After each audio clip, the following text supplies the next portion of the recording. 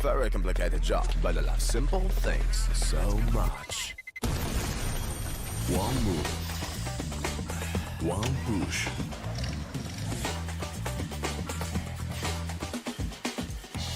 One touch.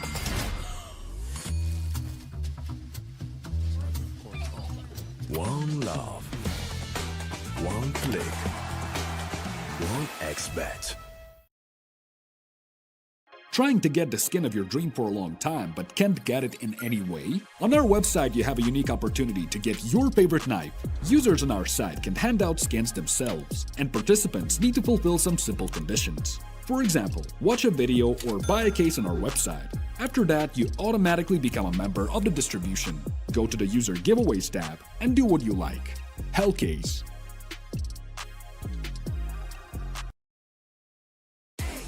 Want to win AK-47 Legion of Anubis, M4A1S Decimator, or AWP Atheris?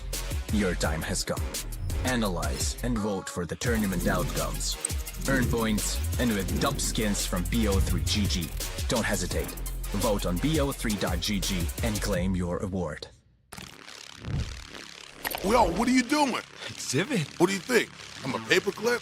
It's Mr. X to the Z. You need to quit browsing like a lame and get Opera GX. Because with GX mods, you can pimp your motherfucking browser. All you gotta do is click here, select the mod, and boom!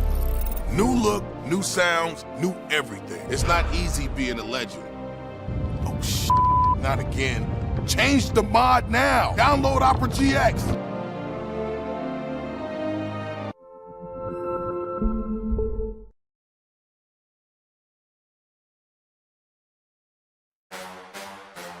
Champion of champions.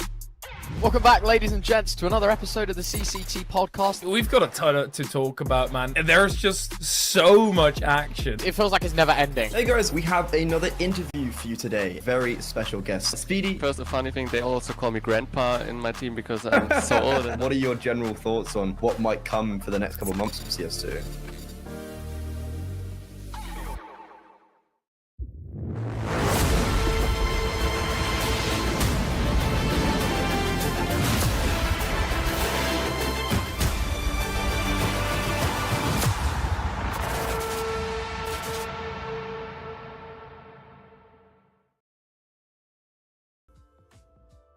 Hello and welcome everybody to the CCT Online Finals number 5. Welcome to the second half of the day as we continue on with upper bracket proceedings, the semi-final to decide who's going to be the top two of the upper bracket, and certainly some interesting matches at play. I'm the Eternal J. I'm joined by Dwayne as per usual, and looking towards the final few days of our tournament, the last online portion of CCT about to come to a close. So it's all to play for today.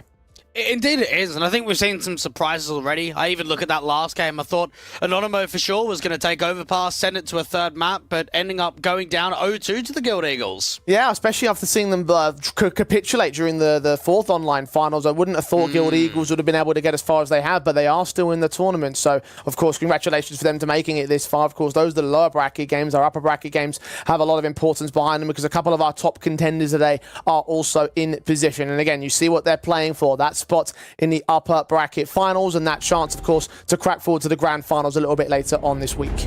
And it makes you wonder as well. Last time around in the fourth online finals, we had a tier 1 team in Big. Now we've got two. Now we've got G2 and Big, opposite sides of the bracket. So in theory, on paper, they should meet each other in the upper bracket final, and at least one of them will be in the grand final. But I think if you follow the last few online finals, Jay, nothing is ever as easy as it seems. It never is that simple, Dwayne. And of course, the losers of these matches will be dropping down to the lower bracket to take on the winners of our earlier matches on today. Of course, you see those empty spots for the Guild Eagles and Saw, and the victors of that, of course, will play in the lower bracket finals and then the consolation match after that. So, again, that's sort of how things are going to play out over the next few days, and as we look towards our second half of the day as well. These are, excuse the pun, the big matches of the day. They very much are, and I think the tier 1 teams have got a lot to prove. I think that they're in positions where they don't often come down to these kind of events, so when they are here, when they are invited into these events, you've got to do well. You can't be going down in lower brackets early on, you can't be losing to tier 2 competition, and I think G2 and Big need to make a statement today. Well, G2 will be up in action first and foremost, the highest ranked team of the lot here in the bracket, and that does indicate them as being the theoretical favourites in all of their matches, I guess, by default in that perspective. But in terms of the run that they've had so far, Dweg, it has not been easy for G2 to stomp out the opposition as we would have expected. No, not at all, and I think it shows that the roster change of JKS out and the likes of Nexa in has actually halted some of the results. You look at their opening game against Fluxo, getting taken at 3 maps, their game against Sprout, their map pick going down 3-13, and then map 2, they were up 11-1, and then it went to overtime somehow, and then even the third map decider went to another overtime. I think for G2, you would think that they'd be spanking these teams about, getting really clinical and easy victories, but instead it's been quite the opposite. No, absolutely. I'd say that there's many issues in terms of what G2 have been able to do over the last couple of days, especially you take a look at that Sprout series that everyone was tweeting about, right? Several players and going down to 13-3. You can't look at that and say that it's the most stellar affair from G2 coming into this one. So for Aurora, I guess you could say they've got Wounded Tigers to take on. And this is a side that is very beatable. Aurora will look at this game against G2 and say, do you know what? It's actually not a bad draw for us. I think when you look at this lineup on paper, you've got a very solid core of Lucky, Nori, and Kenzie that's been together for a very long time. You can even add Selter into the action. He didn't join that much longer after. And then you've got Deco that's been here for, what, just under a month now? And I think everyone knows how strong he was on 1 win. Everyone knows on LAN, on the online atmosphere, towards a higher end of Tier 2, Deco's an incredible player. And for them, obviously, they've been making their way into this position where they can take on a G2 side, although I don't think Deco necessarily is the guy that is in proposition to be the star, right? You've highlighted Kenzie for our head-to-head. Well, no, I wouldn't say that he's not a star player. He most certainly is. I think for Kenzie, though, he's in really good form. And one thing that you're always going to notice from Aurora is you've got a solid rifle pack. Your Kenzie, your Nori, and your Deco, your two sort of AK and M4 players and your AWP. Between the three of them, they're going to do a lot of heavy lifting. And I think for Kenzie, he was an attribute to their success in the alternate attacks game. He was very strong and consistent in that Soar series. And for Nico, he was probably one of the main reasons that they actually overcame Sprout. He was their top-end player. He was putting up a lot of impact, and I think without his impact levels, it could have actually been an upset and forcing G2 down into that lower bracket. And that's the expected star, of course, for the G2 side. But for my eyes, I'm looking more at Nexus, seeing how well he's going to perform in terms of the overall team architecture, because, again, that's the most recent roster change, and G2 really need to get a confident win on their board, because that's exactly the opposite of what they've had so far in terms of this matchup. Now, Dwayne, best of 3 veto time. We haven't seen any head-to-heads between G2 and Aurora in terms of CS2, so talk me through how this process is going to work. Vertigo straight away out for Aurora, and then probably Overpass to go out for G2. In terms of picks, Ancient or Nuke will come through for Aurora, and for G2, they like their Inferno and their Mirage. And it will be Nuke instead, so neither of those two coming out. What's the curveball here? I actually do not know. I think this is really, really silly to come through from G2. I'm shocked that Nuke's come through. Nuke is like one of the best maps in the pool for Aurora. It's their second highest picked in best of 3 history in CS2. I don't know about this. I think this is a massive mistake if you're G2. It shows they're trying to invent the map pool. It shows that maybe they're trying to use these officials as a little bit of practice to strengthen their map pool and to show us something different. But my goodness, playing Nuke against Aurora, that's a scary prospect. Yeah, I don't know what the thinking is here. There must have been some serious anti-strats or something, or some serious confidence in recent history for G2 to be able to pull this off, because I don't know what the thinking is either, right? We've got very standard first end of the veto with the standard pick for Aurora, and then this Nuke comes out, and it's like, okay, yeah, you've got Inferno to that decider, but considering the issues that G2 have had in the CCT Online Finals, like, this doesn't feel like a smart idea at all. I mean, even Nuke, it was the last map, the third map decider that Aurora played against Soar in the last round of the tournament. 13 won them. Just absolutely pumped them. And for G2, this was the map that they struggled against Fluxo on, a Brazilian team outside of the top 100 on HLTV. Yes, okay, it was only Nex's second map under G2, but I look at Nuke, and I think if you are Aurora, you're looking at this one thinking, I don't know how this has happened, but it's great for us. And I think for Aurora, they'll have to look at this position and say, don't even let it go to a third map. Don't even let it get to that Inferno. Look to try and close this in 2. And they must be looking at those previous results saying that this is a prime position for us to be able to secure one of the biggest upsets in the tournament itself. It's happened, it nearly happened on a couple of occasions. As you mentioned before, the last 2 matches have just been so dire for the G2 side. I don't think the roster move is fully bedded in yet. I don't think some of those standard players are coming out in full force, right? And even some of the guys that you shouldn't be able to see stars out of, they're not even able to contribute in certain capacities. So a bad map here from G2 could really be the difference in terms of this whole series. I really do back Aurora in that heavy capacity. The 1xBet odds, of course, have G2 as the favourites, as you would expect in the Tier 1 environment, but we always see some wild stuff here, and we always see Tier 1 teams underestimate the Tier 2 squads. I feel like that might have come out as a symptom of that veto.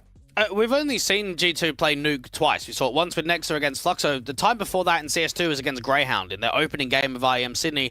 Even that, going up against Greyhound, 13-11. I mean, a very close kind of game, being tested right down towards the end. I think for Aurora, they've even picked Nuke against Big previously, and they've 2-0'd teams like Big. So you're thinking to yourself, if you can 2-0 Big, they're going to be one of the favorites in the event. I think for Aurora, it's difficult to say that I'm going to predict them as a 2-0.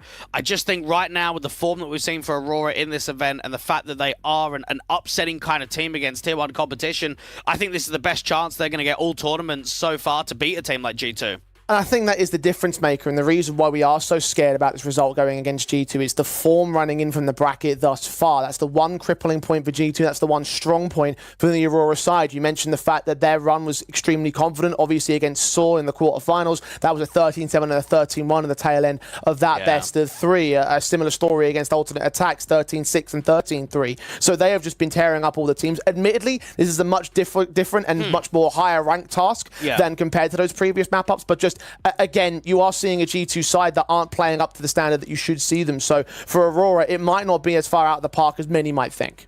I think the difficult factor here is, can Aurora step up to the plate and beat a Tier 1 competition consistently? We saw them only most recently on LAN go down to Furia twice. We've seen them online as well be a little bit inconsistent when it comes to always being able to push these teams to the distance. For G2, this is just another chance to get Nexa involved. It's another official to get under their belt. It's another opportunity before the end of the Christmas break and moving forward into the next year that we see him involved in this lineup. Yeah, and I do look at that and I consider that position that might be sort of the whole aim of the CCT Online Finals. But of course, G2 certainly have a lot to live up to in the grand scale of things. We're ready to get into our first map between them and Aurora.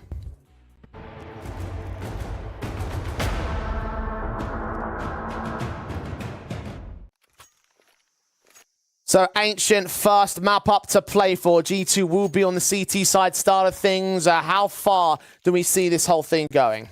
I mean, for me personally, I feel like I have to give a 2-0 right here for Aurora. And I think for G2, this is an opportunity to prove us wrong and to prove that even the lackluster results earlier on in the tournament won't come into the fold today. And we see the early pistol plays from Hooksy in that mid position, trying to catch information with the taps of the P2K and hoping for some headshots, but they are going to storm and rush him down. Nico instead into the back lanes. He's going to spot a couple players jump facing. Kenzie with the bomb has revealed himself. Hooksy forced to back up as Nexa makes his way up into the bomb site. Gooshed down onto Hooksy to 5 points of HP, dead to the hands of Deco. Monacy also gooshed and dealt with by Celta next up. Nexa now needs to play careful, needs to play silent and sneaky from this position. The bomb should get planted. Kenzie and Ori still check it anyway, and the kills are pouring in for Aurora.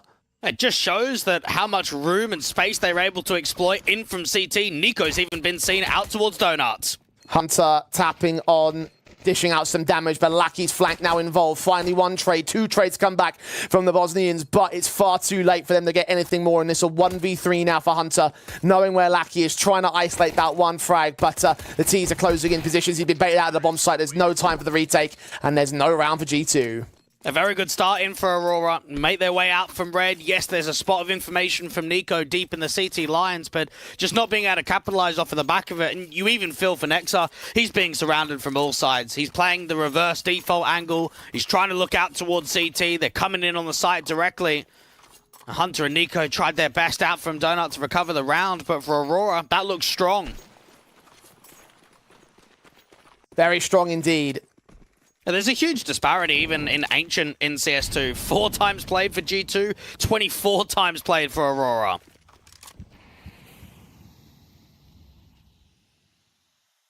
And their position strengthened on their map pick.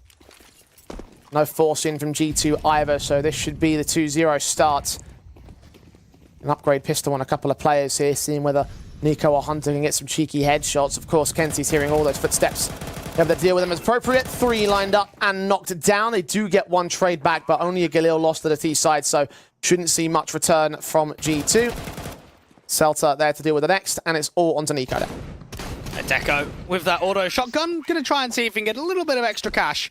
And I think something we always talk about, Jay, between Tier 1 and Tier 2 is the grind aspect, right? Getting officials under your belt. There's a huge disparity, even matches played, between these two sides. You have a look at G2. This is their 6th best of 3 on HLTV. And for the Aurora side, this is their 37th in CS2. I mean, the difference there is massive. Of course, the counterbalance you always sort of see is the fact that it's typically in the Tier 1 environment for the Tier 1 teams, so that's often the times you look at, and often the things you look at as giving them the advantage, but the fundamentals are always there for these Tier 2 squads. And sometimes a lack of form, a bit of an off day is enough. G2. There's rifles now to try and hold their position here on Ancient. Nexa will kick things off. Celta first to fall. Kenzie been spotted next. The smokes are in.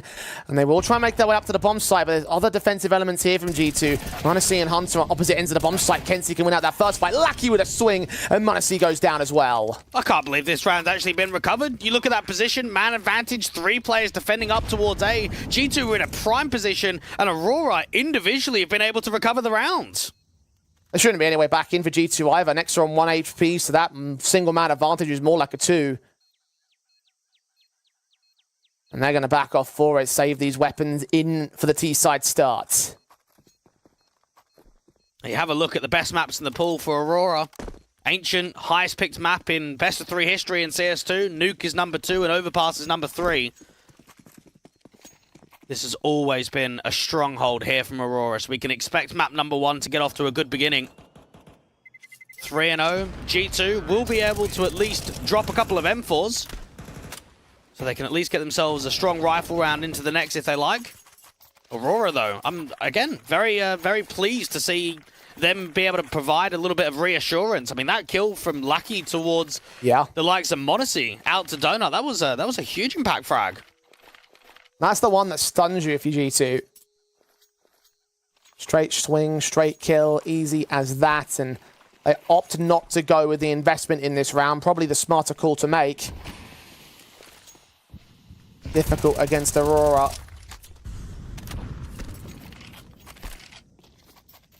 We'll try press with a bit of aggression onto one of those M4s. Nexa, the man that presses, holds his nerve. And I think it's always wild for us to sit here and say that Aurora should win this game and they're favourites to do so, considering G2 just had top 4 at IEM Sydney.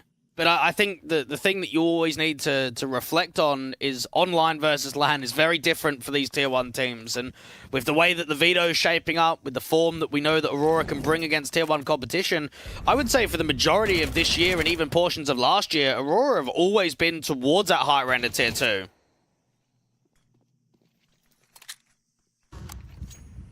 G2 struggles in this early game will give a solid foundation for the T side. Being careful about taking the aggressive faces and checking all their corners to ensure that G2 don't have a sneaky play up their sleeve. Seeing the Famasa Hooksy not quite able to get the kill for Nori. 45 seconds for Aurora to act overall. This is all about patience here from Nexa, being watched out from the AK. Celta actually does lose the fight. Deco's going to be desperate to try and get this trade, drop this M4 and split in towards A. Now they press the issue. It's Nico up next. Footsteps heard. Deagle pulled out and dealt with. It's Hunter, the man to fall. So, advantage on the T side. Force back of the CT forces. Where can they go with this? One man has been heard rotating back out to the main entrance. The plant will be secured. Now, Hooksy, if he gets a kill in from A-main fairly quickly, could at least be on for a dangerous kind of retake. They'll look for exits for the moment, but if they get a kill, it should actually send them in. Mars in the corner, Deco swinging, spraying through and catching the headshot. m0NESY next to task, keeping his head tucked out. Looking for exits above all else here. Aurora have secured the site. No retake room for the 2 CT individuals. Get these guns out of their hands, but the flashbang's perfect. At least Nico can trade it. Double up on Lucky. Look for the triple on Kenzie. Very nicely done to make some expense happen against the T-side line. But Nori will not actually get the swing back. So a quadra from Nico. Expensive round for Aurora, but a 4-0 on their board. It makes me wonder if we're going to see any AWPing from the likes of Deco on T side. I mean, we obviously know how much of a gun player he is. We saw it on one win. We've seen him be very successful here in the lineup of Aurora. But one thing that needs to be added, in CS2, only 25% of his kills are with the AWP. So a lot of T side, we actually see him rifling with AK and Galil, and then it's only on the CT side that we see the big green come through. So I'm going to be intrigued, especially in this kind of matchup against G2. Do they feel like they need more AWPing just because they're going up against a tier 1 squad? Let's find out. All AKs across the board for now. Had the opportunity to drop that AWP, opted not to take it. I want to ask you, Jay, where do you think JKS is going to go? Back to Australia, perhaps? I don't know. Oh, I honestly don't know. That would be quite rough if that's the case. I mean, Dexter might go back. I think if you're JKS, you're going to be looking for offers over the Christmas break. Seems like a lot of teams, especially at the Tier 1 atmosphere, feels like they're even changing more than the Tier 2 squads at the moment. We're about to enter the true off-season. We've only got, one more Tier 1 tournament, I think, at the moment. Yeah, so I imagine the next few weeks and moving in closer towards Christmas, we'll see some more. We'll find out where those bench players do go, where those free agents and going to find themselves any homes if possible. For now, it's 1-for-1 trades in a mid-control. Hunter and Lackey engaged first and foremost. Selta and Monacy are the two men to fall. Damage done towards Lackey and to Hunter in that exchange. Meanwhile, Nico bursting on towards Nori will catch off the kill that gets the advantage for G2. And Nico doing work out there towards the B side now. Because there was a lot of space being created out towards red, that's where Lackey for a moment felt like he could have pressed even further. But losing that pick out towards B is going to lean him into Donut instead. Minute to play with. Lackey just allowed to walk into that A-bomb site. Unknown to the G2 side. He might find a hell of a backstab or just an insertion point. Let's see how far he goes with this. Actually, Nico is ready for the position, but he is low HP, as is Hunter here against Kenzie, and he still wins that fight. Nexa has been found. Lackey needs to swing back and find Nico, but he's not able to hit the shot. His back was turned. He didn't know exactly where the player was, so couldn't adjust in time. Now it's Deco to try and hold on to a 1-on-3. Bomb is on his back, but there's two CTs to meet him. There should be no chance of getting the bomb plant. What he might try and do is tap it just to draw some further fights in the open. They know that Nico's low. 18 seconds. Hooksy seen. Second player falls. Oh no, Deco. Bomb plant should be secured. Hunter's on the way. Both players on similar HP bars. Oh, if there's anyone to win it, surely it's Deco. Oh, this could be on. This could be very much on in the 1v3. Hooksy giving up his life to potentially let this whole thing fall apart. Deco. And where Hunter is, he has the kit. He's got to tap that bomb, try to draw out the fight, stick the whole thing, best play to call. And Deco's not peeking it. The timer is too far gone for the CT forces. Deco unable to hold the clutch. Good effort, but not to be. And that's incredible balls there to come through from Hunter. I can't believe he's just stuck that. 1v1, no smoke. Jeez, if he was cave, if he was out there towards ramp, then you would have just pretty much died instantly on the swing. But because of that reposition, because of that backstab in from cave and out towards ramp, it makes it possible.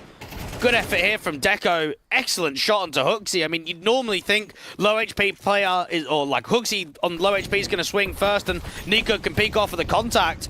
That got very scary.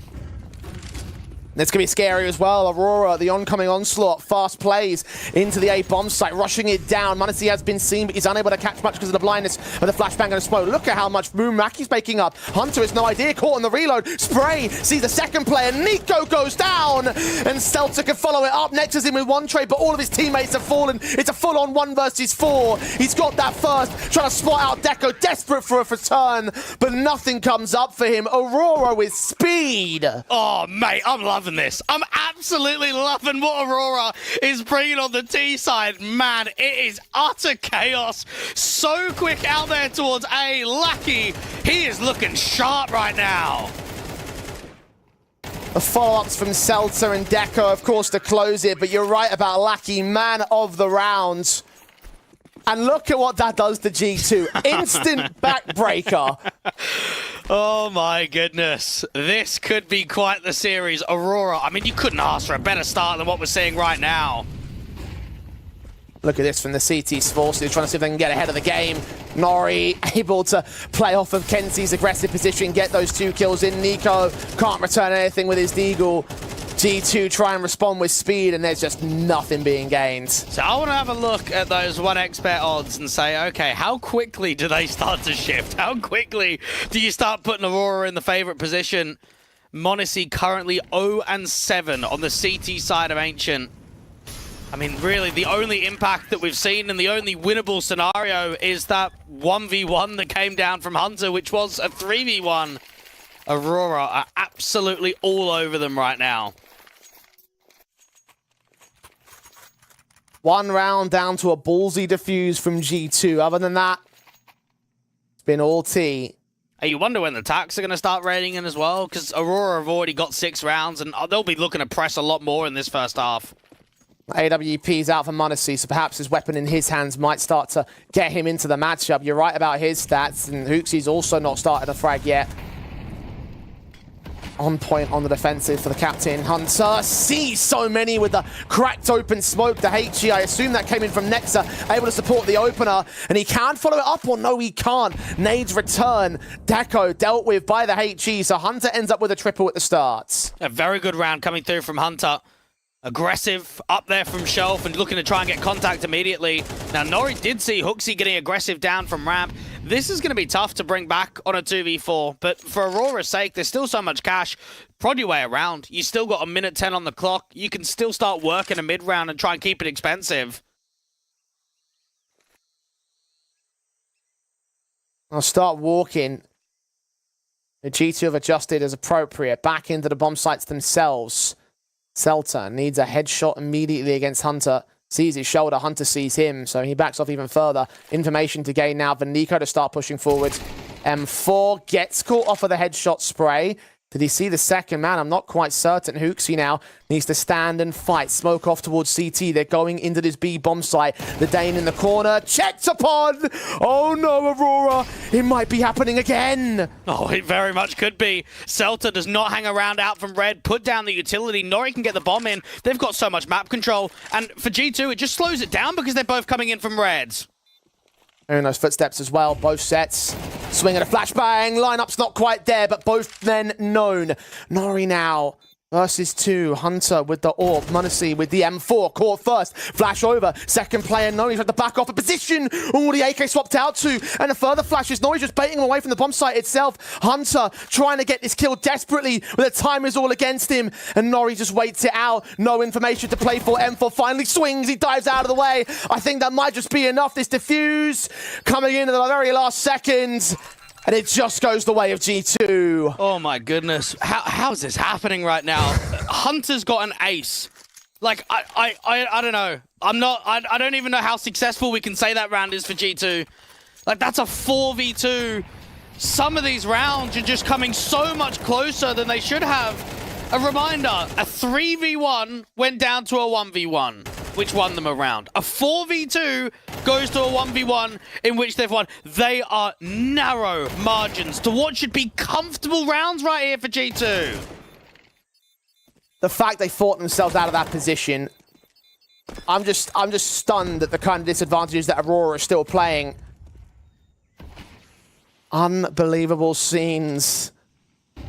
And you can see again what that damage does, what that situation of the 1 versus 1 is going to allow for G2. SMGs out on 2 individuals, one of which has already been tagged. Hunter with the M4, similar story. Aurora can afford the AKs and they'll just keep cracking them open. Yeah, this is seriously worrying right here for G2. Even Nico's taken quite a bit of damage on that aggression of the spam down here to the bottom of ramp. And I suppose Aurora know that the buy's going to be weak, so the slower they run down the clock, the easier the space is going to be able to take, because it's going to just be a lucky utility across the board. Minute on the clock. Molly on Hooksy's position should force him out. Kenzie doesn't stick around at the angle to try to get the kill itself. Might be forced into doing so, though. Hooksy's taking an aggressive position. Hunter may provide support, and there's the swing with the man caught with utility in hand. Hunter can follow suit and just gain the man advantage for G2. And now they're going to try and pincer. Hunter's down low. Neeko can't afford to go down out in the open. The B site's opened up now. Once again from the man disadvantage, Aurora now up in a 3-on-2, but Deco and Lackey are tagged. Nexa going to try hold and crop this off. Both players should be heard. Molly sent. I think that caught Lackey more than it caught any sort of position on the CT side. Munacy now moving in. Nexa with a chance to swing. Lackey just adjusts. Nexa just about gets the kill back, but Celta can return. 13 seconds. Oh, the HG Munacy drops the bomb carrier. Is going to get recovered by Celta. Once again tapped. The AWP pick now reveals himself. A bomb plant can be stuck, but Munacy, oh, he shoulder baits. It's Celta forced off, and that's enough for the AWP. Get the Rin off the timer. Again, down to a 1 versus 1 for G2, and the kill after time will hurt the economy more. Oh my goodness, another uncomfortable round there from G2. And I think Aurora, like, you could honestly look at this from Aurora's point of view and say this game should be 9-0. Like, this game, we should not have lost a round. It's another clutch. Like, I don't know what else to add here from G2. I mean, it sounds so wild to say it should be a 9-0 at this juncture. But like, you consider that they've all been 1v1s. Every single round from G2 have been 1v1 situations. One shot, one different piece of utility, one different action from Aurora or a mistake from G2 would have changed the complexion of this entire scoreline. I think you're right. Tactical was taken right there. From the Aurora side, by the way. Well, again, they know how close the reset is. Even in this buyback, you're still going to see limitations of the util. You're still going to see a limitation of Hooksy down towards a FAMAS. Yes, you've got the AWP out from Monacy, and at least good to see him getting a couple of impactful frags, because that was him getting off of 8, or 0, I should say, an 8 in that last round. Nori taking point for Aurora here. Molotov's going to try and send guys like Hooksy away. He did spot the first peak.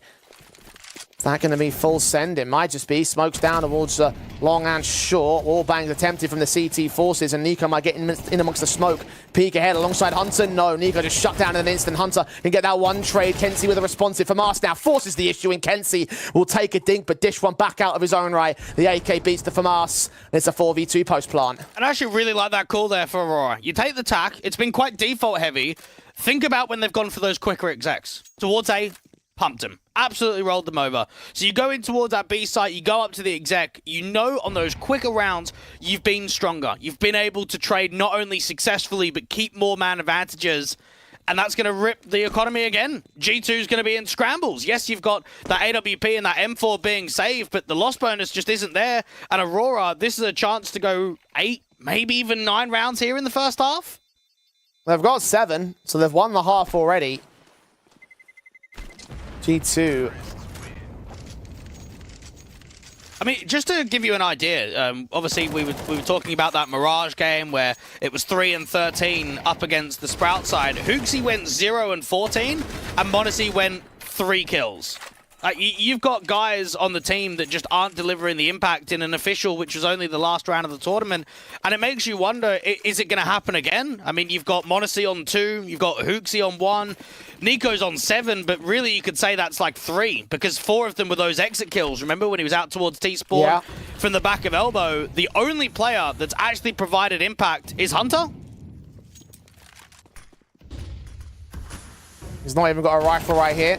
Does have his deagle, but doesn't hit the shot on Celta. Quick peeks and Munacy at least return fire. Now Nori starts pressing. Pistol around the corner. Spotted, dealt with, bomb, can commit. Now Celta has got the A site opened up, and the likes of Nori has the B site opened up. And Celta's going to try and see if he can force a little bit of an over-rotation, try and deal with a lurk, but that bomb will go down on B.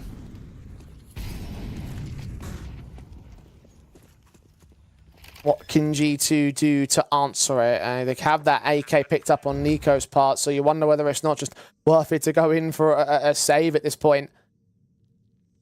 Seems to be the call. Celta is hunting, though, known to the A site, unspotted by Nexa. And this will be number 8 for Aurora, unless G2 can act in the last second. Neeko does swing back, 2 to line up, 4. Lucky takes them both. And the AWP Munacy, yet another clutch, unable to hit another shot. That's a triple.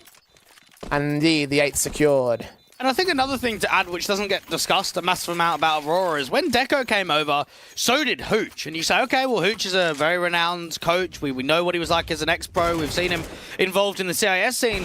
We also remember that he was on Win Strike with Lackey. And those two guys are actually sort of a coach and player for a very long time. Now it's coach and in-game leader. So I think that's another great addition that Aurora have brought to the lineup. Oh, this is working well to them. T side decimation, another rush on the A side, which they were able to work so unbelievably well the last time they tried it. Nexa sprays awkward. Kenzie just takes his head clean off his shoulders for the bomb plant now. At G2, trying to get into some retaking scenarios. Monte does at least get away with one, very close to denying that bomb from going down. Another spam kill actually comes through from one of the Donut individuals. Spray back from Nori will bring it into a 3-on-3, though. Monte does not last. A Molotov smoke combination actually extinguishes, I think, the fire there. Blocks off the donut position anyway. Nico swinging, seeing two, taking one, Hooksy with the other. And now Deco's up, lands up the first kill, spots the second, but doesn't connect it onto Hooksy, who will deny and secure a fourth for G2 to close the half with a 4-round deficit. Aurora putting on a very good showing right now, and I think for G2 it's showing that these rounds are coming very few and far between, and it makes you wonder come the second half and even come the second map of the series, could this just be Aurora demonstrating that form that we spoke about earlier, that form of the 13 6s and the 13 3s and the 13 7s and the 13 1s that's pretty much been every single map that they've played so far in this event. It's been a stellar T start. Absolutely stellar from Aurora. Now G2 will need to answer back. The question is, how do they do that? Because you just got some absolute stars on the other side of the board. Aurora have been wearing you down so effectively and so quickly. I mean, I don't know what the mental game must be like here. Yeah, I don't know, to be honest. Like, I know Nico was streaming last night, him and Monte. Vibe seemed pretty good when I was tuning in, but I mean, just when you look at even IEM Sydney, the fact that they're pumping teams like Complexity, they comfortably beat Ence, they made it to the stage, they made it to the playoffs, and you come in here versus Aurora, and I'm struggling to find many positives right now for G2. I mean, the only thing I can say is they're very strong in clutches. Maybe that might be some sort of avenue to work off of, but confidence may be key on the T side, both in server and in their minds. Pistol round live with a much slower style from G2. The double donut individuals of both Celta and Fnatic, I wonder if they're going to fight on that contact straight away, or they'll use it as a 5-on-5 retake and play defensively in from donut.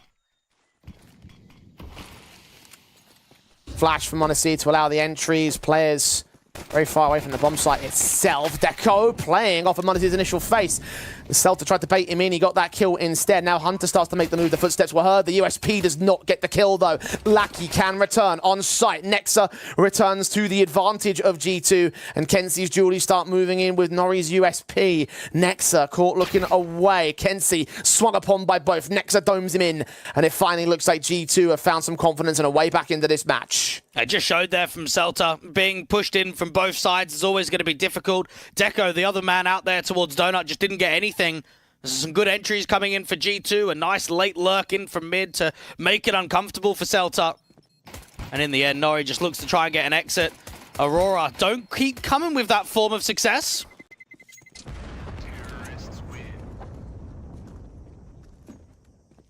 Just number 5 for G2 for now.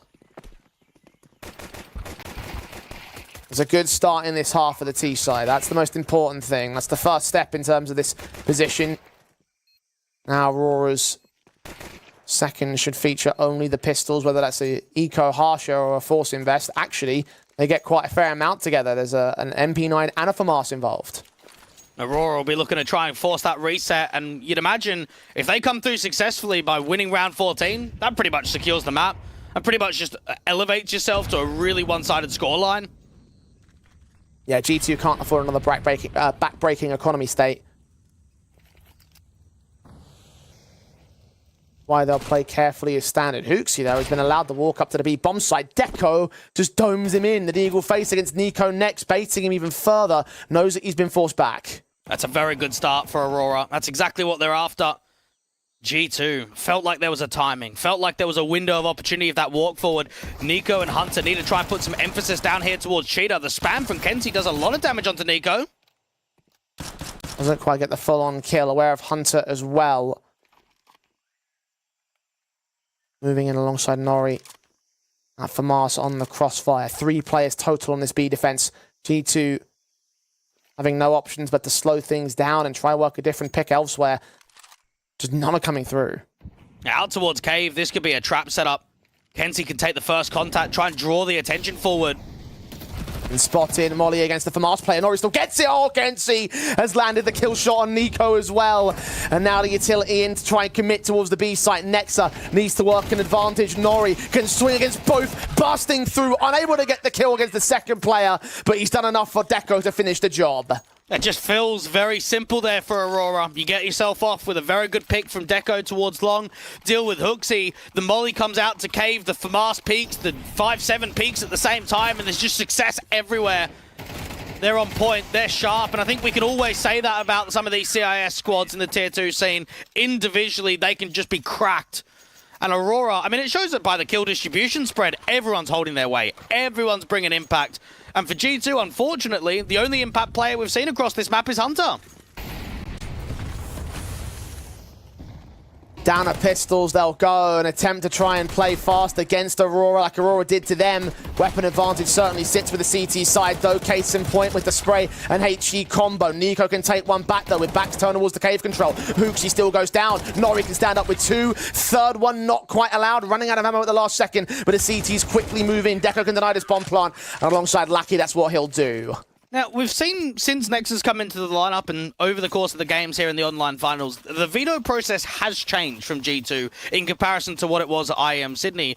But I do want to show you this, Jay. 3 best of 3s were played at IEM Sydney, and every single best of 3 that G2 played, they picked Ancient. Okay, the last time around they got battered by Complexity, but the first time was a 13-7 against Complexity and a 13-9 against Ence. How are we seeing this kind of performance from G2 on this map after they picked it in every best of 3 in a LAN event just the other month ago? This was the map against Fluxo earlier on during the CCT Online Finals, which they actually looked very good on, a 13-5 result. It might go that way for Aurora the way things are going. G2, however, still involved in this matchup, and maybe not for long. The Pistols got the opener. Lackey can take them back. I just start pressing this issue. And G2, the best that they can hope for is another overextension. Another easy casualty for these upgraded pistols. Deco just wearing down Hooksy next. Lackey gets the pick. Does get dinked down regardless. Nico cannot finish the job at 2 points of health. He still lines up a full-on ace. 11-5 for Aurora. 2 away from taking the first map against G2 in a very dominating fashion. And just to give you an idea of coming into today, in the event so far, Kenzie's averaged a 1.45 rating, 1.35 for Lackey, 1.34 for Nori, 1.34 for Deco. You've literally got 4 out of 5 players on this lineup that have just produced high fragging in every single map of the event. Hunter and Hooksy, the 2 contact. Not seeing anything by the sheer force of the utility of Aurora here. Celta, 2 around the corner. Spray through, catches that first, stand that second. Sit down, boys. It's a 5-on-3. Aurora coming here to play. Nico desperate to try and make something happen. Goes in front of that re-smoke out towards ramp, but he's out in the open and he's caught off by Nori. Didn't know what was going on. Didn't know how to handle it. Taps inaccurate. And the T side.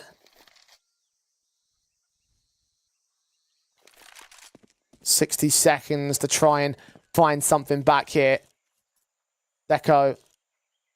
All just on scope against Monte, but still lands that kill anyway. Hooksy, last player left. Check to the left. The shot doesn't quite connect it. Still he presses, and the M4 will give chase. The information, of course, well known to the Aurora side, so they'll rotate in and close all avenues of escape. He'll try to secure a bomb plant with the smoke in the way, leg down to 12 HP. But the plant is the best that you can expect in this case. Lucky to fall. Turn around from Nori, and it's map point for Aurora. And I've got to be honest, Jay, I actually am speechless. Like, I don't know what to say here.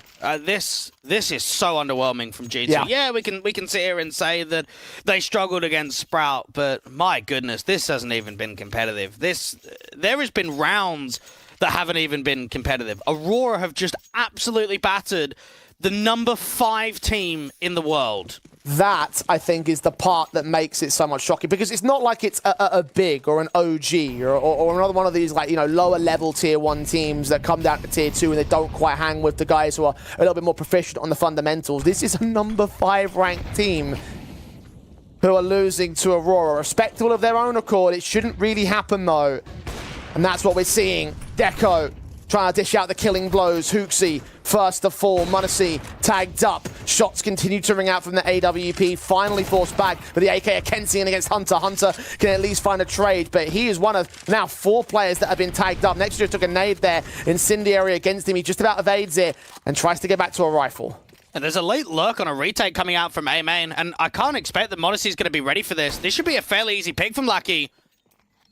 Here he comes, slowly but surely, checked around by Monte's position, but he thinks he's safe. To that, he thinks wrong.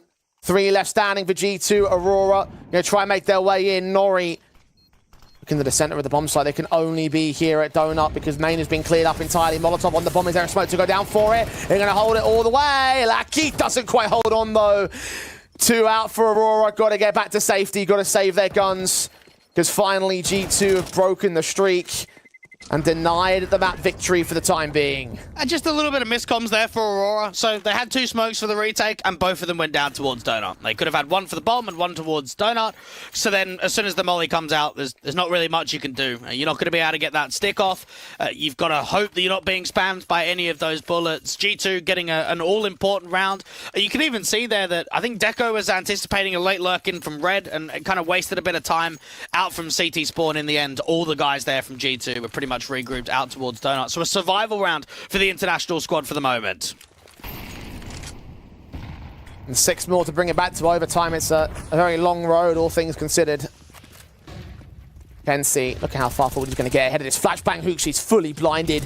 Celta with the flash assist. Nika making his way in. That Molotov doesn't quite land towards the position either. He's going to burn down a very low HP. Nori can finish the job against Monte, and the HE should take care of Nico the same. Hunter caught off, does adjust back with a headshot, and it's a 2 versus 2. Molly's in, Orpa watching, getting back to position on the bomb site itself for both CT individuals. They should be aware, or should start to be aware soon, that the A site is under siege. And that was actually a really good pick from Hunter. When you look at the breakage of that smoke and you look at the timing, it feels like he's going to fall down there towards Red, but that 1 kill is actually probably won the round for G2. This is not an easy 2v2. 60 seconds left. Molotov's in, the plant secured at the very edge of the entryway.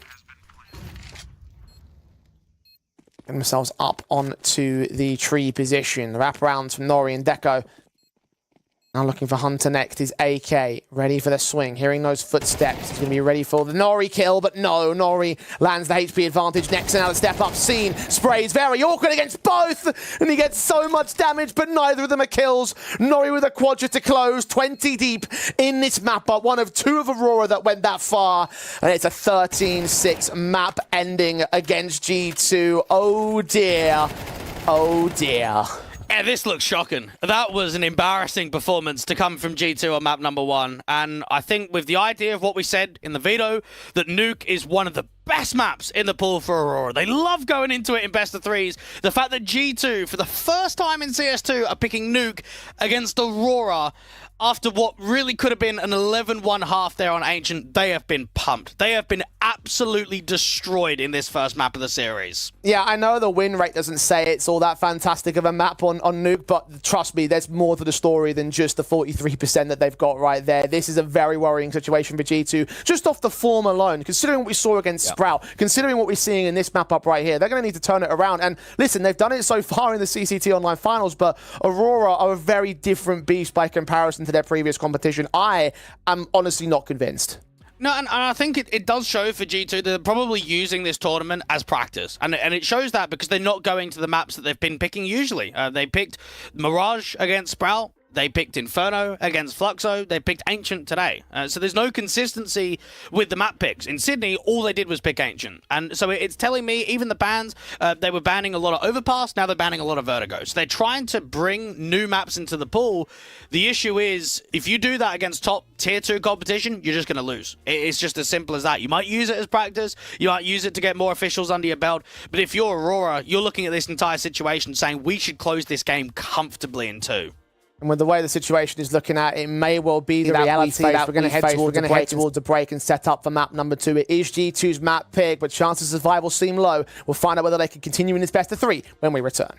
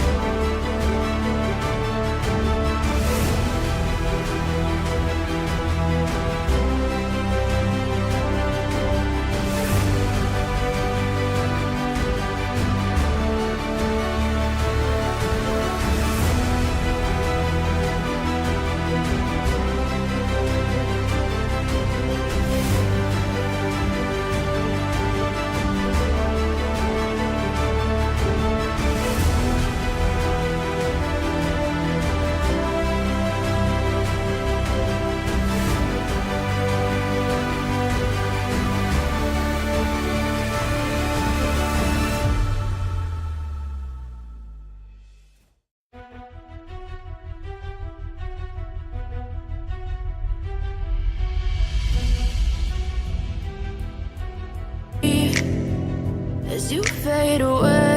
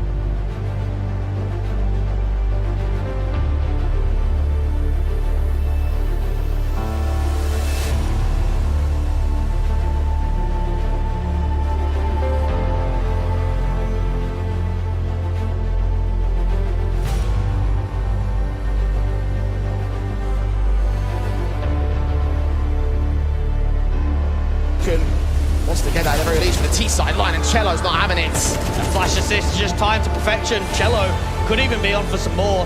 Kakanito needs more.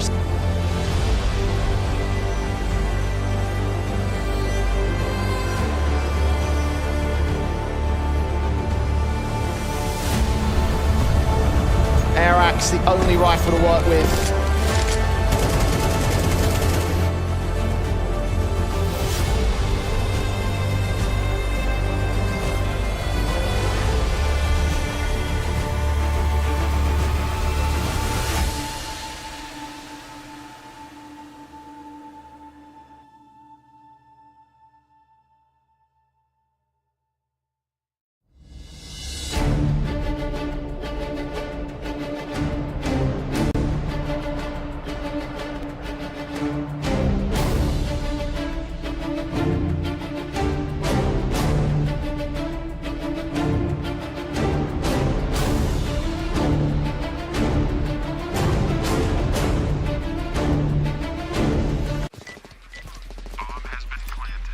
Very complicated job, but I love simple things so much.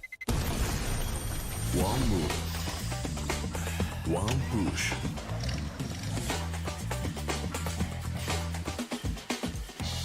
One touch.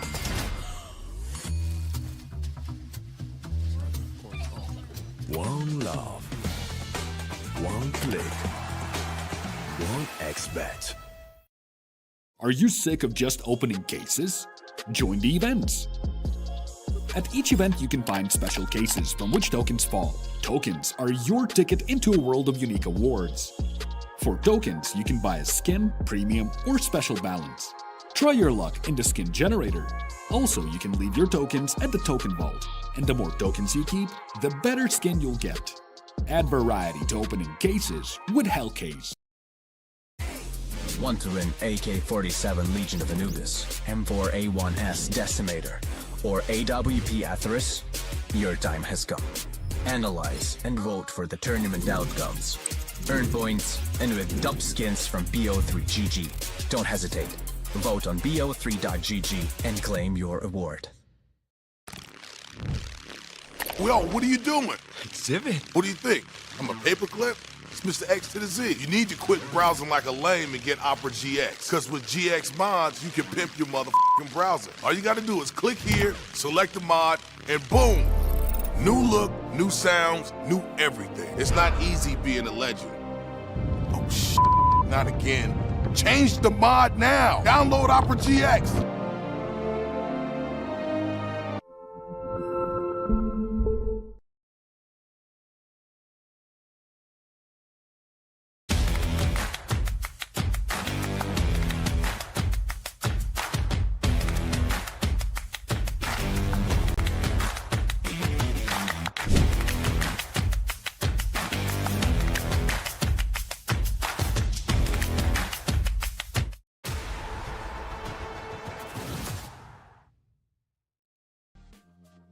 Well, G2 must be feeling just as shocked to open up this series as they did the last round of the upper bracket. A decimating affair from Aurora on their map pick, of course, leads them up in the series. You'll notice down in the bottom right-hand corner of your screens, by the way, that the 1xBet odds have shifted well and truly in their favour. Dwight, there's a very good reason for that.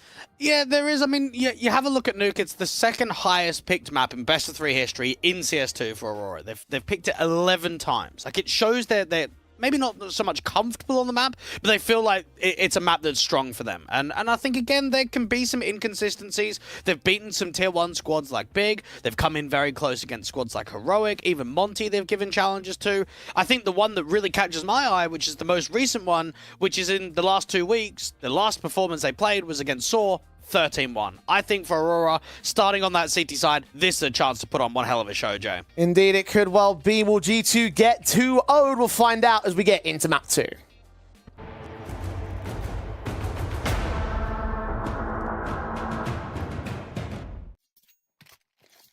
CT side may well be the moment where Aurora can take over full control. They did it on the T side over on Ancient, so let's see whether the pistols will provide the confidence that we saw as we start off on our second map. Now for Aurora, now this is a great chance with one map to go to start driving another one of those deep playoff runs that we know that they can do. We know that they've got what it takes to go in deep, to upset squads, to go on to win entire events. This could be just that step closer. Kenzie outside, repositioning towards the top of credit. Not seeing anything at the moment. Now he has, but struggles to get that headshot on the player through the smoke. It's Hunter to start things off against him. Deco now backed up at AC alongside Lackey in over at the Hell locker rooms. Case of timing against Modesty. Back his turn. 2 kills come in for him, and Lackey can get 1 more as well. Down towards a lower bomb site. The bomb can at least get planted. The thing is, what happens after that point onwards? Rotates from ramp and rotates down from vent can be in very quick here from Aurora. Onto the site, onto the plant. Nico taps up Lucky. That's 1 back. Okay. Advantage still sits with Aurora here. They've made some noise as well back towards the Vents position. They can assume that players might be inbound as well from that ramp position still. Celta going to prove the point. The Julie swing forward. Kill has been found. Nico, 1 more tap to the head of Nori. Looking for a little bit more perhaps. They drop the door. They open it back up here. Surely got to take on towards the diffuser. It's almost come forward entirely for Deco. Nico with 1 more tap to her head and does finish off the job, but it's far too late. The diffuser's been found. Aurora take the pistol. That's a very good effort there from Nico. He almost recovered what was pretty much an unwinnable round. But I look at that one and think, look at Deco's performance. You lose that first pick outside. The top of AC, he gets away with 2 incredibly quick and clean kills. If only they were as clean as those 2 kills, then it would have just added even more credence to how far Aurora can go with this. But you are right. That was the impact moment where the whole thing shifted in the favor of the CT side. Bomb plant bonus secured, forced back in the G2. But a rifles to play with on Nico and Hunter here. Now, Hooksy can at least make some noise to get down towards outside, try and bring a little bit of distraction as they try and hit towards ramp. Walking through a contact is actually going to be lucky here with the incendiary at the ready. Puts it out early just to stall any potential aggression, allowing him and Deco to get downstairs. AUG actually does stick around and try and look for an engagement against Nico. Sees Monte and sees the 3rd and 4th players. He's mowed through everybody. Kenzie there to close down the last, and this round has ended in the blink of an eye. G2 have Hooksy, who was detected outside from the back garage player. So they know that he was around Secret somewhere. Even a kill would be, I guess, looked at as a positive from this point onwards. 1v5, there is no chance of basically any success in this round. Aurora to get a very clean 2-0 beginning. Deco just on for the Quadra. Lands it nice and effective. G2. Again, not the start that they had hoped for, and similar stories with the confidence as we started off Ancient with. We start off Nuke with the same.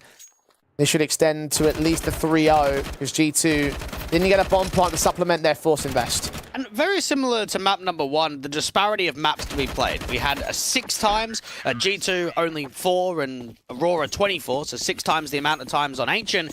For Nuke, it's 8 times, because it's 2 maps played for G2 and 16 maps played in CS2 for Aurora.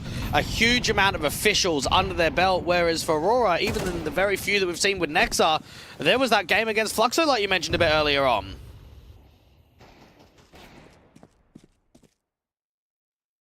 Eco's in from G2 here.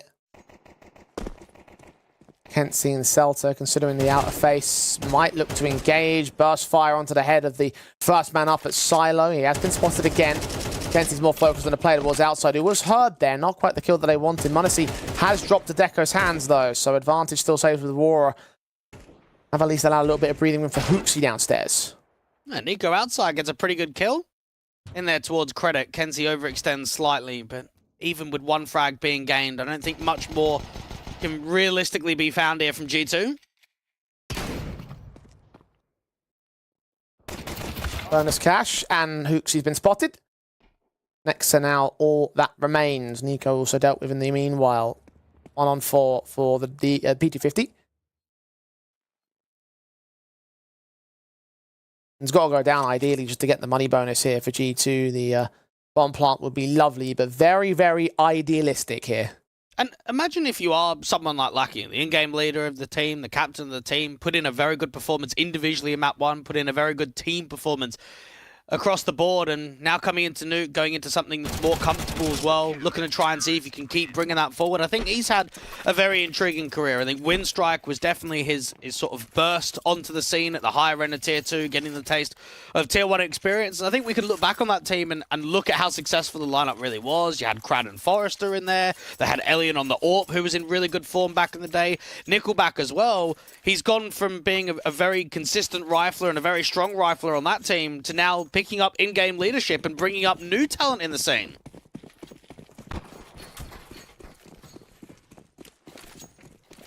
Aurora set up against the gun buy here of the G2 side. The AWP out for Modesty once again.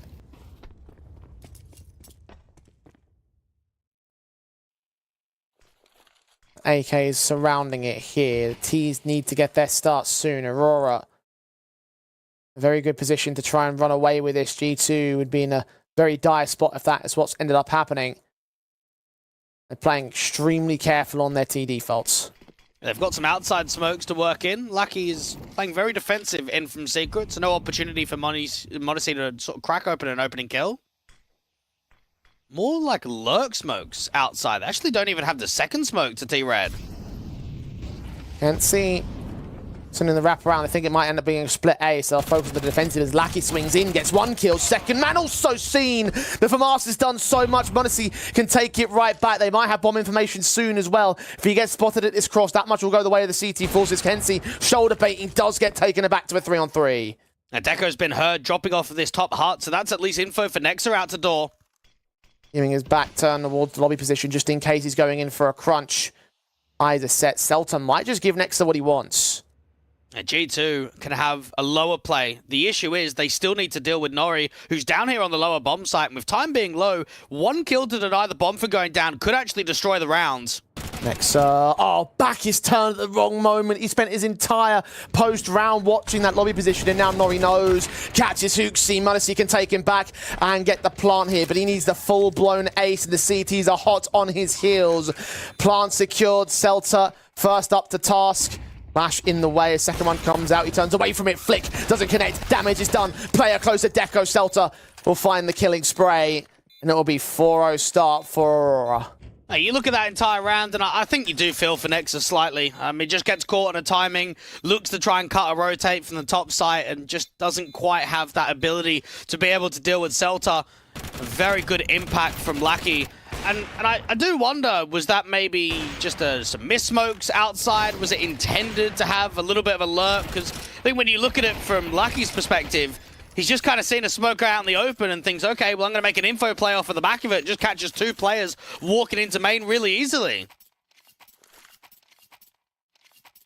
Now, I was questioning the smoke setup because it looked like it landed pretty perfectly for the initial gap, like the red to T gap. Whether that was intentional or not may remain a mystery to us for now. Tactical taking for G2, their first in the series, let alone the map. Another thing to think about, Jay, obviously with Valve's sort of stance on some of the partnerships and things like that moving forward, it makes you wonder, are we going to start seeing more Tier 1 competition in with the Tier 2 guys? And if this is the case, and we get performances like this, I wonder what the future kind of holds for some of these Tier 1 squads that constantly struggle against Tier 2 teams online. Yeah, I'd imagine there's some teams, some well-known names that might not survive in a post-partnership. Like, not saying this is directed at G2, but just like as an overall conversation, because we've seen it over the last few years. I think G2 are not in that conversation because at least they're still getting decent with positions. I'll come back to that in a second because Lackey is about to mow through 2 kills on Hooksy and Hunter. Nexa with a responsive back. Advantage for Aurora right here as G2 continue to play fast into the B bomb site. You have got wraparounds coming in from Celta, who will try and hold his position. Incendiary onto control, will try stopping the aggression or over-aggression from G2, but they prioritize the bomb plant, I see. Once again, another sick hold from the in-game leader. A multi-frag coming through from Lucky. And for G2, now they've got to try and position themselves in a way to recover this post-plant. They're down by 1. There's a lot of time for Aurora to get into some strong retaking positions, and they've got so much util. Take a bit of time to get in place. Nade sent to open up the double doors. Modesty turning away from the flashbang as well. Nico holding his nerve. 3 make their way out of Decon. Good for 1 kill on the AK. Second player can double up. And now they look to turn the man advantage towards the favor of the T side until a moment's respite of Deco in with the kill. Now look for the second. He lands that headshot, but Aurora don't have time. The kit was on the far out player. So it's that first round for G2. Unfortunately for Kenzie, he's one of the only players in the round that doesn't have a kit, and he's the only one that pretty much does need the kit to get onto that bomb, to have Deco to hold on the back of it. A decent time stalling there from G2, but I think very similar, right, to that first half of Ancient. It's come down to very fine margins of a clutch. Another 1vx scenario, and I think it showed there on map 1, that's not consistent. You can't allow that to be consistent. And look at what's even coming through on the buy for round 6. 1 AK for Nico, Galil's in a Mac 10.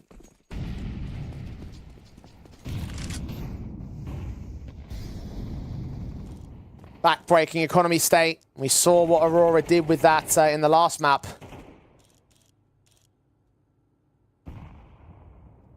Deco is AWP towards the outside, waiting for contact. G2 are so careful about this. They're waiting for an overextension of the CT forces. They're going to be desperate for a pick in a round like this. Oh, decent spam. I think that was actually just a walk forward there. Just caught the right-hand side of the body for Deco. All 3 smokes set in. Kenzie's looking to challenge a bit more directly. He's made a bit of noise. Swing out for Monte so he can get that kill. So information game played to perfection there for G2. Still trades available for the CT side, Nori, especially against Hooksy. First, the headshot comes in for the AK instead. 2-man advantage now for G2. Deco next to task. AWP shuts down the captain and gets right out of the way. He's got a teammate with him out towards the observation. Nico could start working in from main. No one towards upper. Nexa behind the smoke at ramp for Celta. Ну вот и надо было здесь забирать, и в итоге датчанин продавил его. Деко с АВП пытается нам показать, как надо играть с этим инструментом, забирает бешеного on the Aurora side. They're still considering the lower bomb site, which actually is where the CTs are holding from. Lackey just made his way back upstairs, so Deco might have to do a lot of the heavy lifting here in terms of this defensive line. The AWP could get caught off at the stairs to line up. What? No scope on Monte. Oh, and Hunter goes down as well! 2 versus 2, the bomb's been dropped! It has, and there's so little time. Deco just needs 1 more kill and this round's done! 8 seconds, nade sent towards him, and Nico can take it right back, but look at Lackey. No, they haven't got it. Have they got a plant in time? I can't tell. Oh my God! 1 tick made the difference. 2 no-scopes sealed it for Aurora. Oh, Lord. What is that? What is that round? Oh, G2 have just fumbled it completely. Deco, you think the 1-for-1 trade there is instant. As soon as he gets that first kill, you look at that one and say, yeah, Hunter gets a trade. Every single day of the week? I can't believe this. How was there no trades? Oh, what? That is a Deco special. Unbelievable. Unbelievable. You can just barely spot.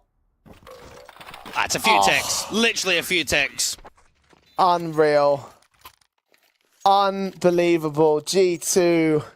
It just keeps getting worse somehow. I don't understand why. Well, I think one thing to say is, how is there a 4v2 but only 2 players down in the lower bomb site? Is that maybe a question? Like, that round is done. And rather than regrouping completely, you've got Nexa trying to cut rotates at ramp, you got Nico trying to cut rotates at main, and Aurora, I mean, that's a round that you shouldn't be winning, but for G2, you have to wonder, when you're so desperate for rounds, why you've only got 2 players going down towards lower. Mental. The position's held now. G2 have to buy around those saved guns because what other choice do they have? Aurora have been similarly damaged on their own economy states. This is a bit of a swing opportunity for G2. At least they have that much in their back pockets. But this could be a far more confident position from them, and they know it. Damage up already against Monte. Ence not opting to go overly aggressive here. Isn't that hungry for the kill. Hey, they know the AWP's going to be in play, and I think Aurora are being really disciplined outside. Not even giving a jiggle, not even giving many chances to this AWP that's just searching for info. Deco has the HE to blow open the door out here towards Squeaky, so he can at least keep an eye on what's happening towards lobby right now. Time beginning to run out on G2. must be conscious of that much. Deco stands on the defensive, the bane of their existence in round 6.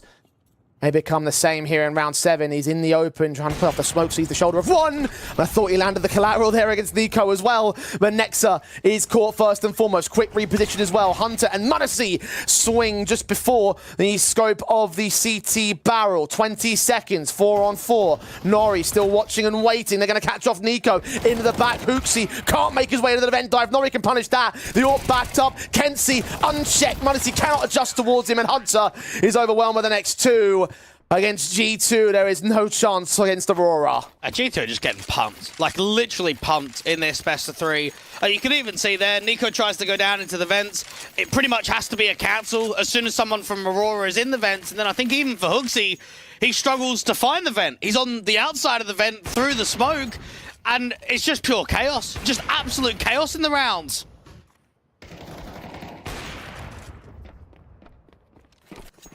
Aurora have the half tied up at least. And they went further than that in the last map up.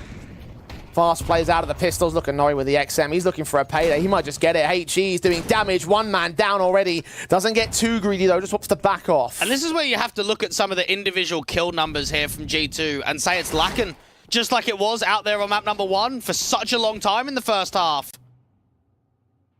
Uxie on 1 kill, Nexa and Hunter on 2 apiece. And for Hunter, he was the top guy for G2 over on Ancient. Now, looking a far away from it. 1 on 5. Nexa.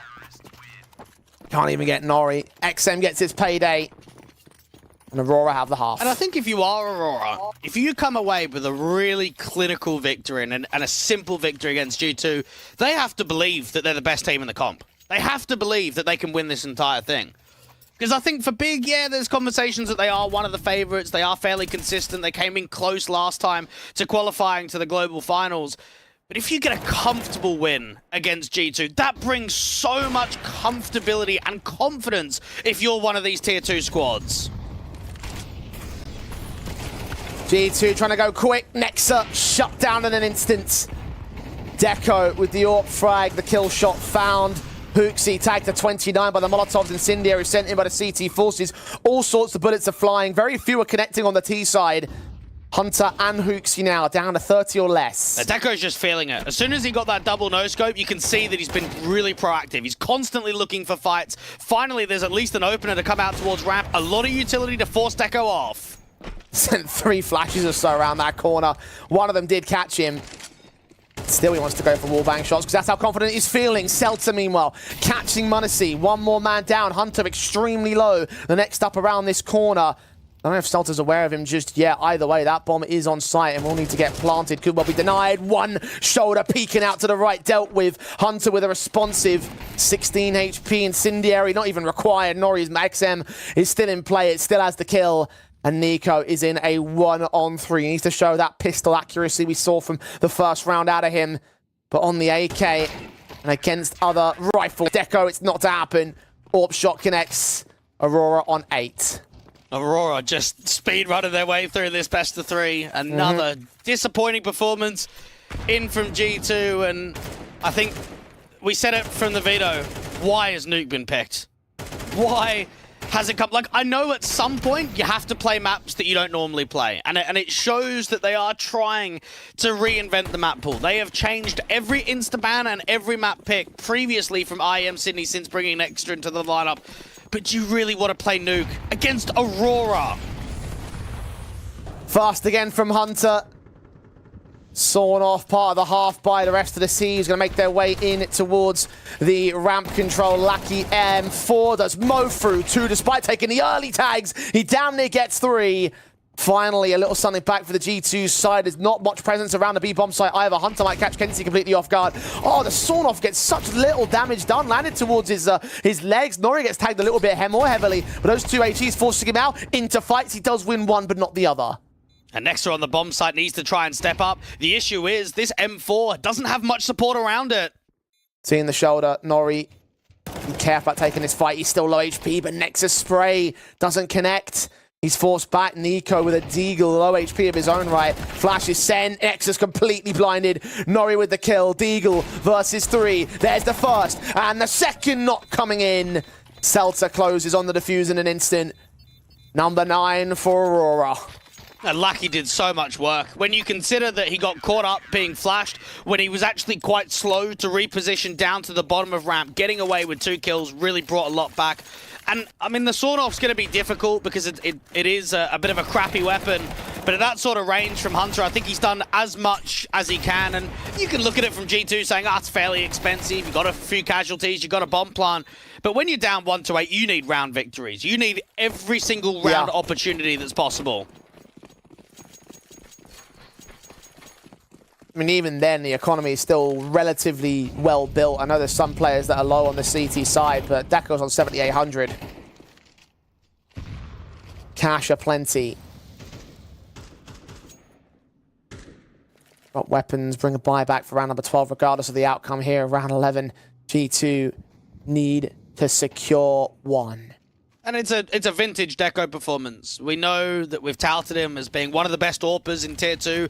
He showed it on 1 win. He's been on this Aurora side for less than a month, and he's already finding some really good form. We've seen it in this event, and we've seen it in a lot of events previously.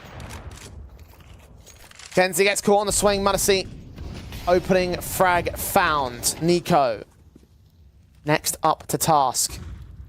Leaning around that corner, the dive in for the M4 of Lucky. Backed up, 58 seconds.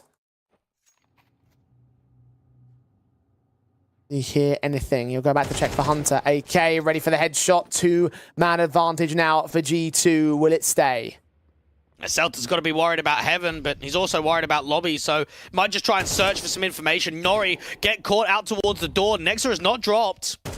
Now Nico can close in the pincers. Nori goes down. M4 swing also caught off by the star. And now Deco's in a 1-on-5. Stellar element, but it seems like it's a bit too far to go. Yeah, I think the best that he can hope for here is just to try and keep it slightly expensive and, of course, hold on to that big green. I mean, they'll be able to buy it next round anyway. Aurora. 9 rounds up. Drop their second. G2, though, I mean, it was a pretty good round from just the default alone. The opening pick from outside of the AWP of Monte helping out quite a bit.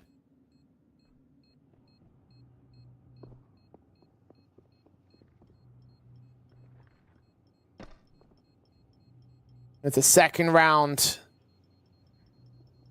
Now look to try see if you can get number 3. Deco. Back 9 against Nico first. So that could be a kill. Next does manage to get the AWP to drop, so forced to reinvest that weapon in the next round. Again, Aurora have quite a fair amount of cash, so they'll be okay for the most part. One last round in the half to see whether there's anything left on the T side of G2. And just to give you an idea as well, we saw Nuke being played in the Paris Major RMR between these two sides back in April, and it actually went 16-14, of course, still in CSGO, and was really competitive. Nori was the guy that nearly won the game for Aurora. He ended up dropping 31 kills. This time around, I feel like he hasn't even been needed. Not with Deco doing the things that he's been doing, and not with Lackey continuing to hold his nerve. Nori does try to get a little bit more involved, but Celta is there to trade off of his casualty. Quick lobby crunch from Aurora, backing off when they just get that one element out of play. 4-on-4 gain. Celta is rather low HP in this exchange. Deco going to try and see if he can spam on the outside, getting close to a few of those connections. Actually, Hooksy takes a duel towards Lucky and wins it at credit. Meanwhile, Kenzie's ready over at the decon position.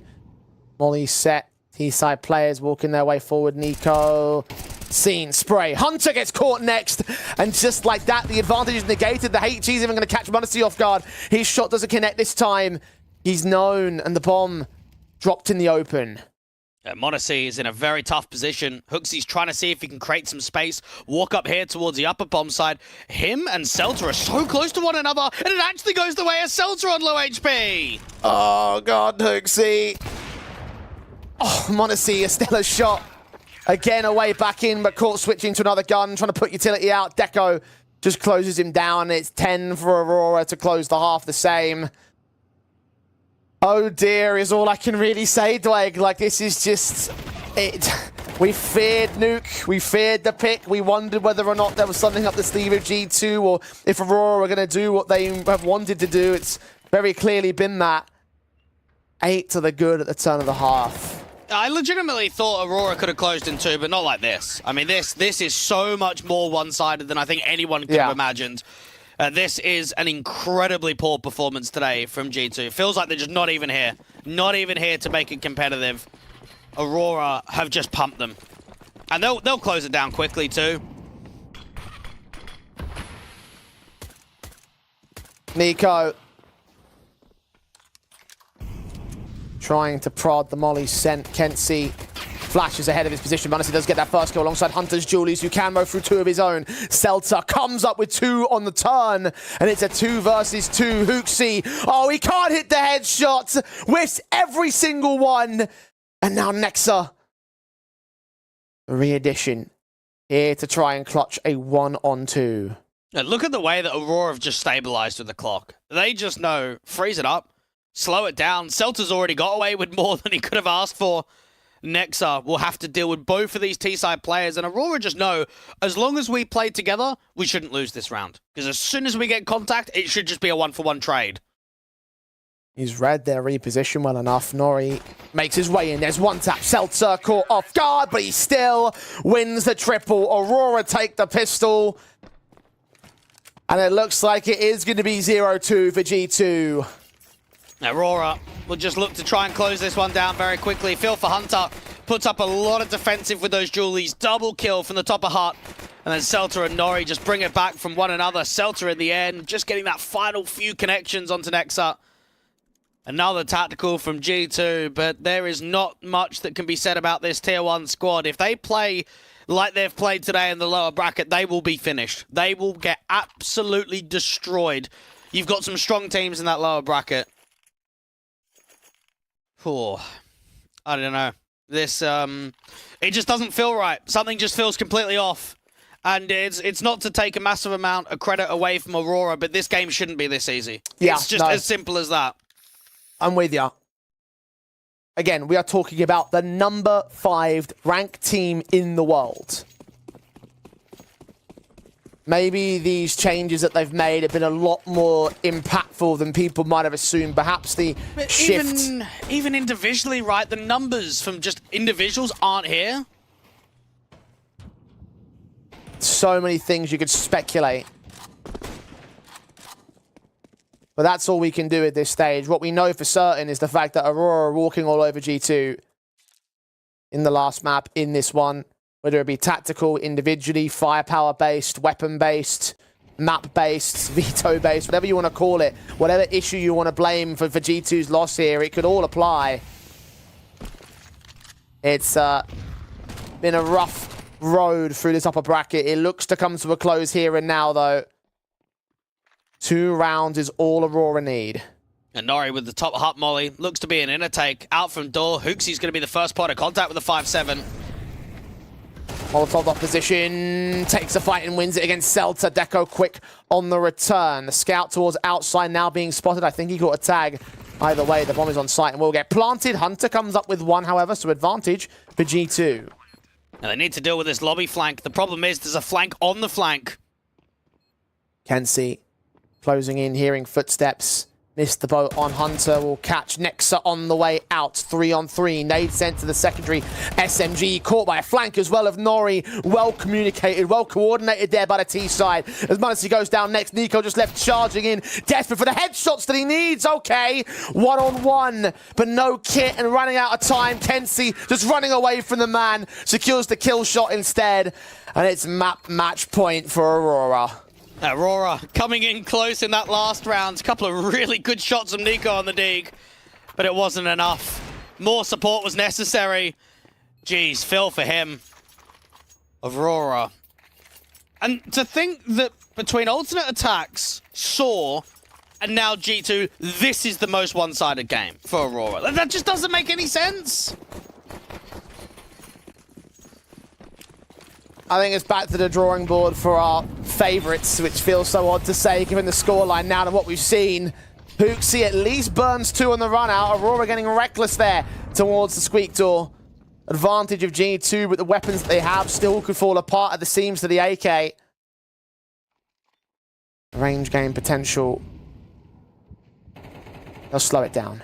Yeah, this could actually be a survival round from G2. Aurora taking this as a heavy bonus, even having a P90 involved. Nexa with a very decent crossfire with Modesty out at ramp. Kenzie with one return. There's the double up. That's what I'm talking about. Turn on Hooksy next up. He has no idea that he's out towards this main entrance of the lobby control. Minute to play with. Hunter on a big old flank, defending that B bomb site. Hooksy to hold A. Big gap up towards heaven and hell if they make their move through that. Aurora still making their decisions. At least they've got a lot of time. That will help them make this decision. And again, similar to that 2v1 previously, as long as you play together, as long as you buddy up, the weaponry advantage is huge. And Hooksy alone towards A should get isolated if they come in heaven. Playing against that heaven position, Celta moving in alongside Kenzie. Check angles, spray. It's the first tries and damn near gets the second, but Kenzie alive on 1 point of health. He's going for the fight as well. Hunter could get caught off. He stalled it though.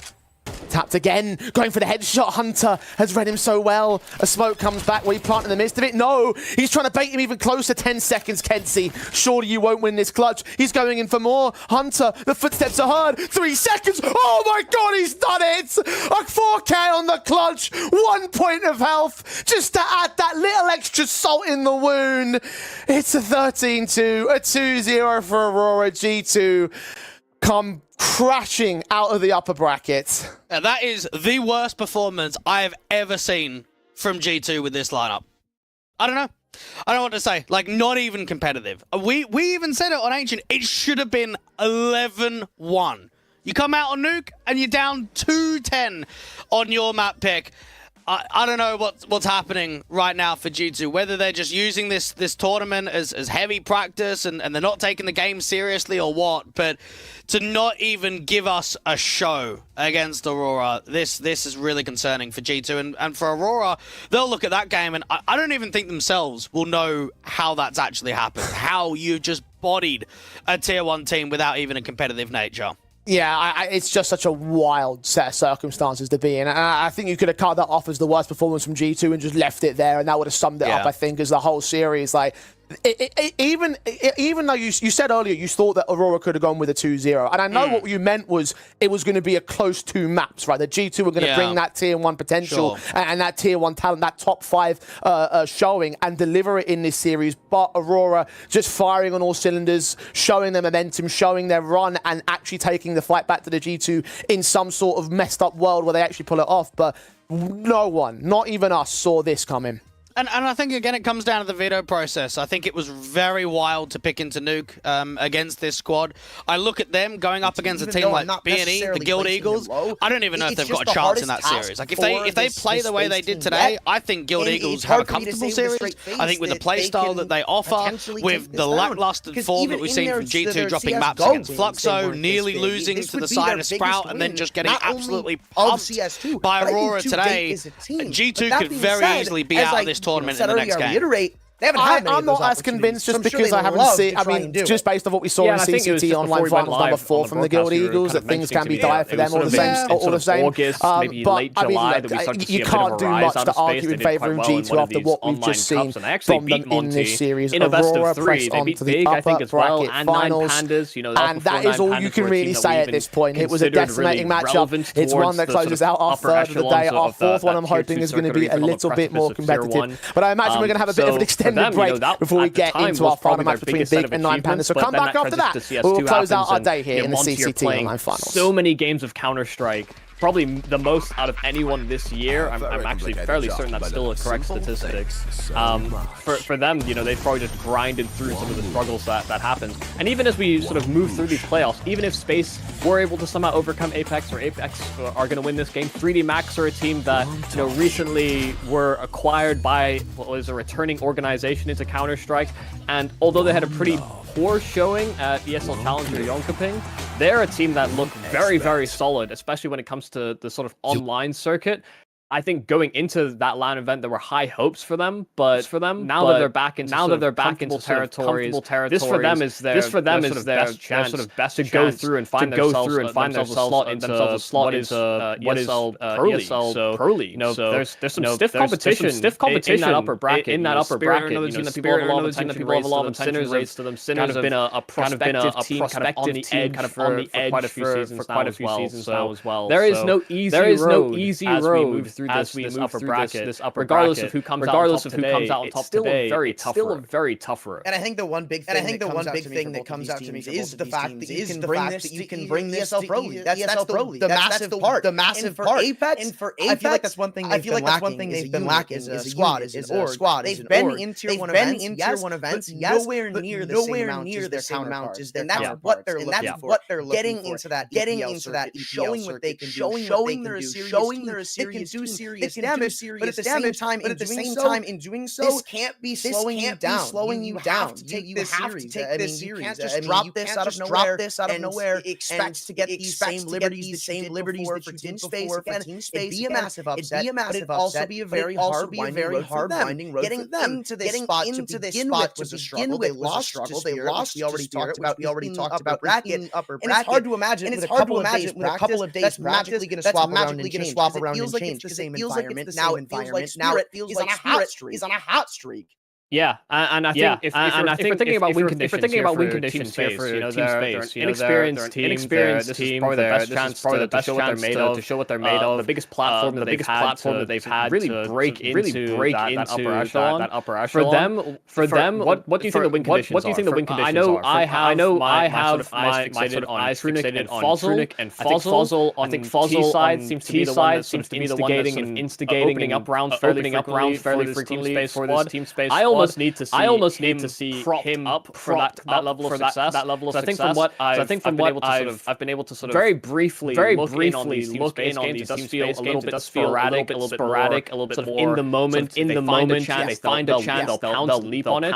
But I want to see something a little bit more brought to the table and sort of attacking the Apeks style of play. Would you concur? Do you have a differing opinion here? I mean, I think everything you said is true, but I think the one thing we haven't really discussed. I just think this op needs to have more of an impact and team, and I think without it, you're going to fall behind because again, talking up and down the wall about the op and CS2 and this and that, blah blah blah. We've seen teams do it. Apeks is one of those. You want to talk about counteracting? You've got a match what they can do. We're going to see an op between Larry and Nog, especially with the match we have in this series. How can you stop that? It's not just going to be with one or two players. You need to have some consistent reliability on that. You need to be able to rely on him to open. Talk about opportunities. Take the most of the opportunities. He's one of the people you give you those opportunities.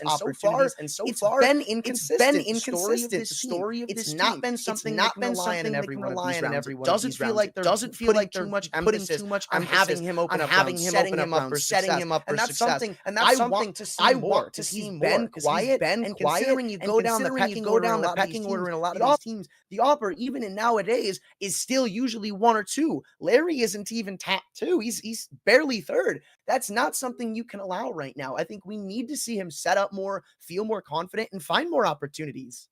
Yeah, it feels like we're in a real almost culling of AWPers. You know, you have to either show that you're able to do it on a rifle as well, or you have to be able to make that AWP sing for you, kind of akin to what we're seeing out of players like Nok, or hell, even players like Jame, who don't seem to have had much of a hit to their performance in terms of AWPing output. This is the one game that we have today in the ESL Challenger League that does feel the biggest sort of favorite versus underdog kind of story coming in. You know, we have Sinners 9 as well on another broadcast, as well as FORZE and Movistar, and all of those feel a little bit closer, but we have yet to see the team space tested in these types of waters. And I do agree, I think the AWP needs to be able to have some level of output here for team space if they want a chance, because you need to show that your core can hang and trade blows with your opposing team, especially as you go up those rings. You can have all the tactics you want, you can have all the opening kills you want, but you need to be able to sort of hold your own in those mid to late round scenarios, which is often where the star power of teams comes to the forefront. So yeah, it's not looking great for Space coming into this series. And you alluded to maps. I'll just sort of illustrate that to the viewers because we have it actually sort of drawn out for us already. Mirage picked by Space, Apeks, Anubis, and then we have an Ancient Decider game. So no real big surprises coming into these maps, but they're all very similar playstyle, one plane kind of maps with some very long drawn out rotations. So holding your spots will be very, very important for them. And again, it's just that op on the CT side is what's going to have me a little concerned. I mean, maybe not so much on Ancient if we get there, but the first two certainly for sure. I mean, seeing that op's presence around mid almost feels like a requirement. Or even if you don't go with that, you go with something a little more anchor-y towards A. You have so much reliance put on him. He can't be going 1-for-1 every one of these rounds. He can't be getting out-opt by knock every one of these rounds, because when he loses his life, regardless of where you're putting him, it's going to be huge. We talked about the stardom of Space and what they do so well, but I feel like Apeks also do the same thing pretty well, except now they've got that extra boom in their team with the addition of these two superstars, it seems, in Nock and Jacob. It's not only a game of out-aiming them and winning your aim duels, but you've also got to figure out a way around Apeks, which normally for Space isn't their struggle. It's keeping up when it comes to those individuals. It's making the most of those opportunities, which again, you're not going to get to walk through the park with only 1 or 2 players showing up. This has to be a full team effort. It's Apeks. It's not just some rinky-dink tier 2 team. This is one of your toughest challenges yet. We have to see the best from them. Yeah, and Kixit as well being reunited with another one of his countrymen in Sasanito has, I think, really bolstered the rifling prowess on this squad.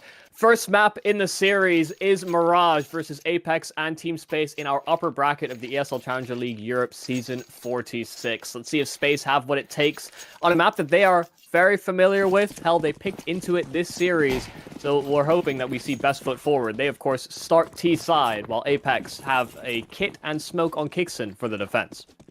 Right now, it's looking pretty rough. 3 already stacking B. It's not too common you see this from a CT side, but confident as ever with the 2 smokes, Team Space are going to go in, flashes and everything in hand.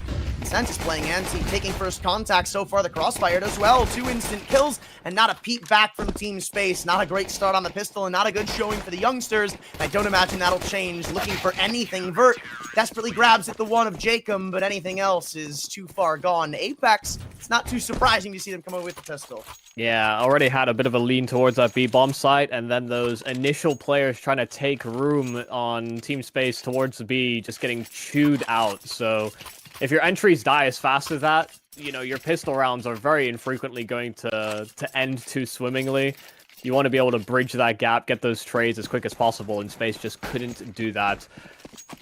So coming in with a force buy in the second round, they have a scout out in Larry, but the rest are on Deegs. Milk as well, winning the challenge on mid-floor. Doesn't have a lot of support, and floored by Trunic. That's not ideal. That's even a weapon that Vert may be able to retrieve himself. In fact, they've started with 2 opener picks.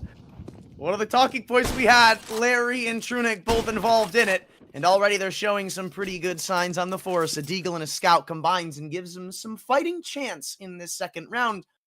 But this is no uncommon feat for Apeks. They've been here before. They've done it time and time again. With players still isolated in the top mid boxes, there was an opportunity for a refrag. However, FORZE holds his own. And now Apeks are left in one hell of a deficit that I don't think they'll crawl out of. Really, really challenging buy from Apeks. They went with all rifles, and because they don't have that extra utility to sort of facilitate these aggressive moves, getting punished for it each and every corner. Another weapon that could be retrieved on short, but they've set their eyes on connector instead, and they'll try and creep up. They do actually have a pretty conducive setup from the remaining Apeks players to try and address this. Sasanito holding his ground and actually flooring the first 2 and trying to escape with his life. He will succeed, but that B-bomb site fully compromised. They can get a bomb plant in, and Trunic's been teed up for both frags. No one clearing that connector smoke, no one even the wiser. Apeks win pistol, but get absolutely demolished second round.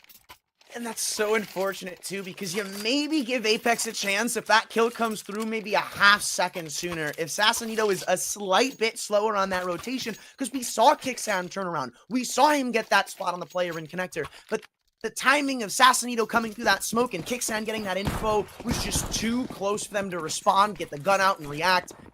And Team Space could have had a little struggle in the late round. However, instead, it's a quick tie-up, and Deeg City for Apeks instead. Yeah, about the worst way that you can start a game, especially on CT side, winning pistol, losing second round, especially when pistols in general feel a lot more weighted, but the way that the economy is, because you're down to singular loss bonus, you're down in the dumps for what should be about 3 rounds, so a real nice chance for Team Space to get some distance and Slingshot ahead of what are the favorites coming into this matchup.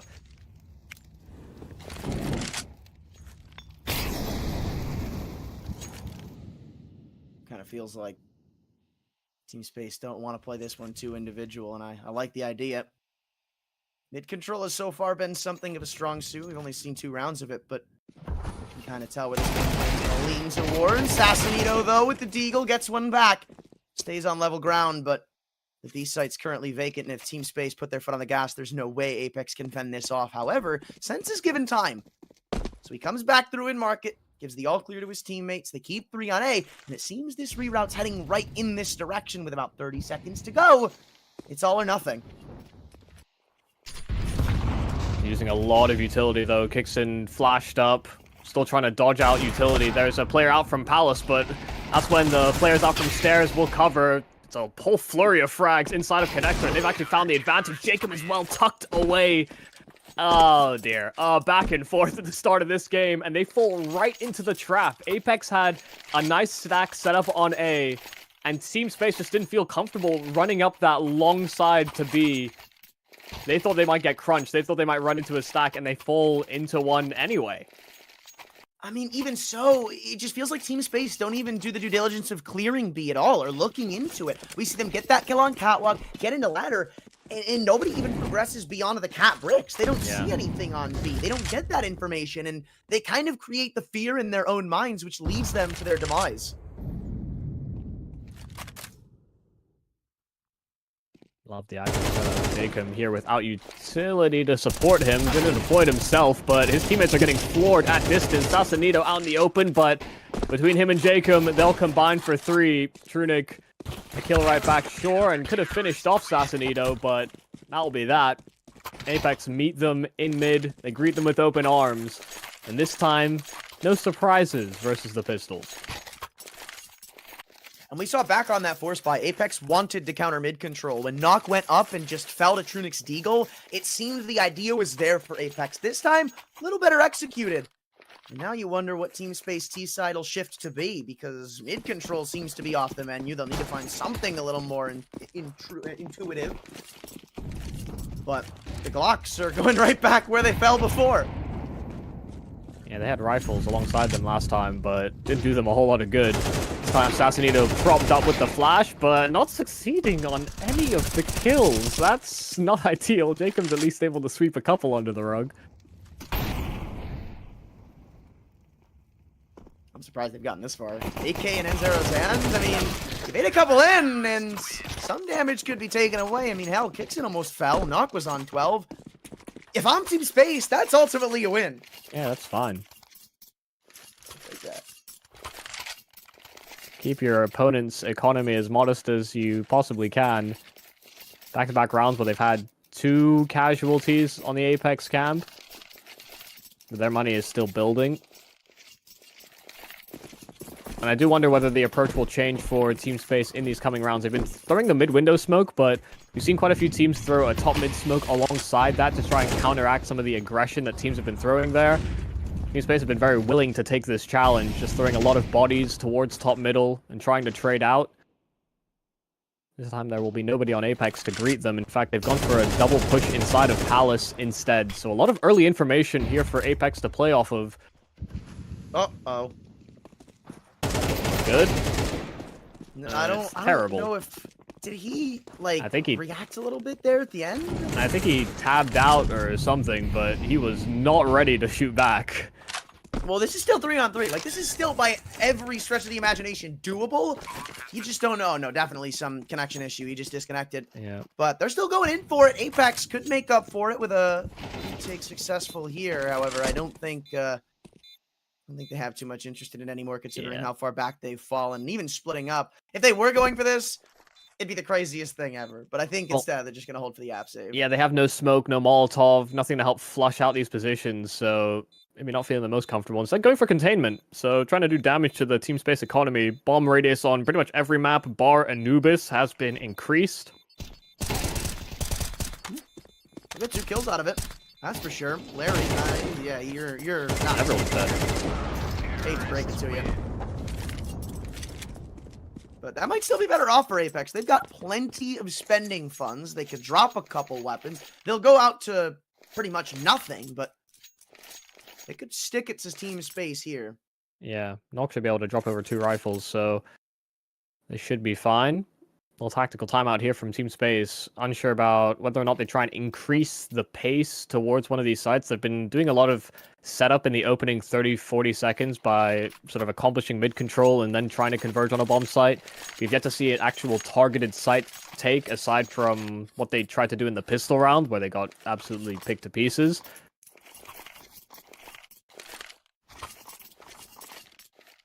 It's not looking great. But we finally see an op on Nox, so there's that going for Apeks. Team Space, still a little struggle. I'm not entirely sure what the pause is for, however.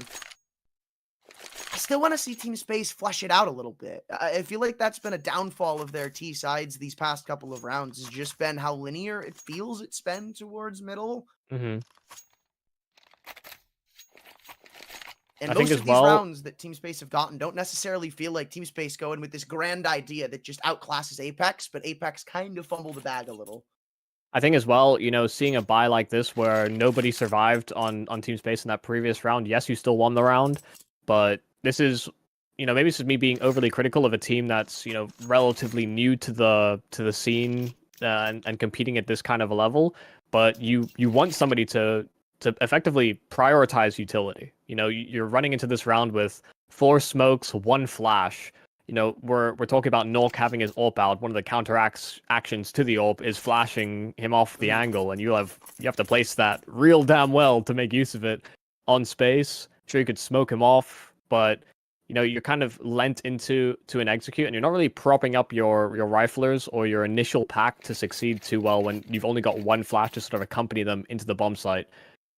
So this is where defining roles and you know, having somebody that's willing to take that compromise or make that sacrifice for the squad can be very valuable. You know, even if it's just like a Tech 9 and some utility, that can have a lot of sort of forward payment on the next round. But they're flying relatively low on utility coming out of this timeout. And you know, the one thing that I kind of want to mention on that point is I feel like Apeks have a world of opportunities more than Team Space because of the buy they bring in. I think to give it more merit, you've got 4 smokes, which isn't bad by any stretch, but you'd kind of guarantee one of them's going toward window. And then that's going to leave you with, what, 3 left, instantly off spawn. So you can either go A, use your smokes, and have nothing left for the retake, which Apeks can play retake because of the utility they have, because they bring the AWP out, because they don't need to use a ton to get a couple of riflers set up. Mm-hmm. In Team Space, it's either go B so you can have 1 smoke left in your arsenal for a retake, and even that's had its issues. We saw Crossfires do well for Apeks there. Or again, go A and hope for the best. Yeah, I mean, this is definitely one of the shortfalls as well about Apex's buy. You know, no round is ever perfect in Counter-Strike.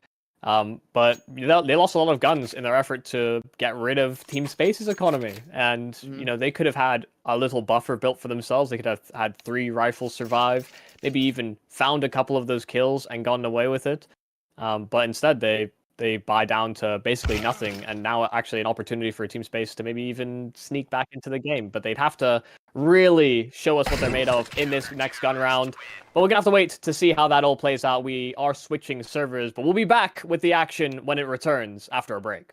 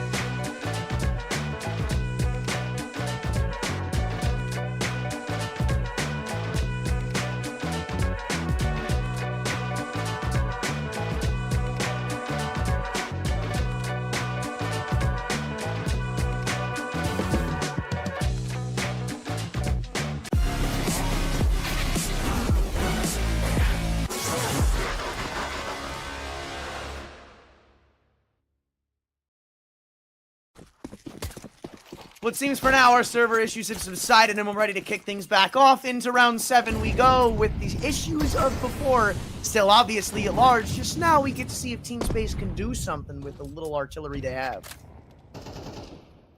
Yeah, was putting a lot of focus on the flashbang that they brought into this round, but it's already gone. So 2 smokes and a Molotov are all that remain as we approach a 25-second timer out of spawn. And a very conceded amount of mid-control here from Apeks. They've been losing out on these challenges fairly frequently, but trying to boost up. Kixon did seem ready for it, but tucked in just as N0 went for the peak. And so it's an isolated fight that N0 will win. Him and Trunic combining for a couple of kills in middle now just makes this defense that much weaker. Sense has a very tough decision to make, whether to group up with his teammates over at A or stick true to that B bomb site. But how do you make that call when there's so much time available for Space? It's hard, but I mean, stick to your guns, I guess. Team Space, they've done this before, and they got flamed for it that time when they ran up Khan on that eco round after finding the kill on Cat. And it seems, again, they're kind of running into the same issue. And Apeks, at this point in their minds, they're saying, look, we just stack A. If it goes well, cool. If they don't go here, we save. And they're about to have one hell of an early Christmas gift. That's the right call, but Trunic is also probing into the B bomb site. He has to be the first point of contact. He has to sort of realize and actually break through. Yeah, they won't have time to rotate, even if he does realize that B bomb site is totally vacant. Nok finally revealing his hand with that AWP, and Jacob is the one that's laid the trap. As they transition into this bomb site, this bomb should hit the deck. Burt not clearing the right angle, but the trade available in instant. Larry needs to get this bomb planted, but Sense could deny it, and he does, but he swings out wide, and Fossil trades, so he can't tuck, he can't escape. Apeks had the right pieces in the right spot, and they get so close, but Team Space still a 1 round. And that's a heartbreaking round. I mean, it was going into that with the same implications from either side of the coin. Now it's a save for Apeks, and now Team Space really get to dig their roots into this map. So long as, you know, they don't get ecoed. Yeah, as long as that doesn't happen again. But what are the chances?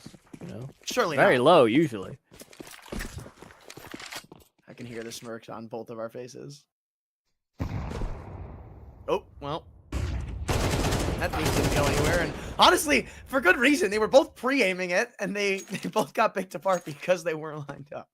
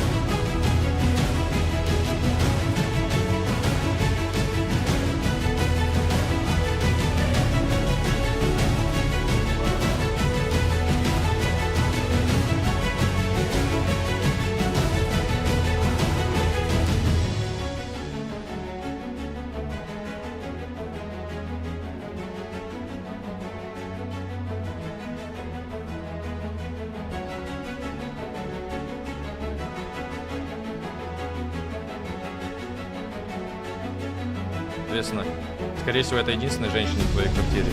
А женщина, это она в основном создает уют.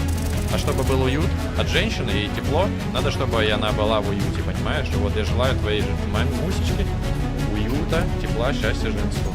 Вот. Все, в принципе, все. Теперь деньги точно возвращать не буду. Кто деньги просит? Кошмар. Верни деньги. Дай калашники. Нет, дай Авик. Не, если деньги кошмару, да, ладно. Я написал. Ну, хуесосы ебаные. Делайте видео разоблачение долбоеба. Дол. Прям назовите видео долбоеба. Дай все мои мысли. Я должен. Ты обязан.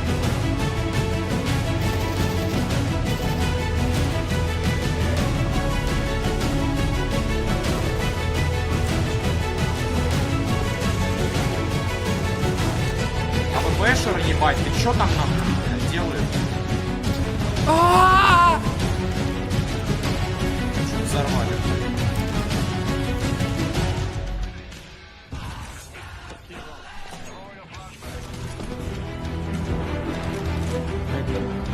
прострел. Попадаешь. О! А чё, ебать, ты думал, нахуй? Я за тебя смотрела, блядь, очко порву, нахуй. Понял. Нет, ты явно включился, видно, пиздец. Я не с мамулечкой живу, напрашивалась шутка, но я воздержусь. No лояль. Красава, туши. Да ты заебал, зачем? И так давление. Давление, блядь, из-за старости? Нет. Я имею в виду давление, просто каждый стрим оказывается большое давление. Блядь, ты только пищами общаешься?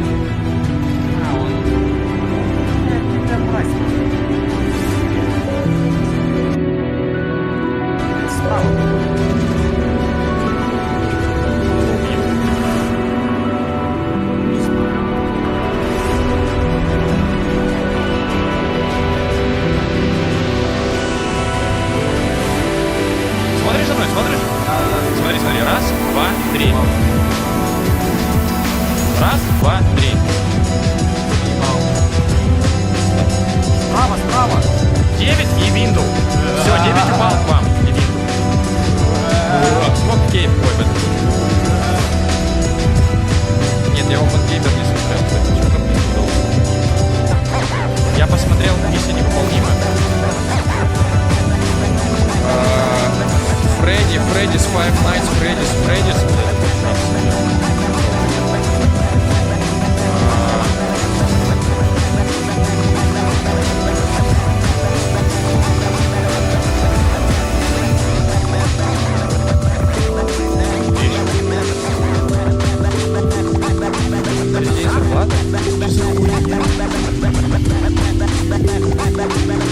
И ты сегодня ебанутый, да нахуй?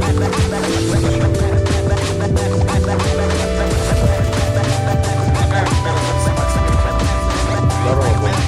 Ну то, что кейсов не было, есть такая хуйня. Спасибо за 5000, потрачу на потолки. Как раз вот предстоит скоро оплата, вторая часть потолков. Вот, это очень кстати. Спасибо за 5000 рублей. Это невероятно заебись, охуенно поможет. Да, кейса до деньги не было, но скоро будут, ребята скидывают. Скоро будут, сейчас у меня деньги достанутся все. Уже в планах есть. Спасибо, буст, надо буст. Фэри, спасибо. Это, ну, блядь. Спасибо. Алик.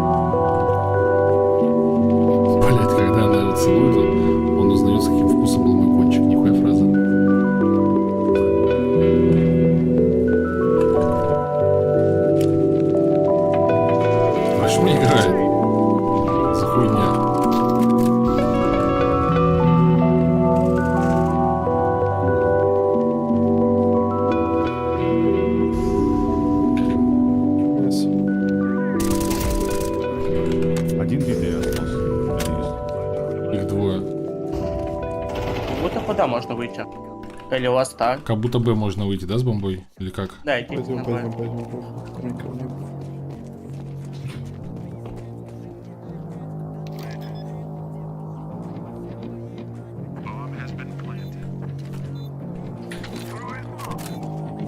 Никто не придут. Вак прилетел, когда снимут. Бо буде насправді команда, знаєш. Щоб там неодноразово на лани відбирався. Колективом немає. А тут... Та я думаю, з ланами побов, ти на мейджорі грав. Це більш такий, знаєш, показник. На мейджорі все-таки пограв, а Вак прилітає. Ні, ну взагалі зараз хвиля дуже велика, там встигли і Петрик, і Костя Лінь написати, як правильно бачив в себе в телеграмах, про те, що дуже багато гравців. Тобто той самий Джекі з Екстралінджі прилетів, теж Вак прилетів. Там дуже багато професійних або семі-програвців просто співали Вак. Це я не кажу, що звичайно. У мене серед глядачів теж писали, що декому і блокування коментарів гри прилетіло, комусь Ваки прилетіло, просто так, абсолютно. Я, до речі, в себе і не дивився. Треба буде переглянути, але це пізніше. Друзі, тобто, що вихід від команди Godsend це просто нічим. Так, перестрілює зараз своїх опонентів. Одна флешка просто вирішує бачити.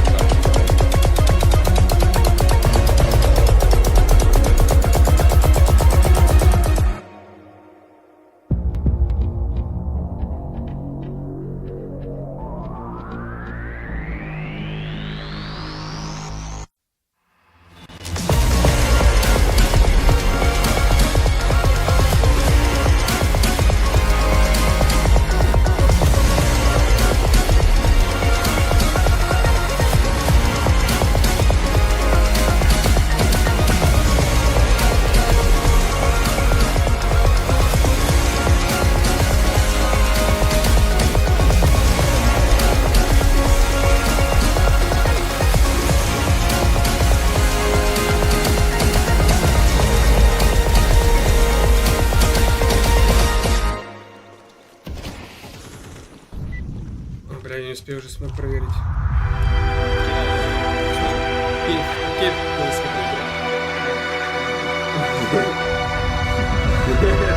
Зачем же гипносики с мячом, гипносички миды, блядь, доллар идете?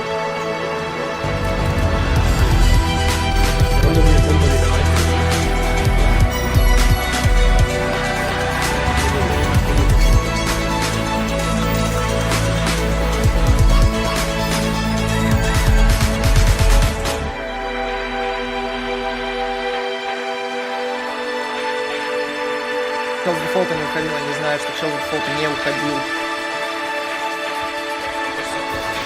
Да не, вообще без шансов увольняют.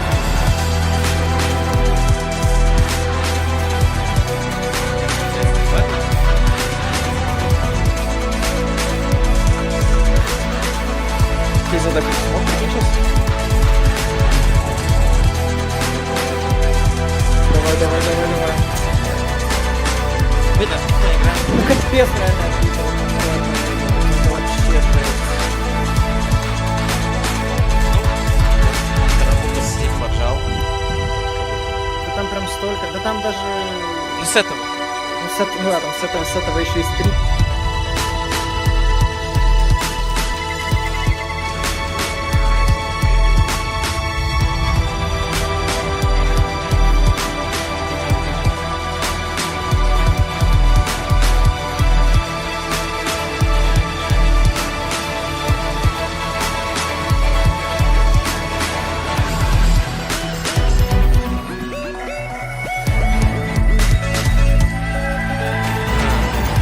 Конечно,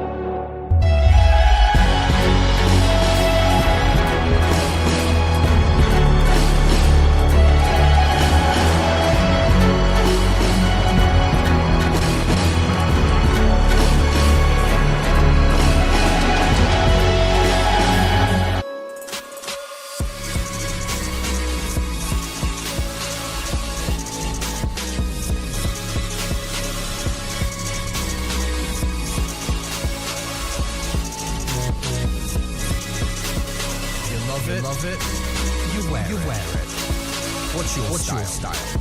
Get your merch at shop.eslgaming.com.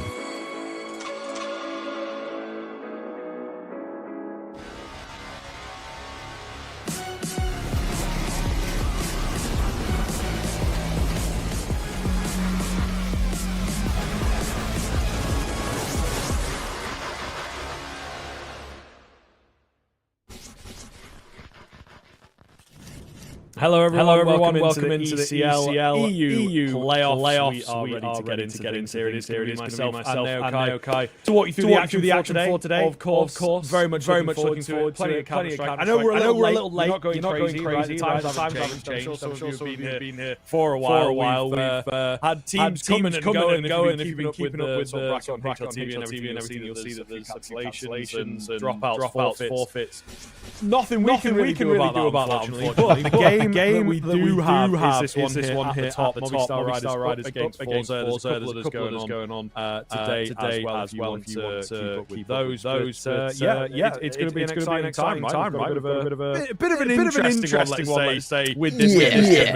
Hopefully still deliver. It's a weird time at the tail end of ECL because not only do you have kind of all these conversations about kind of what teams are sticking around in ECL, the format, granted makes sense, but from the offset can be a little confusing to look at.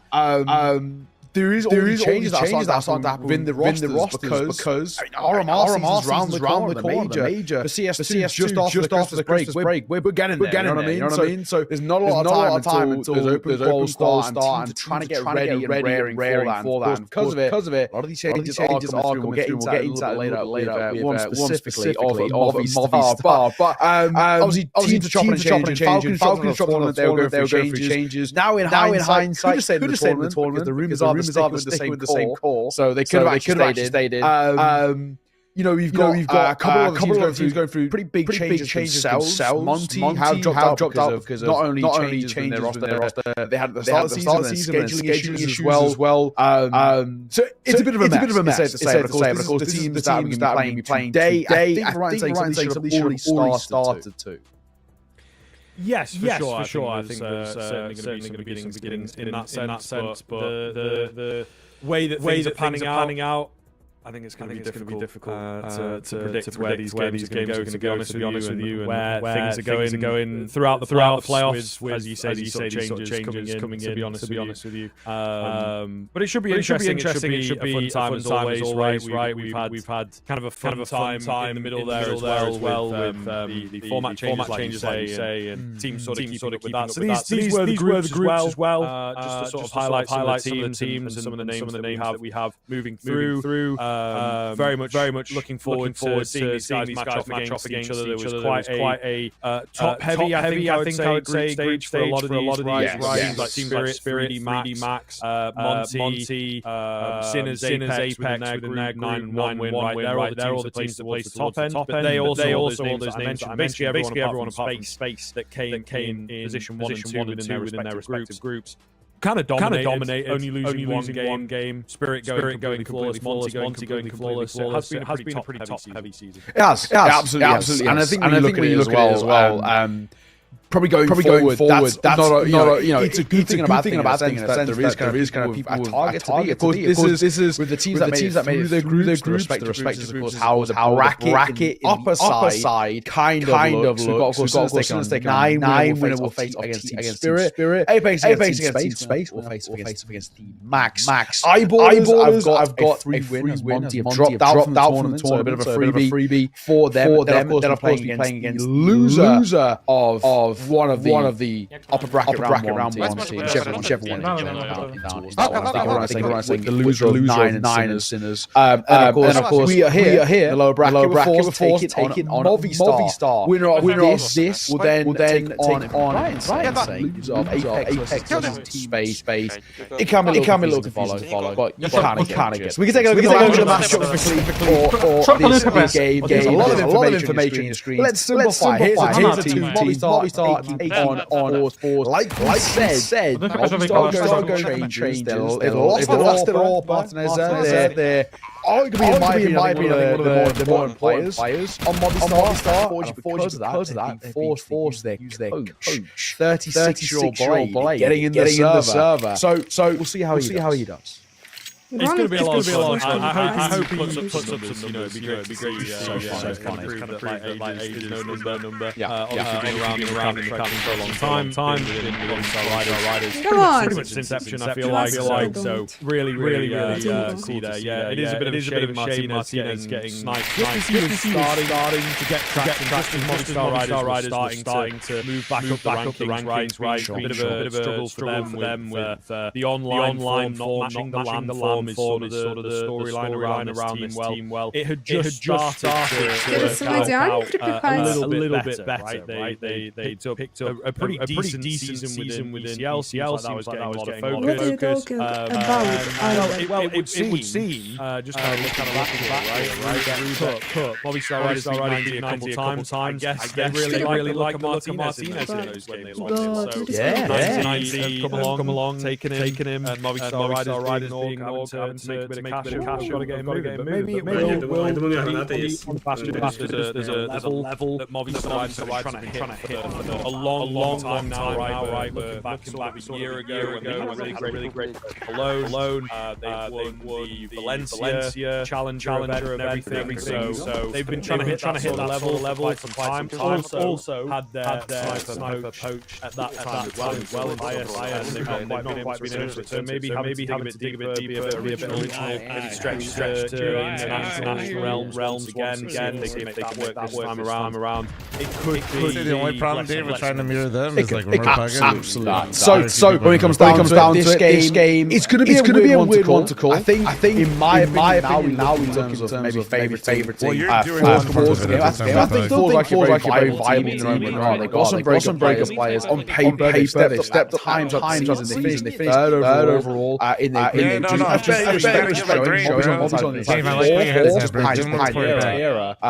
which was probably a shock to most for those who maybe don't know Terra is kind of a mixture of players around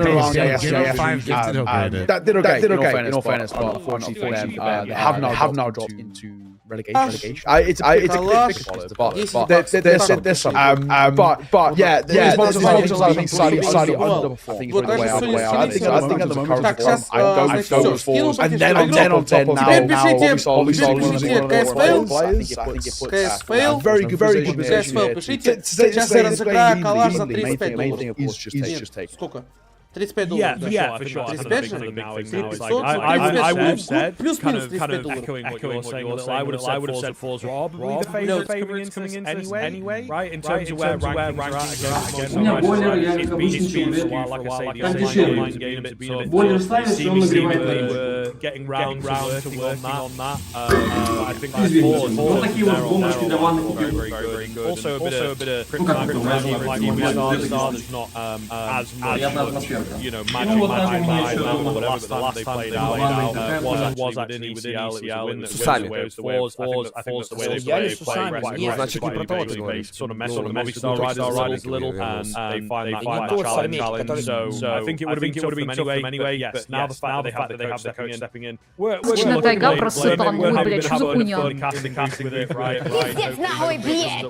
Хватит издеваться над стримером. Давай хай-фай 7 или 8. Ты говоришь, хватит издеваться над стримером, продолжим издеваться над стримером. Я тебя понял. FORZE should now be in a really good chance of winning this one out. And potentially even within... Чрей, бродяя. Блядь, ну ты ёбаный чрей, какое говно.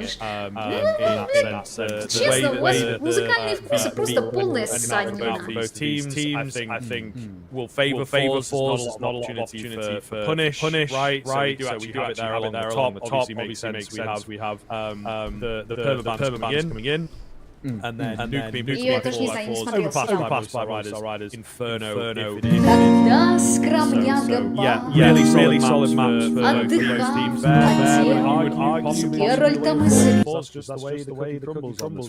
Yeah, I mean, honestly, quite confident. I think the only thing that really adds to it is that Nuke has actually always been traditionally a very good Movistar. It's actually always been quite a comfort one for them. They are, even though on paper FORZE are much better side of them, I would still say that at least know how to play this. It's always been, kind of ingrained within the culture. I remember IM4 Movistar qualified through that by playing best of sixes in IM4 way back when, and they won like 4 games in a row because every team has to test them on Navi. So long old throwback. But yeah, it's actually a very good map for them. So while he may not have the mechanics, he's played those pretty damn well. So we'll give him the kind of the caveat there that he had. But I think fundamentally, look at the map, and then you look at situation, everything leads in favor of FORZE, and not only just leading in favor in two as well. Yeah. I think to be honest with you, like even again without played in the equation, I think that may well have been the case. The way that this pans out, the way that the maps work. Inferno's a bit of a weak one for both teams. Other than that, it's kind of okay. Movistar Riders, they play a fair bit of Nuke, play a fair bit of Ancient, play a fair bit of Overpass. So maybe even to a better level, more consistent sort of level. So really hard to punish against this team. Really hard to find a solid map. FORZE just edge it out on the Nuke mention, right? The way that the statistics work for them. So it is going to be a real challenge here. And although it's prominent, having no real option of your also going to be really hard. It removes a feather from your cap, so to speak, in terms of how you approach the game. And I think it will be very difficult for Movistar Riders to adapt to this situation. They probably knew that the move was coming. Would have been nice to have the playoffs. Maybe there was a bit of a swipe. Maybe it was a bit fast. Would have been nice for them to have fielded at least standing. But this is how it goes. You've made your embed in a sense. We don't know what behind the scenes, but whether they've been informed or not. It is going to be hard. It's going to be hard. Что тут поделаешь? Всякое бывает. Ужасно, конечно. Exactly. But for now, ladies and gentlemen, we're going to wait for players to get in the server. So rather than us sit here, waffle, speculate, we'll let you do that at home while you get something to drink. We're going to first one to a very quick break. Sit tight. See you straight into a on Nuke. See you soon. Что за хуйня, блядь? У нас полная КД.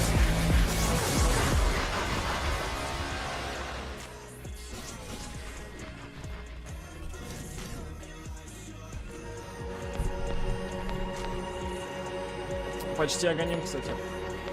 Из хороших новостей.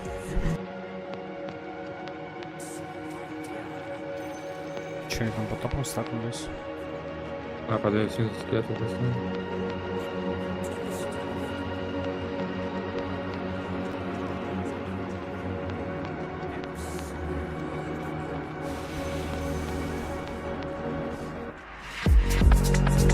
Два раза не должно быть.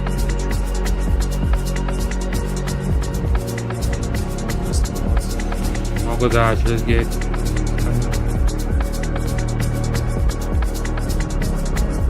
Я не думаю, что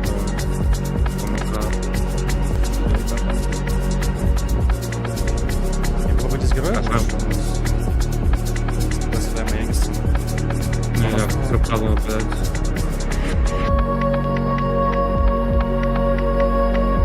Если она чуть дальше пойдет и герой пойдет. Не все время вот так, что ее может.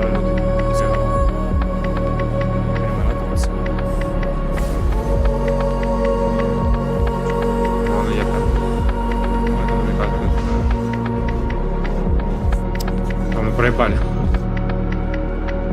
Просто решил долго.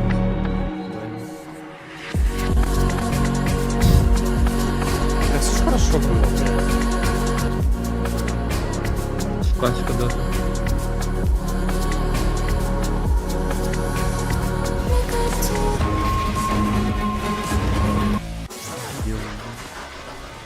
Что они там делают? Можно вообще вот тут находиться, блядь? И тупые игроки вообще нереально. Hello, everybody. Welcome back into the action. Of course, proper action now, not just our faces. We are on screen with Movistar Riders up against FORZE starting off on this T side. Ready to see what they're going to be capable of. They've got 5 blocks out, which is certainly interesting, I think. No utility to back them up is a real rarity these days. They're going straight in towards ramp, though. Quick rush. It is actually the first frag to come outside. They have scared Blade off of the ramp angle, certainly not giving him an easy start into this game. It will be a 4 versus 4 as Pro flies out of mess close to the action. Maybe trying to take him down before they get that bomb planted. Nice aggressive move coming in from the T side. This is about to get a bit messy. However, things looking good. Gokashima in from the side with 2, leaving Mopos on hardly any HP. He very quickly brings it down to a 1 versus 1. Yeah, Crad's just booking it. He just doesn't care. Right way to play it. Guarantee a bomb plant. But, oh my god, he plants front sight and he will fall. It's such a weird choice of plant. They know where Mopos is, down towards single door, because he's just killed his teammate. To plant then front sight feels so risky. He has no exit paths. Even if he's trying to fall back in towards the likes of Heart, there's a very strong chance he gets caught by Mopos in the swing there. I mean, fair play. Movistar going to win out the round, but really weirdly played in the 1v1 there. Funny, actually, not even just in the 1v1. Very weirdly played from the get-go. A scrappy round of Counter-Strike. Does not go in their favor. Crad had to hit 1 bullet, and he shoots twice, hits none. Good first round. Movistar going to find a good start. Even if Blade's not getting the kills. If they're winning, it doesn't matter. It's the, I like to call it the Advent effect. Okay. Interesting. It's a bit of an out there reference for the folks out there that don't be watching the Asian Counter-Strike. I suppose he's made it into the international realm a little bit, so they may well know. Third lowest rating on LAN ever, I think. Yep. Or second. Smart guy though. Smart guy. It's not all about. True. As someone who is also a low fragging. I think it's not smart, Scriv. It's just yeah. You got the best of no worlds. Let's just talk about the game, man. Let's just talk about the game. Leave me before I say something I regret. All right, live on air. All right. Mopos tagged down. AVG down below, only good for the 1. This is also a mad round. We have had a bit of banter there, but 4-on-2 out of nowhere. Suddenly down to just 1, but there were fights happening all over the place, it felt like. Yeah, definitely a bit of a weird one. Bomb goes down, that's the main thing, and of course now this round is done. Blade, yeah, it's unfortunate. Back turn, nothing he could do. Looking in the direction of ramp, seeing to catch anyone on the tail end. But it's not to be. So this comes out to another situation as well. People talk about the importance of pistol rounds coming in towards CS2, but honestly, it's the force buys that are more important. Movistar now have to essentially go into a force buy themselves because they're in double eco territory. But unfortunately, as they're on the CT side, they don't really have a lot to bring to the table. So a couple of upgraded pistols, that's basically it. And it does put FORZE in actually a really good position to now start chaining rounds together. This is a very good opportunity at a second. They find a second, but break the economy again of Movistar. Can make it a third. They can start to pull away pretty early doors. And on T side, that's important. Wrestle for the first.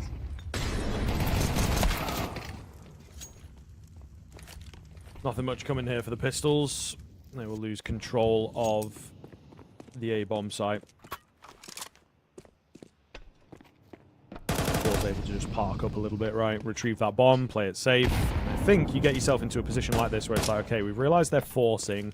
We've also taken out 2 of them. Let's try and make this as clean as we possibly can. Maybe be a bit cheeky, hold on to some of that utility. Just springboard this T-side as massively as possible. We really have seen the force buy, second round force buy after losing the pistol, fade away quite a bit, especially for that CT side. So Movistar Riders might just be incurring a bit of a weird one moving forwards, but we'll see. Oh, anything on the way out would be nice, but it looks like Movistar really aren't going to scratch the surface it. Gone for a full save, nice and easy. And that'll be FORZE up to their second. The main thing is, I guess, keeping a couple of, well, anything, basically, for Movistar is better than nothing. Like we said, losing that, they would have been in a little bit of trouble in terms of finances. They wouldn't even have been able to get the luxury of upgraded pistols. Thankfully, at Eagle 257s, they can try and find some level of economical damage. But it is still going to be FORZE taking a lead on the T side. Should be made a 2-round buffer zone, which, as Nuke goes as a map, it ain't bad. It ain't bad at all. So, we take a breather. We're not expecting all too much to come through from Movistar here. And this feels like a little bit of a throwaway round, all things considered.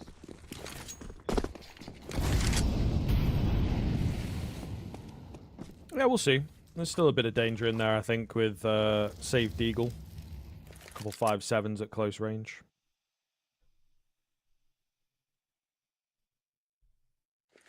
Result taking this entry once again. There it is, though. Adam will find the first head, and they're going to go into the danger zone here with this one, to be honest. Result creeping around.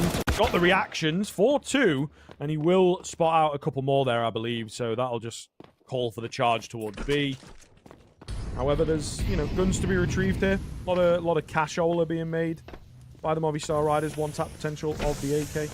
But the round itself should go the way of FORZE with this bomb going down momentarily. Shelfie looking for anything on the outside. He might just get it as well. Just is, well, just in towards main. Nearly an opportunity there to find a frag as well, but it isn't the case. Shelfie, Crad, Gokashima. It's a very simple post spawn. It's more actually about trying to deny all that much being kind of saved, to be honest. An AK is not a bad pickup for RMS at all. And Blake having a Galil, not too bad. They will have a buy, but saving anything is good. Blade holding Util. Any sort of fight that's taken here, of course, should be okay. But FORZE going to make it a 3-1 scoreline. Not a bad position to be in. On a T side as well, this is pretty decent, of course, being their map pick to starting out the gate strong. Very good to see. Now, traditionally, you would kind of chalk these sort of rounds up to being semi-bonus buys, but in FORZE, they got money to work with. They've got decent rifles on deck. 4x versus 4x. This is the first true test of what Movistar and this CT hold is going to look like. We have to expect and hope something comes to the fray.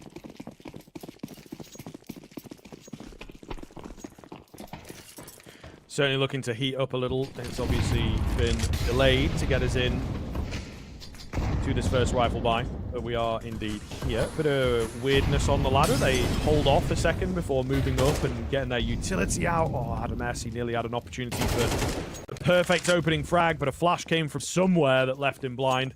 Crad capitalizes, and Crad's going to get a lot of space over here as well. Blade will hear all of this, but FORZE are not pulling any punches in this first official rifle. Easy opening frags for them. No pause with a bit of a flank, bit of a crunch. Navi G with a big kill there. The B-bomb site looks quite vulnerable from this position. And with Navi G being pushed up so far, they have capitalized, they have taken the control. Do we even still want to go for this on the Movistar Riders side?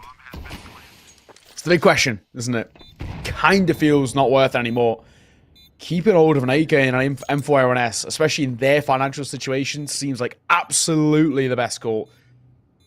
Especially considering some of the damage remains unconfirmed as well. They don't actually really know how low. Really, Gokashima Crad, Shelfie are. Granted, on paper looks okay. Navi G gets a freebie on the tail end. That's another one for the stats, but it is just going to be that save call like we spoke of. They're going to fall away. And, well, it'll be FORZE pulling further and further away. I mean, so far, Scrib, it's been very plain sailing. I think we were quite scared of this as well, to a degree, in the sense that, you know, because this team's in a little bit awry for Movistar, fundamentally, FORZE can just play this like a pug. And they're always going to know that, unfortunately, you know, don't want to bash Blade. He hasn't been in the server too recently. He just can't really keep up with the youngsters. These FORZE guys, they're pretty cracked.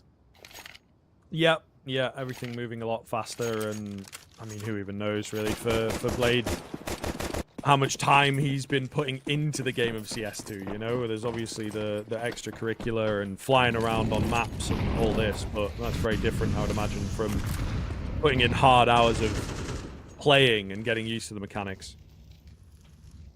But we'll see. If we can get him to double digits, that would be cool. 5 on 4. Ambitious. Yeah, well, we'll see. We'll see, man. We'll see. Stranger things have happened, yeah. And he just needs to match him in the aggression. We've got a nice start here. Beautiful little angle there from Adam S to continue the man advantage. Brad looking out for the trade. We'll get it, but how long does he stay alive is ultimately the question. There he is, Blade on the board. And a pretty big kill for him actually, to sort of solidify this round, I would say. Well, Davi will see it off as well. Even though Blade does fall, Impact's there, job done, basically playing the trade. So, fundamentally, not bad. Movistar going to find their second. And at least there's a little bit of conversation to be had here, especially on these 4-buy rounds as well. Well, in my sense, I was very worried that essentially FORZE are going to continue to just blow them out the water and just raw angels. Nicely played. Adam S in a little bit of an off angle towards credit. And everything slots into place. So, up to a second, Movistar making at least a conversation here. Need consistency, though.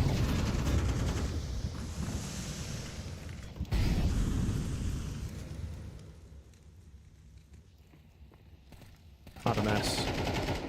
Pretty good spot for him here. He's lost a teammate in on the site, but we like playing out from Mini. Might be able to have a great deal of impact. It does look to be an A move, at least for now. You know, they're not really committing to anything. Could easily rotate around to B, which I think is what they're going to do, right? Take the ramp angle and give that a go.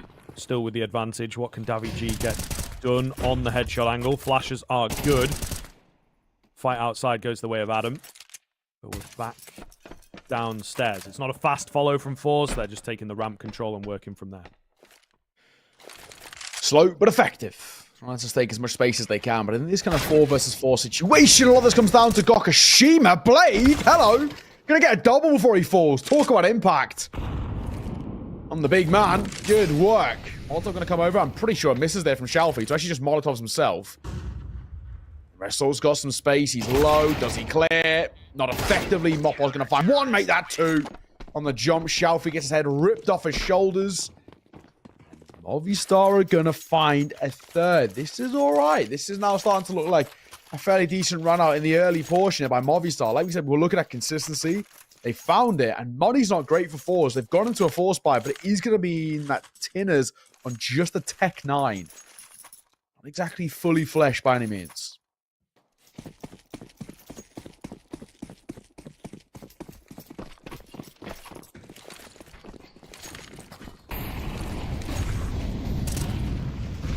A lot of aggression outside early on. A lot of utility to back it up. Crad is going to take an awful lot of damage. Adam S through the smoke finds a kill. So he's done a lot so far this round. A bit of it unconfirmed, but he might just have set the tone for it, to be honest. I don't really know that FORZE will be able to recover from here. It's a nice little fake out idea outside that they make it look like they're going down secret, but actually gain control. This has worked perfectly, right? There's nobody out here. Mopos is now going to give it a look, but surely in the sort of 10 seconds that we've not been looking, there's no way anyone could have crossed just yet. And that is not the case, of course. So the map control that FORZE have is pretty good. It's just a question of whether they'll be able to do anything with it. Davi G will go down from on high. I feel like that's going to be the only kill that they get from this sneaky little move, to be honest. I think you're right. The 3 remaining for FORZE. A bit of a tough task now to try and get back in towards this game. Mopos or Hair Crad towards our side. Tinner, not as much in own quantity, but Crad's going to join up with him. That's going so loud here. What is the play? How is he still alive? Flash in the corner. Crad going to play around it. This is hectic. 30 seconds to speak of. Shalfie finds just. Another round opens up a little bit, which Crad found Mopos on the swing. Down goes one. Bonbon can come through. And this round's opened up. It's flipped in the way we didn't expect.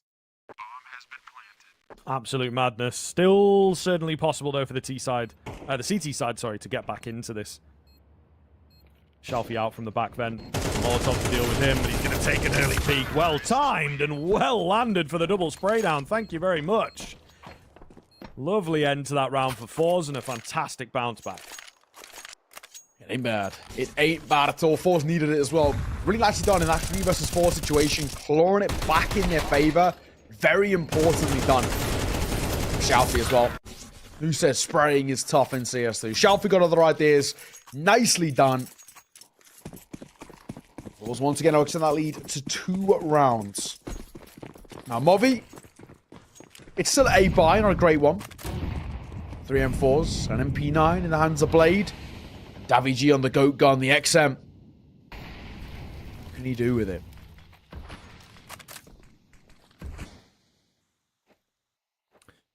Well, we're about to find out. Oh, yikes. The boost didn't quite work. I think might have been heard by Tinner, to be fair. Could have made their way back up there again.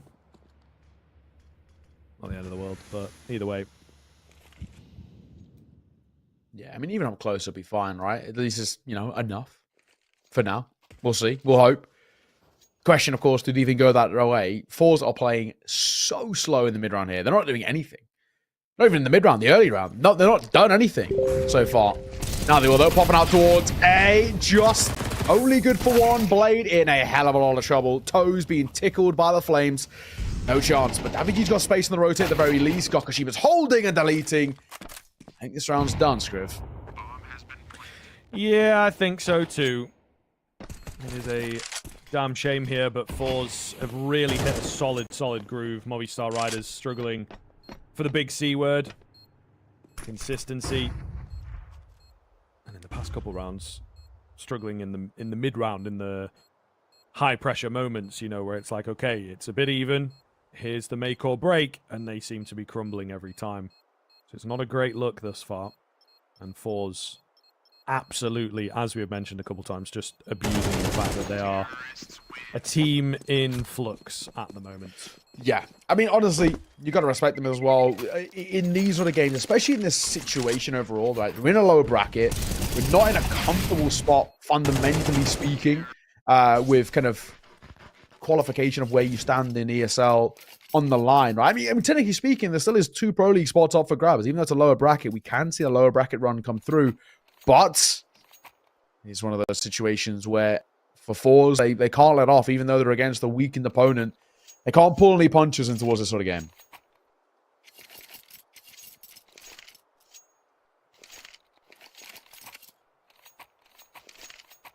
Time being taken here by the Movistar Riders. They realize that things are starting to slip away from them, especially, you know, you're looking at a 7-3 here, right? And that has potential to stretch to 9 for FORZE, which is a really great T-side. Not a lot of time remaining if that's the type of scoreline that they hit. So it's a case of recovery here. Shouldn't be able to win this round. They'll be acutely aware of that as well. Does happen from time to time, but ultimately this is looking to be a FORZE 7th, and then it's all about recovering as best you can for the Spaniards. Let's see. Crad, early space to take a tag. I think he was worried that someone might have pushed through that smoke. Well, no, it was just a random pop shot, which, I mean, semi-successful. Davi G down here with a 5-7. At this sort of close range as well, even at full armor, it would be a risk. Those 5-7s can be mean. There's 2 of them here as well. Whoa. Onto CZ, they're going to run into it. Crad lines up both, finds both. The Blade will answer back. Big band's hidden. You'll love to see it.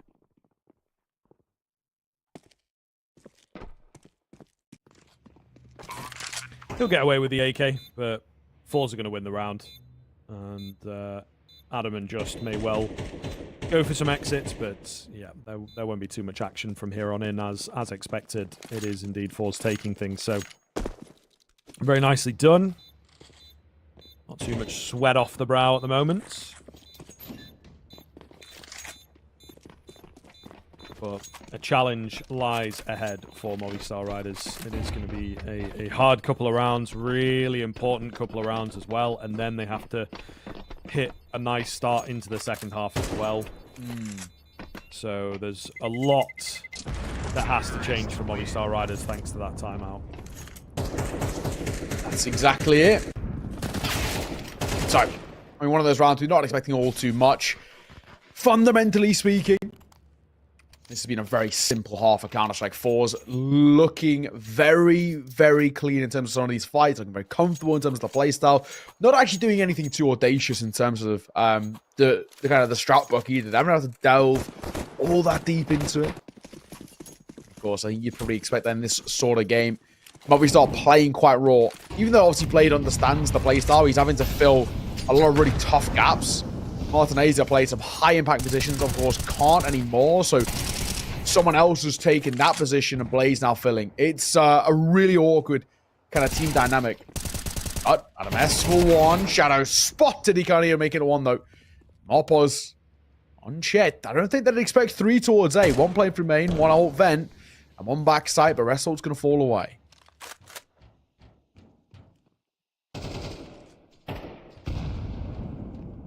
Not a bad position for Movistar. We have another interview for you today. Very special guest. Speedy, first of all, taken very low. What are your general thoughts on what might come in the next couple of months? Absolutely awful for FORZE right now.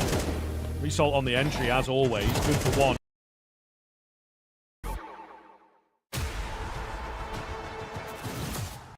The online finals. We're into our last match of the day here, and I'm hoping that it's a little bit more, what's the word I'm looking for? Sensible. CCT online the last one that we saw here on stream. Of course, if you missed it, G2 went down to Aurora in 0-2 fashion. Didn't even manage to break 10 rounds in the whole series, Twig. I'm hoping that that'll be a case match of the day here, and I'm hoping that it's a little bit more, what's the word I'm looking for? Sensible. There's 2 tier 1 teams in this competition, and one of them just got slammed. One of them just got absolutely pumped. And for Big, they know what it's like to lose to these kind of teams. They need to strengthen. They need to show that they're here to qualify to the global finals, which they weren't able to do last time around. Yeah, no, we had them as favourites in the last CCT online finals, and they're still in the upper bracket even manage to break 10 rounds in the chance, of course, to take the global final spot by, of course, going through to those upper bracket finals against Aurora. And if they win that match, they'll be in the grand finals of this event, and therefore have one of the 2 spots up for grabs here in the online finals. 9 Pandas, of course, the team are waiting in the wings against them, and a team as well that have been on the rise here as of late.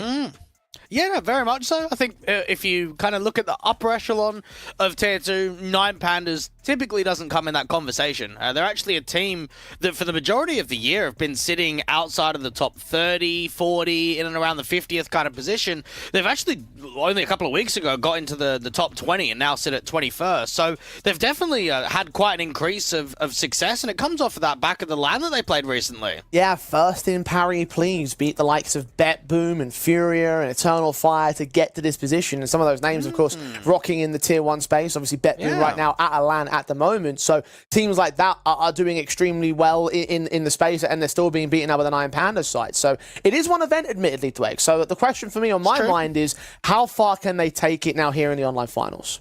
I mean, it would be a very good way to kind of end off the year on a high note, because I think when you look over the course of this year, there's been a couple of deep runs for them, but it hasn't been consistent. Even with CS2 coming out, you look at the majority of events, top 4 here and there, mainly top 8s.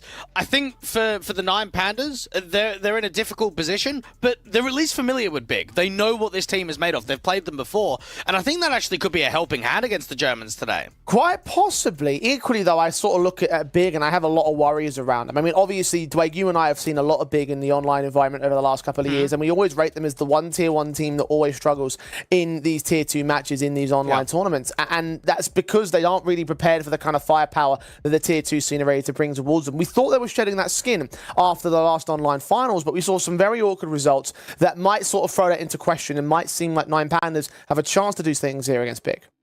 I think when you look at their run last time around, I mean, they got knocked out of the upper bracket by Preasy, who went on to pretty much smash everybody and win the entire event. And then they went all the way to the consolidation final, where they actually had a very tight series against Pain. A 13-11 loss on map 1, 13-9 loss on map 2. So I think Big can kind of look at last time around and say we were very close, a few rounds different, to getting at least 2nd place. So this time around, the fact that they haven't been tested in their opening couple of games, I think Big could be on here for a very similar run to what happened last time. Yeah, I mean, I hope that they can at least try and crack towards that top 2 position, because for them, they're obviously gunning towards those global finals. They are a Tier 1 team in that respect, and perhaps Mantu might be the man to make the difference for them here, Blake.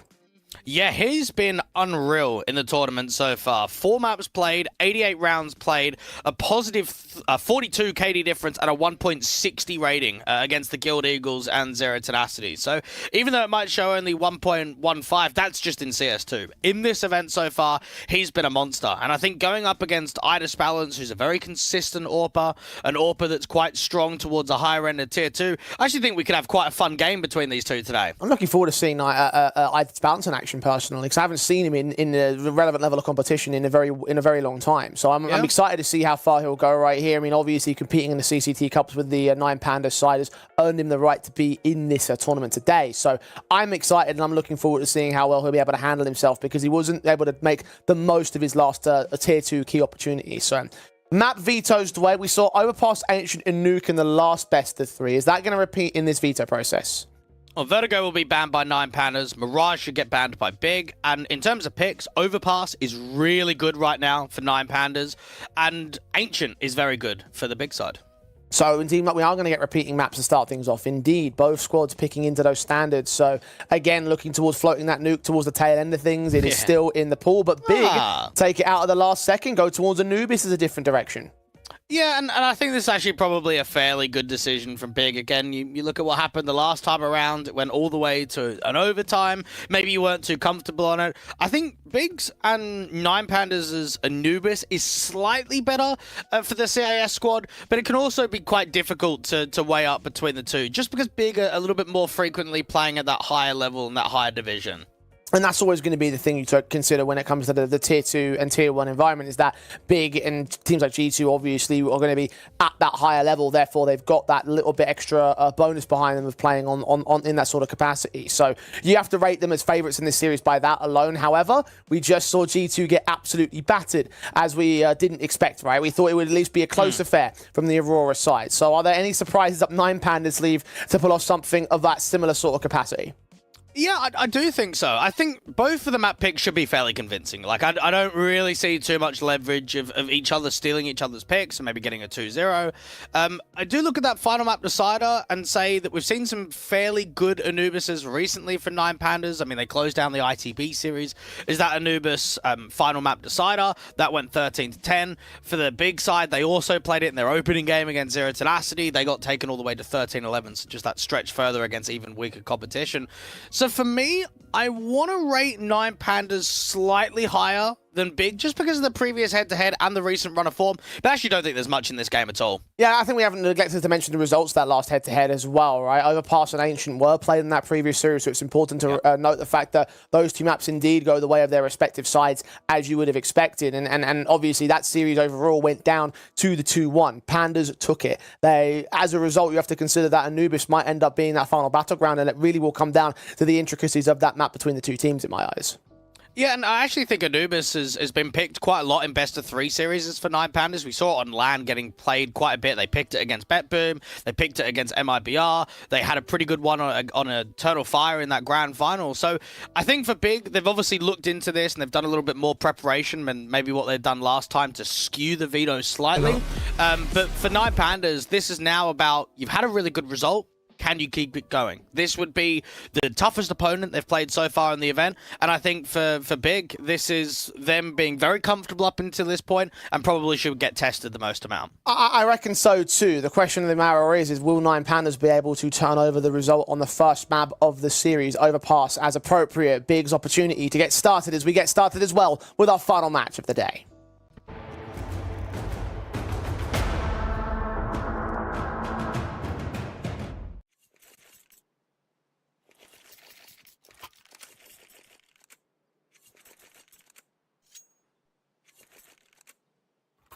On the T side start, Big bringing up 2 sets of Julies to kickstart in the pistol. And 9 Pandas pretty much have the best Overpass track record in all of CS2. 16 wins and 2 losses. Oh, my goodness, that's unbelievable. There's a reason why they picked it, and they may be able to demonstrate exactly why here. Julies of Crimbo trying to ante the position of the 9 Pandas camp. They will get that first kill, but Idis Balance takes it right back. You wonder when Process is going to strike by opening up the condor. Is it when contact is made out towards B, or does he actually try and play the late round of the retake? Got utility at the ready. We'll put that smoke down towards the heaven position. Sin and a flash Mantu in for contact, or at least to suppress those players over towards that monster position. He'll get that kill. Prosa strikes on short with 2 more frags, and suddenly Glowing is all that remains. He does some damage onto the first player. Mantu down to 1 point of health, but Sin is quickly able to make his way up and take the pistol for Big. And I think something that also needs to be noted, Jay, about Big online, especially in Tier 2, it feels like the last maybe, 4, 5 to 6 months is probably the largest amount of stretch of online events that Big have wanted to participate in. In previous, they'd accept a couple of invites here and there, maybe in some downtime, or maybe if they're in between LAN events. But these days, it feels like Big are trying to get involved into more. And maybe that's the new culture and new identity of the team. It's a lot younger, a lot more youth. They want to try and get ready for teams like this. And we talked about teams a little bit earlier on that could well fall apart at the end of the partner league systems. And honestly, in my eyes, Big could well be one of them. So perhaps a little bit more of that playing time might be fundamental to further success in the near future. Right now, the SMGs try and hold on to the site itself. They should allow a bomb plant to come through here for Big. Not much they can do to deny that. Or can they? No. Process just gets in to stop it. And it's all left unseized. And it's incredible to think that Big actually haven't even played a LAN event in CS2. So that's maybe another thing of why they're trying to get themselves not only into this event to try and help out some of the HLTV rankings, but also to qualify to that LAN event itself. We saw most recently that they've been a part of quite a few of the CCT Cups to try and get themselves involved. I mean, last time around, especially in the 4th online final, they qualified through the North EU circuit. This time around, they got the invitation. Straight up.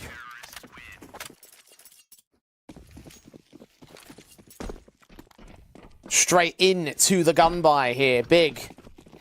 They're rocking the FAMAS and SMG on a couple of players. The AK is on 4 individuals, a 9 Panda. Tabson quickly making his way in as well. The HE sent down towards T-Con as he watches on for T-Contact. He's not going to receive any directly. Similar story for Clax out here on short. Krempo's getting ever so close and actually peppering away with quite a bit of damage. This info play behind the T-Con smoke is all about timing if Dillydez is able to work around it. Watching that backline position. Oh, the adjustment to the headshot is beautiful, but he didn't see Mantu. Still will peek back in, and Mantu will find the trade back. So the 4-on-4 has been found. Seas might have to try and work in front of this molly. It's going to spread, and he actually goes for the safer option. Smoke comes down from his teammate a little bit late, and Crimbo actually strikes in with another pick. Could well get seized as well if he keeps at it. 12 HP. Like a good couple of shots through that wood wall, and suddenly looking at a 4-on-2 situation instead. All got Glowing and Idis balance at high HP margins, aware that Mantu's somewhere around in mid. I don't know if he was spotted there over at Party. They've got a player who's keeping their eyes on it. They'll start to walk their way in from mid. So this swing is all down to just timing more than anything else. He will find timing on Idis balance.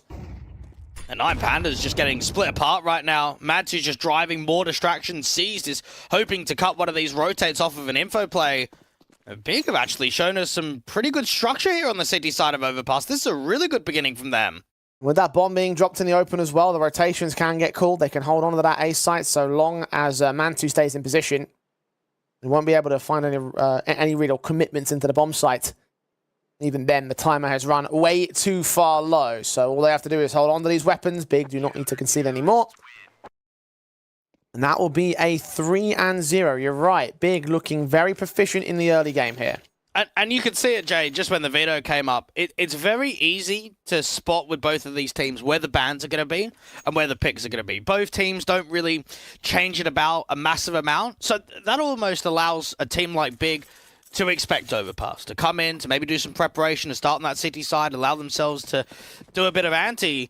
At the same time, though, for 9 Pandas, I mean, this is 11 maps in a row. Their winning streak is probably one of the largest that we have on any map out of any team in the comp. Like I was trying to say earlier, the big side have an opportunity to anti-strap based off that last series.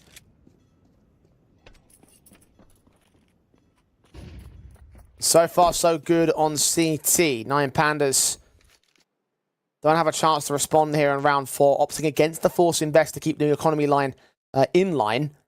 And we should note as well that map 1 and map 2, which obviously is the exact same, was comfortable. 13-7 out on the first, and then 13-8. So you expect, hopefully for Big, and vice versa come map 2, that it could get more competitive between these teams.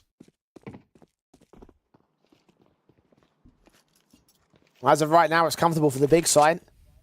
9 Pandas able to adjust against Mantu at least. Natus Balance throwing himself into the Thunder to be able to disallow second man to get the AK out. Process trying to engage now the back lines of the site. 9 Pandas with a man advantage have secured the bomb plant here, so even without this round itself, it seems to be successful. They might get a lot more out of it. Sees with a kill on Process. Crimbo trying to find a wallbang kill here. Back up a dumpster and M4 in the hands of Dilides. And Sin now joining his teammate, but finding no access to the site. This is looking like a wonderful steal here for 9 Pandas. Crimbo just taking so much damage. And yeah, he's got to try and get out of there. For Mars getting nothing at all. And just like that, looked like it was going to be the comfortable 4-0 beginning, that there was a few upgrades to work with going into the 4th round. But in the end, the Eco and the Hero rifles do a lot of damage. Clax might find Crimbo as well. Or Siege, rather, I should say. Man's been caught. Swing forward. He just about evades the first. Clax might actually still get it anyway. Yes, he does. Rifle dropped at the last moment. And it is USPs across the board for Big. Money is still pretty good for them, however, so they should be able to consider an investment. Yeah, they probably will. I mean, only Tabson is double eco. I mean, the one thing that we always need to remember to ourselves, though, Jay, is that Big can be a little bit uncharacteristic with their buy attempts, and sometimes if they're not getting everything out, they do like to go for the safe route. Not this time. AWP and M4s have faith in Mantu, Crimbo, and Sin. 5-7 and PT50 on Process and Tabson, respectively. The 9 Pandas have a couple of M4s to keep the economy safe and stable. Investments seen as you would expect. Big not receiving any early contact in round 5. And Mantu averaging a 1.25 rating on Overpass and CS2. The top performer for the Big side. Glowing. Oh, HE and Spam. Another great opener for Big. The second kill Crimbo's got through that Spam. Now, this is looking really positive. Big are winning quite a few opening kills in the majority of these rounds. Or Providers balance thrown off by, assuming that was a flashbang thrown there. Smoke instead of block vision anyway, so nothing that the AWPer could do outside of give up his position and give up the information to the CT side. 9 Pandas even making a footstep known towards the short control, so a fair amount of info gained by Big. A resmoke down from Sin. You can just play on the other side of that and wait to see if there's going to be a walk contact through it. Now, Tabson hasn't really heard anything, and I think when this smoke starts to clear out Divider, if he sees nothing at all, that will be a very good tell that it should be a B lane. Smoke's coming in towards that Divider position.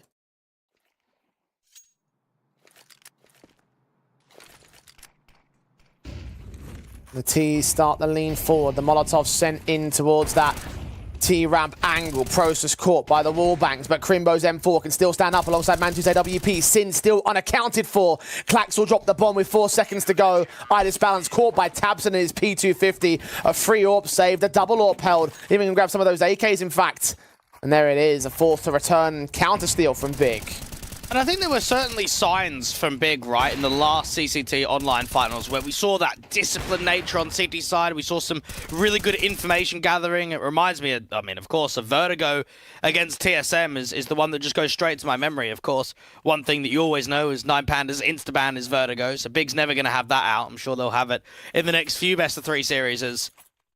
And they are putting on a good performance. You could see 3 out towards B, 4th player on rotate from Heaven.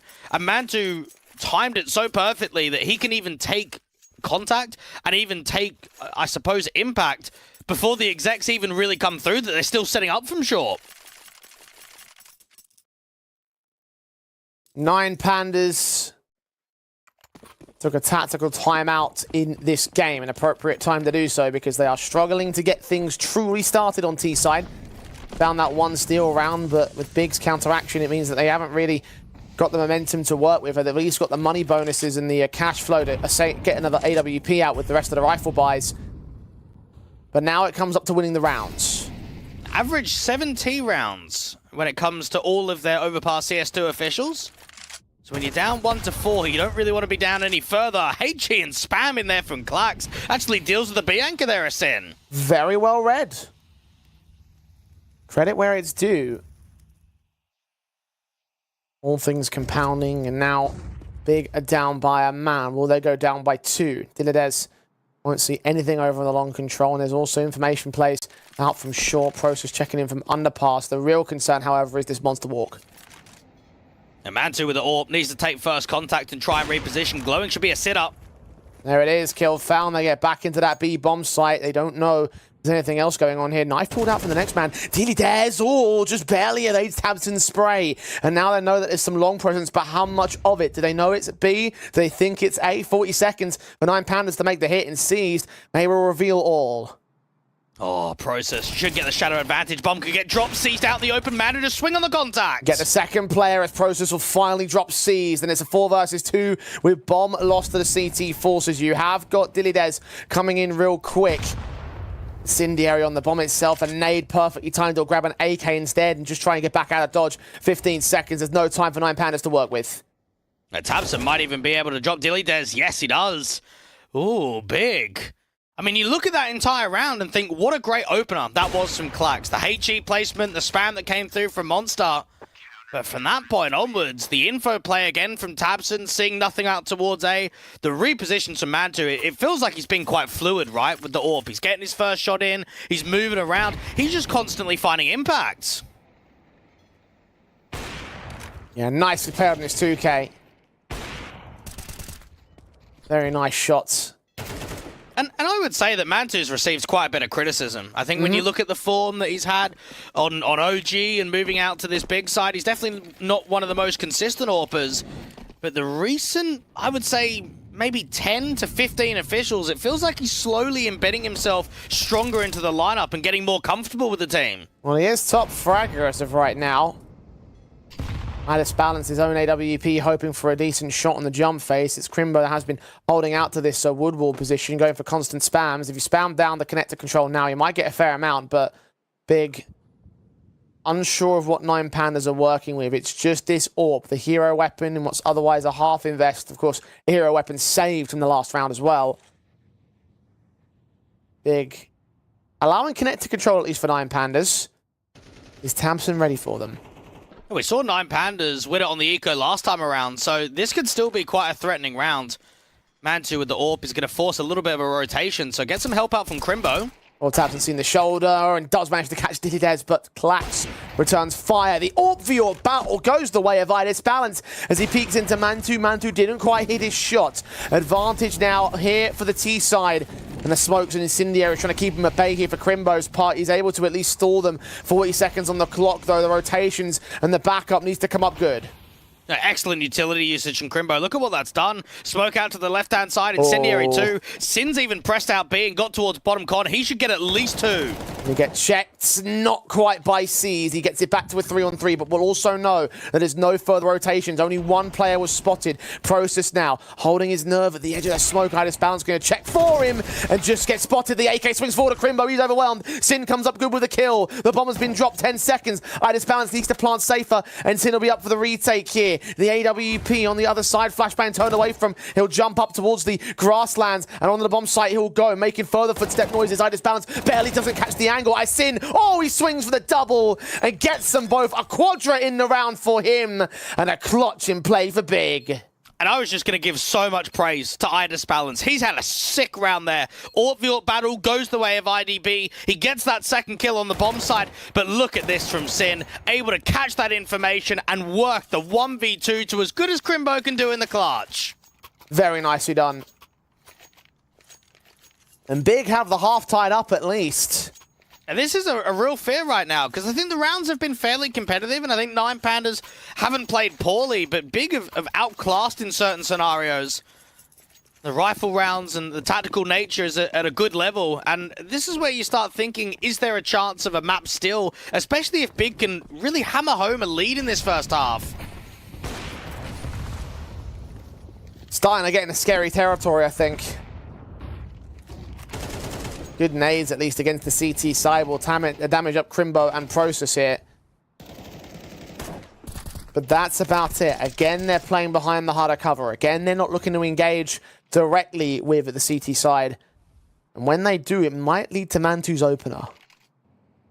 And you've got to expect for 9 Pandas, they'd love the opportunity to play Aurora in that upper game. A lot of players played with one another. A lot of the coaching staff familiar with one another. And they did force the AWP off angle, but Mantu's just going to reposition and get further back a little bit more of a disciplined angle on the side. Swap places with, actually not even swap places, just join up with tabseN in the mid face. Klax continuing to fight on from that monster position. The only player that's known here. Long is complete free reign for 9 Pandas. The C's could fall to the AWP though. And that's an issue. If he overextends the marker and that bomb gets dropped, especially with only 40-odd seconds on the clock, that could make this round very uncomfortable. The swing. AWP might be ready for a little bit more out of this. He might even line up. He actually shoulder baits. Seas comes up with the kill. The bomb has been spotted and tabseN is going to wait this one out. How much will he find here? Will he get checked? You bet he will. Klax, he knows what big are all about. And from there, the CTs have to save. Oh, that's an excellent round for 9 Pandas. I mean, look at that spacing. So tight for the trade. As soon as Mantu gets one, he's just done for. There's no way that you can reposition and look in for a second kill. And then for Klax, just a really important check out there to Divider. Ends that round for a second. Very nicely done from the T's. And I think on paper, this 9 Pandas roster has actually got some really sick talents. You've got Seized, who's a very experienced player. Okay, yeah, maybe he hasn't had that same level of success for many, many years since he was on Navi. I mean, you've got Dillydez, who's kind of one of the newer guys on the scene. Klax, we saw a lot from him on K23 most recently. Astralis, obviously, we know what he was like on Spirit. And then Glowing, he was probably OneWin's strongest rifler. You've got Zoma, the coach, who actually was a previous analyst for Gambit Youngsters. He coached the Trident side and the Cyber Legacy roster. He was the assistant coach to Hooch out on Windstrike. So on paper, you've got a lot of good pieces, and I think 9 Pandas are slowly starting to see towards the tail end of the year some success to the roster. Certainly doesn't feel that way. As you mentioned before, they just want to LAN. Even some of their recent performances in the online circuit have started to get a little bit better. They've gone from going out in the Swiss stages of CCT events to now top 8, top 4.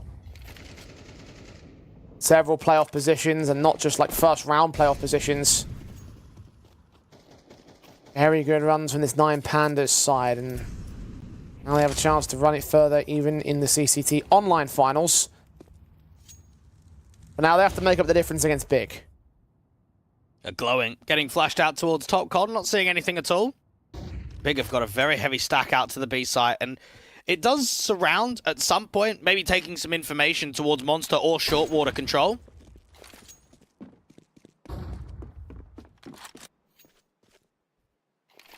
Just info spotting and bullets flying out to that long position. Dillydez will be the man to lead at the charge. Mantu so focused on mid for now. Now, Astralis can literally hold this line towards Bank, and the rest of his team can just walk up on a contact. Good flash to bait the AWP. Smoke can come down towards Long with 40 seconds on the clock. What Mantu needs to do the most out here. M4 of tabseN continuing to press. Mantu has been leg tagged. Glowing has been dead to right. Klax returns fire against the M4, and now 9 Pandas are going to try and commit. Crimbo working inside of the smoke. Sees tagged him, but he doesn't know. Crimbo could find all 3. If he drops the bomb carrier at this moment, that could be everything. They turn back to check him, and he only lines up the first kill, not the second and not the third, but it's still playing inside the smokes, and Process has caught the bomb planter. The scout shot has landed a headshot, and he's going to get Klax as well through the smoke. Down to the last wire for Big, but they come up good. I want to give a lot of credit there to Crimbo. Obviously, we're not there in the moment, and I'm sure the comms are really loud, but he did get spammed up, but it still was unknown. The fact that he gets in there, and yeah, he might only get away with one, it denies the bomb from going down straight away. It allows time for those rotations. And for Process and for Mantu, they're just the late round factors. Crimbo was the one to set up that round. That second shot for Mantu was pure info, though. Big with a tactical. First one called here in this series for them. And we said it at the beginning of this entire series. Big actually haven't really been tested a massive amount across this event. 2-0 versus Zero Tenacity. Their map pick was fairly comfortable. Up against the Guild Eagles in the upper bracket quarterfinal. 13-9, 13-9. Not really being tested. A few late rounds here and there by the B&E lads. But across the board for Big, I think in comparison to 9 Pandas, it's been a lot cleaner. It's been a lot of a smoother run. The big side, they've been a little bit more cleaner than 9 Pandas in this map up.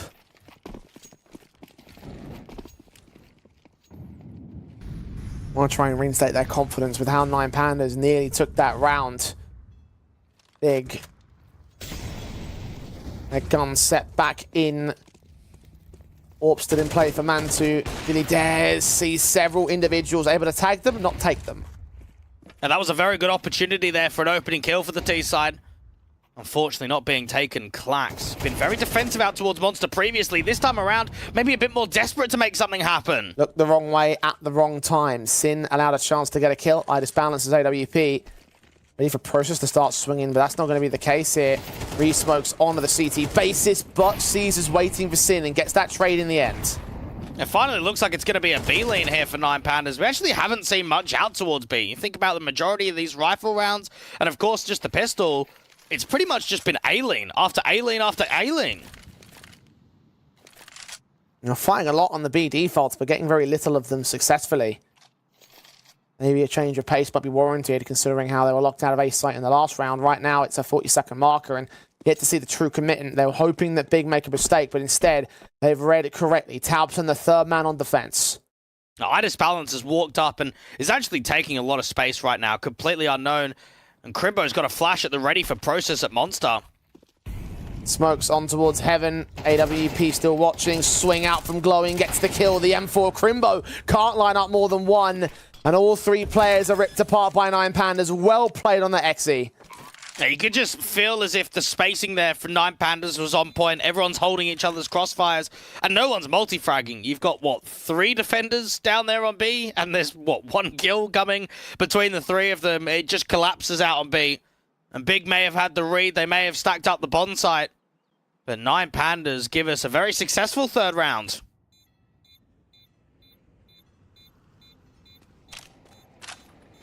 Bit more of that confidence we hope to see from them. Big now might have further problems here. AWP needs to stay in play. The money in the savings accounts not looking all that good. 9 Pandas may find a lot more than just a third round. They could find a streak to close the half. I think Big's best option is to go for a harsh eco here. And not invest around that AWP. Give yourself a strong rifle round, even if you can reset your opposition straight away. Big need to extend as much of a lead as possible in this first half, because I've got to be honest, Jay, I think 7 rounds on CT side probably isn't enough. And again, I'm actually a little bit surprised with the buyback again here from Big. We know that they like to keep it safe. We know that they like to try and invest strong in the rifle rounds. They're actually going in for another force buy.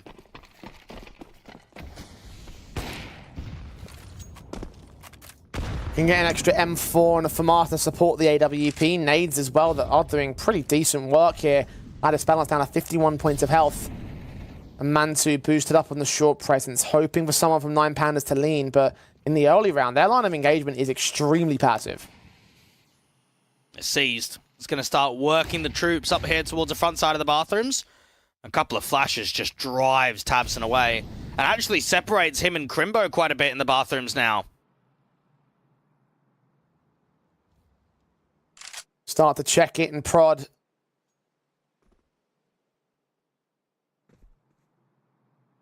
Both the rifles on the long control. I think as they realise that extension that there's nobody out here on that B site, they'll start to be a lot more heavy-handed towards the A play.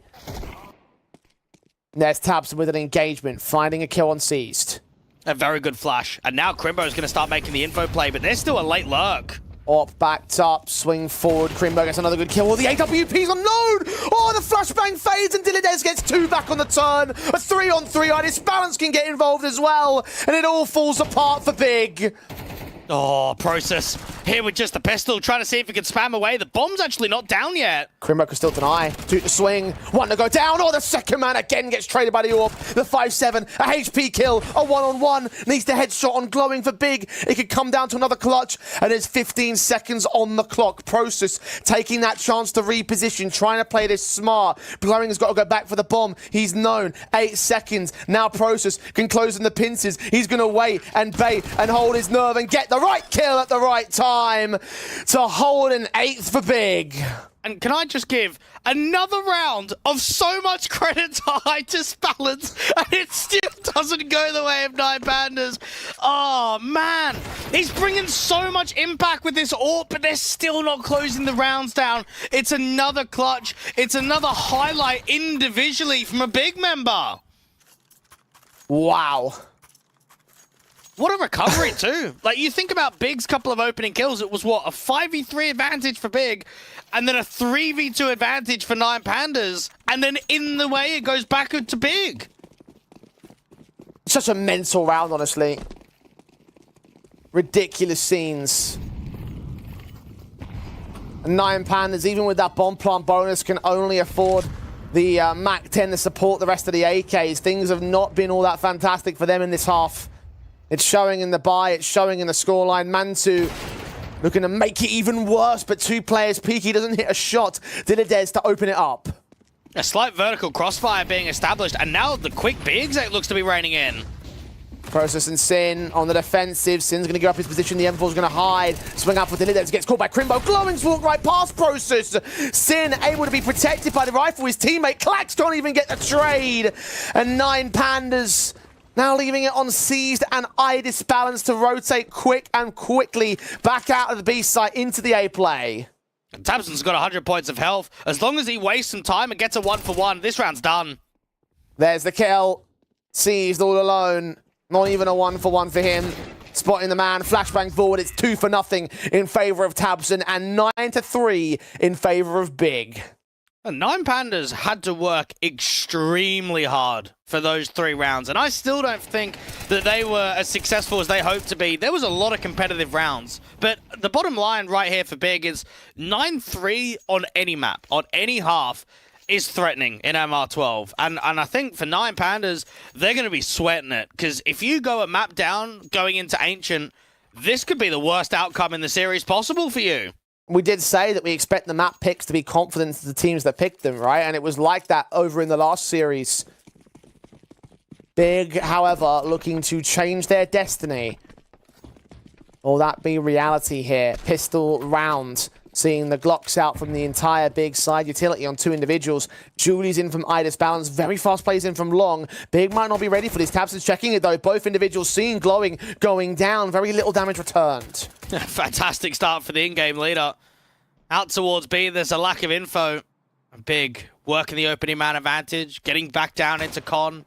Mantu not seeing anything. IDB doing damage with the Julies and actually getting away with Tabson. Process tagged to 2 HP as well. 4-on-4, he's the forward player. Mantu trying to make no noise on the drop down, and Ice Balance didn't know who to focus on, so the kill goes back for Big. And Clax on the bomb site. He needs a miracle. He needs a big rounds. Flash forward. Turned in, swing forward, finally gets Process, finishing off the job that Idis Balance started. Now him and Dilladez hold the line of the back lines. They get Mantu next. Sin continuing to fight. Dilladez not going to hit his shots. Crimbo comes in for support, and Sin looking to consider the charge forward. Seeing C's, unaware that Clax is still there, and we'll get a headshot back to leave it all on Crimbo. A 1-on-2 clutch. We've seen it before from Big, but not in this round. Pistol gained by 9 Pandas. Yeah, nicely done by Clax, because you got to remember, he's pretty much the only player on B. Now, he does get a flash assist, which unfortunately is more for short than Monster. The flash lands in front of the pillar, he peers out towards the right-hand side, sees nothing out to the short sandbag. They're all coming through from Monster. The fact that he's able to turn to the left, get that kill, fall back into the pit control, keep fighting, and end off the round with a triple, shows the impact that he delivered on the bomb side.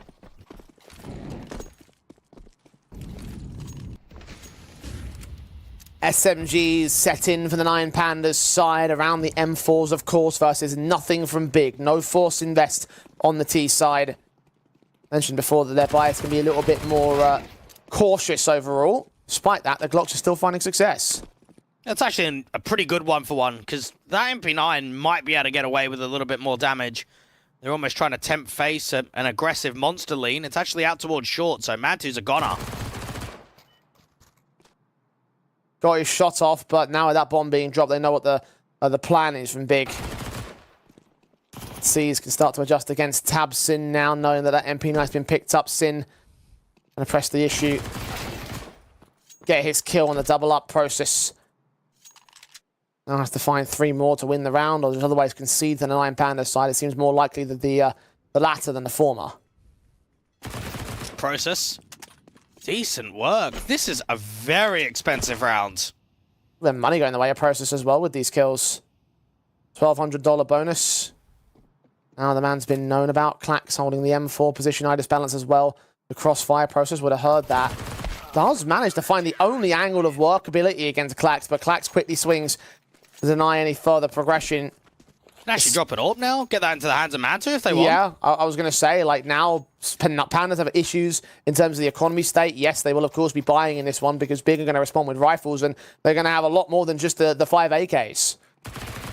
And this is where we need to see the strength in the second half. In that CT side comeback for 9 Pandas, there's a reason why they've won 11 overpasses in a row. There's a reason why they're 16 wins and just 2 losses on this map in CS2. They're very strong. They've beaten some very good caliber opposition, some top 15 teams on HLTV, which is even obviously better than where Big are right now.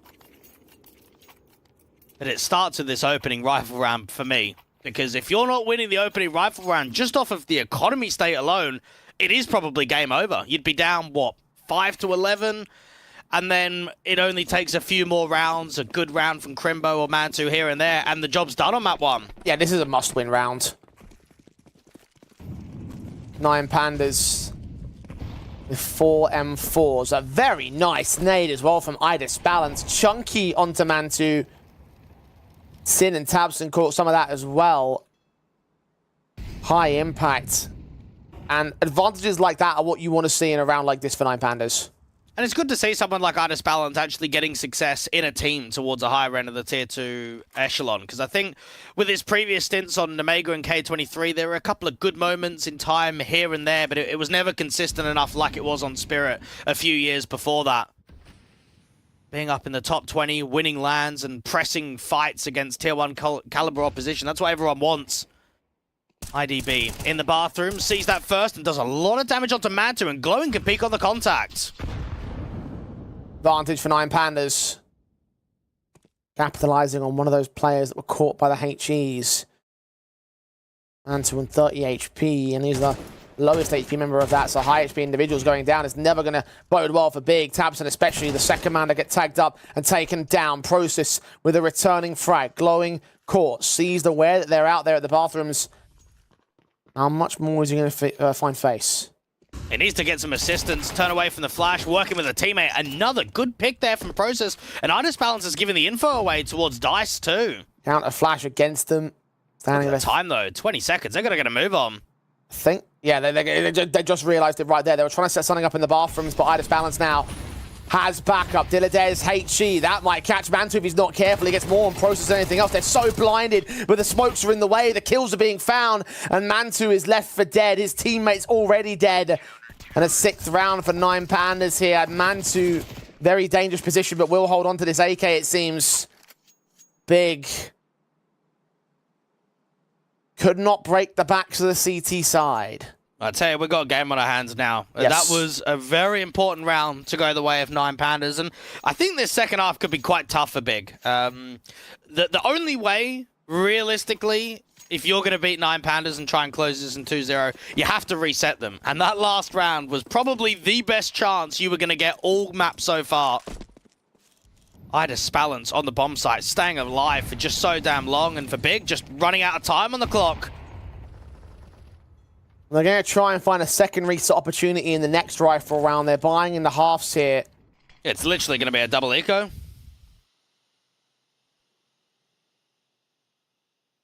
The Eagles and P250s, the AK. Seeing what Mantu can get out of this, if anything at all. And so many times, Jay, we both sit here and say, well, if you are going to double eco, why didn't you just force down the first time? Big have constantly gone with this kind of route to give themselves just a slight slimmer of more economy come that rifle round. But it does also mean that buys like this are going to be weakened because of it.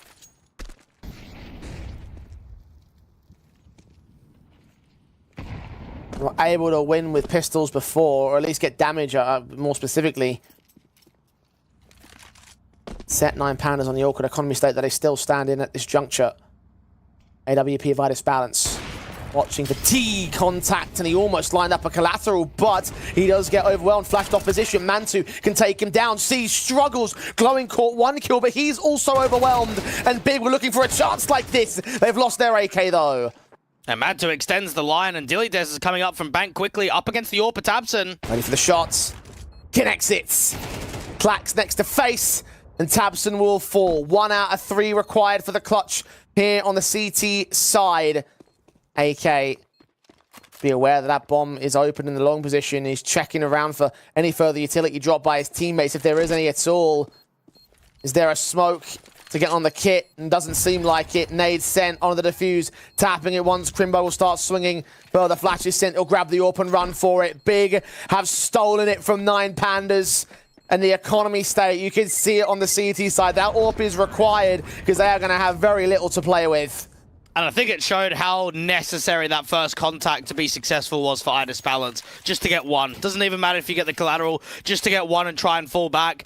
I mean, we only really saw it from Mantu's POV. That the AWP was flashed and trying to fall back, the Mantu gets the kill, but somehow the pistols just rain havoc on the bomb site. That might just have to be one of those rounds that you go back in the demo and just kind of get an idea of how that site collapsed, because it really shouldn't have been around there for Big. Absolutely not.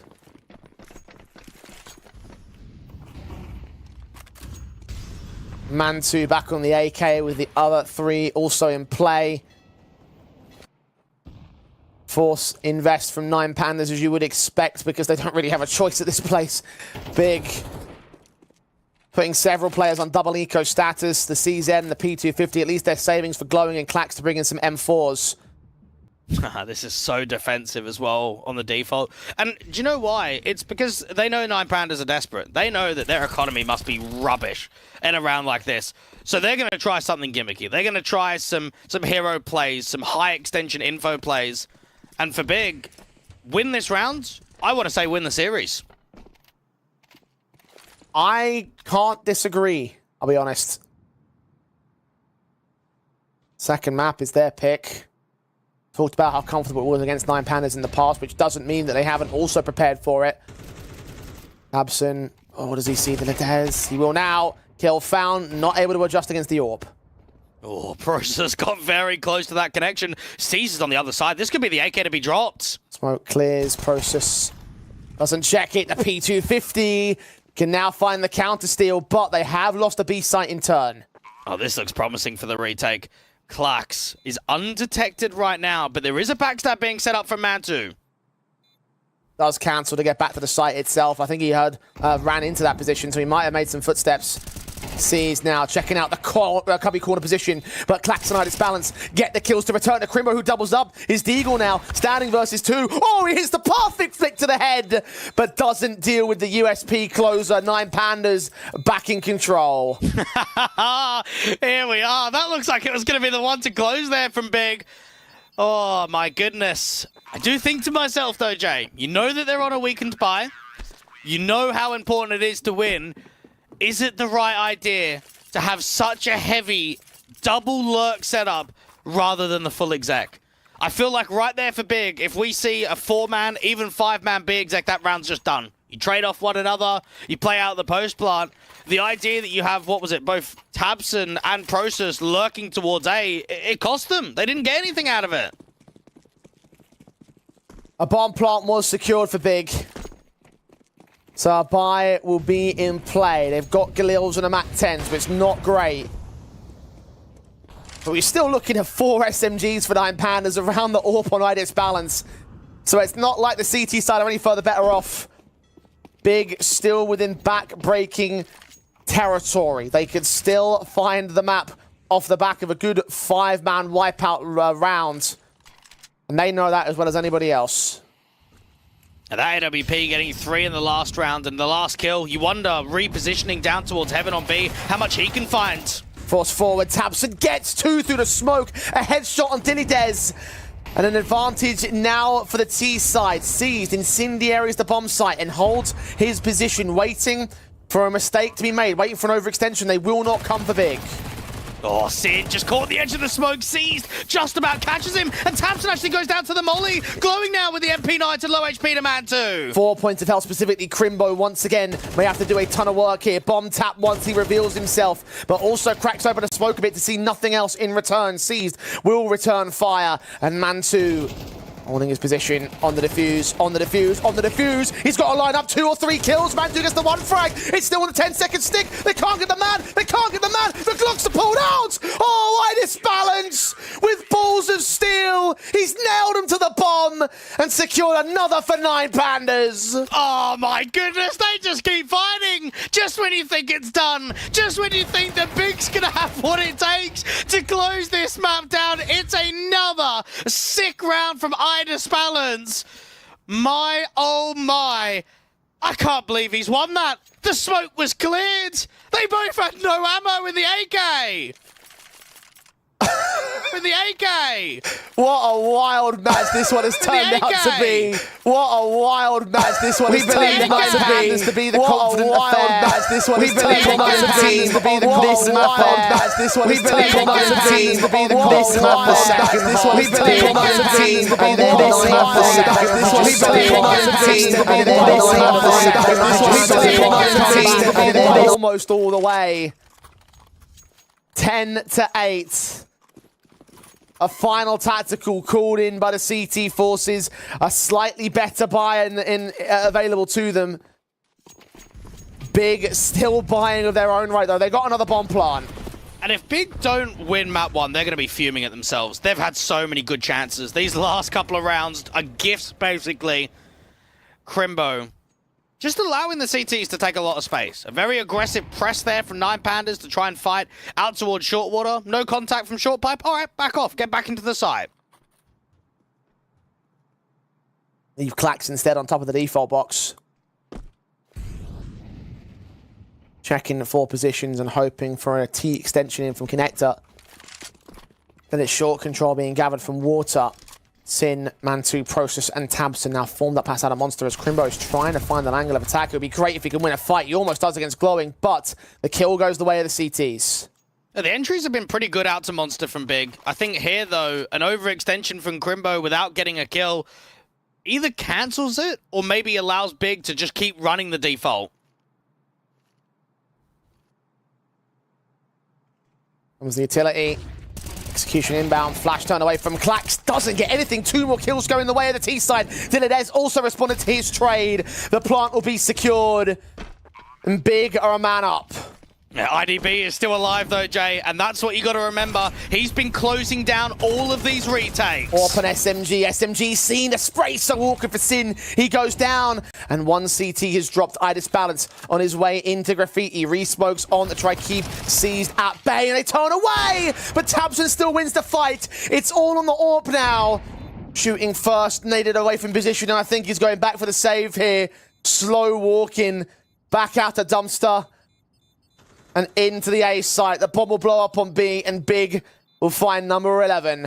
My goodness, it is narrow margins right now. I think you look at that position from Seized, and you think if 1 more bullet connects onto Tabson, bro, they win that round. Like, it's as simple as that. It's a 2v1. They can maybe hold off a little bit longer. IDB's definitely going to actually go for the retake. Big, I mean, they've done as well as they can to force the reset. It's double eco for the majority of players. They'll have to force around this AWP. They've got no other option. They have been fighting with a shoestring budget, to be honest. SMGs on 2, Deagle on 5-7. Big now getting up to 3 AKs on their T setup. AWP of IDB. Set into mid, jump phase from Seized has spotted at least 1 individual. Smoke on short to stop progression. You think about 9 Pandas. What options do they have in a round like this. You've got IDB playing the AWP towards A. You've got an aggressive long. You've got to try and get an opening pick. And it may just come down to a timing. When does Glowing want to strike? He doesn't want to strike too early. He does want to press and strike of his own. Process. Expecting the CTs to force forward, but they opt against it. That is the smarter call to make. 60 seconds. And they hold their nerve.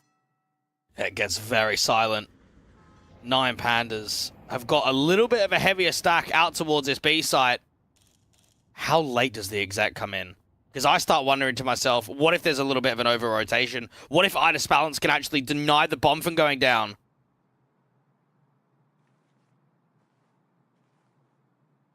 They're all just holding angles here, Big. It's so slow. Is this a stop call, maybe? Yeah, it might be. I mean, no one's... The bomb's still in T-Con. Yeah, okay. Okay. Yeah, I realized that at the 30-second marker, something wasn't quite right. I mean, it was kind of weird to see nobody moving. I thought they were just hoping that 9 Pandas extended, but like that. Yeah, that start. Okay, so obviously things were a little bit. Okay, so there. Obviously. Yeah, I mean, Crimbo was obviously DC. Okay, so I was thinking that he was just playing Anti-Flash. He was obviously DC. I was thinking that he was just playing Anti-Flash. He was obviously DC. I was thinking that he was just playing Anti-Flash. He was obviously DC. Get the stop call in. So we still stand at 11-8. Big in the lead, 9 Pandas. Still working with limited funds here. This next round is of utmost importance. So Big will call a stop if necessary. Because like you say, Dwight, they are moments away potentially from winning this map up. Yeah, and I think, again, I said it only a few rounds ago. If Big don't win this map, they'll be fuming at themselves because they've had some really good opportunities. When you're up 9-3 at the turn of the half, when you're up 10-6 and you've pretty much got them on the ropes with the economy, you lose the round, bang. You lose the next one, bang. You're going to force the reset at some point. I think they have set themselves up for victory. They just need to put the rounds up. They just need to get those final 2. And it might even just come to 1 because it will force a reset if they win it here.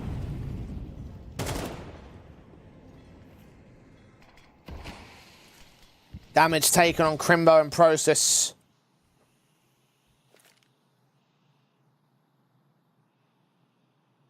Grouped up to set their own nade stack in play. How much? is going to take that. 1 HE to his position, a second one down as well. Stray bullets can land and get the kill for it. They make their way in. Sin to aggress. 1 man only the bomb site. Sin trying to keep his head tucked away. Tabson forced to get that trade back at Idis Balance. His AWP looking in for shots and almost hit one on Process, but still unable to connect to kill. He's backing away from position. I think 9 Pandas might call a very early save. That's a tough call to make, isn't it? Because you don't want to save, but you also don't want to go for it and lose the round and just lose everyone. That's one of those moments right there where as soon as the call just comes in, you can't even hesitate. You just have to make it instantly. Big. Charging towards that B site. IDB, unfortunately, he's never really in a position where he can get a kill. You can see him playing quite defensively towards Graffiti, but Process doesn't even wide swing. Process doesn't even commit to the bomb site. All he does is jiggle. And as soon as the AWP gets baited and there's no connection, you just know there's not much of a way in.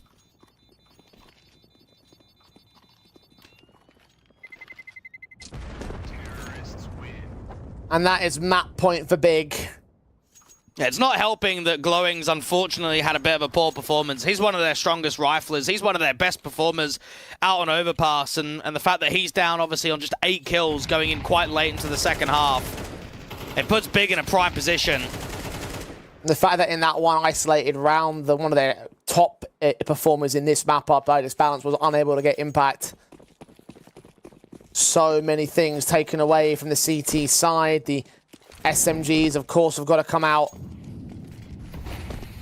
There's no cash for the rifles, no money to spend. And 4 map points to play with on the German team. Flash in. Dilidez able to get the first, not the second. Process trying to get in with 2. Only good for the 1. The HE of Crimbo can finish off the job. And Big will look to finish off the job overall. Just so many counter flashes out there towards Monster, but it's the HE towards the Monster wall that secures it. Glowing. trying to spot out towards Con. If he opens up that door, Crimbo's waiting for him. Seized. Just spotted Process. I think Process saw him. Maybe a boost here, perhaps. Flashes in to get the player over at Monster secure. Crimbo doesn't see Seized yet. He's pixels away. Glowing swings and damn near caught Mantu, but him and Crimbo can combine. Quick turnaround. The AWP now involved. Finally, Iris Balance gets one back for 9 Pandas, but C is still stuck on a bomb site with only a CZ. Oh, they don't even anticipate this backstab. He can drop the bomb. He missed the shot, though. Swings at the second one. He also misses again. And now it's on the big veteran. The CZ on Seized. 30 seconds to drop the bomb. Either round, they're creeping oh so close on the big side. Process leans, Tabson has been caught, but Process can return. 13-8 for Big. What a start in the map, but may have been tested in the second half, but they found their closing rounds. That difference of 9-3 was more than enough to secure us and take map 1.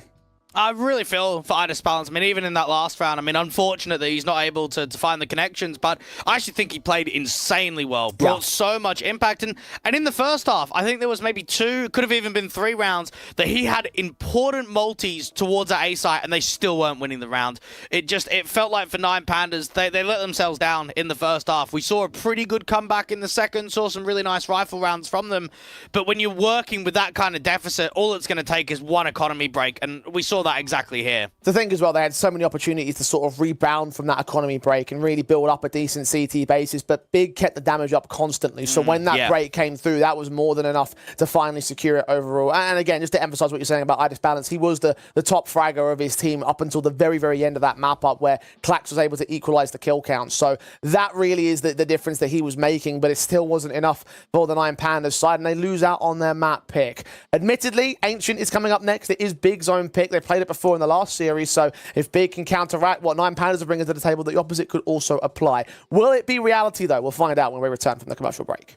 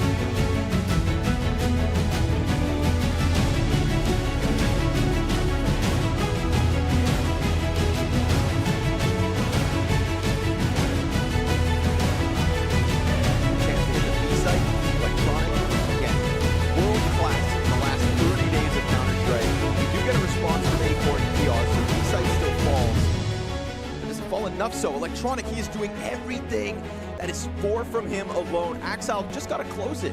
Simply close. It could be a headshot, though. Another shot to Kiosk and it's done. Gets the fresh mag. Don't think any fight.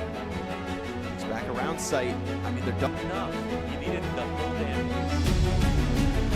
That's a tragedy for Electronic and his team. And not only was it that he almost got the ace, he got 3 right also. Doesn't fall enough so.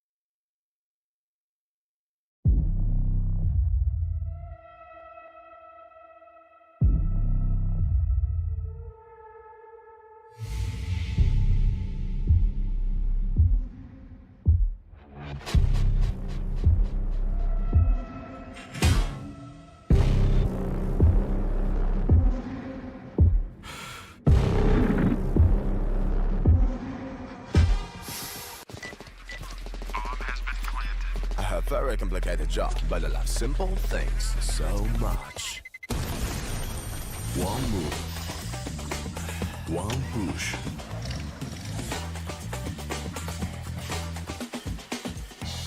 One touch.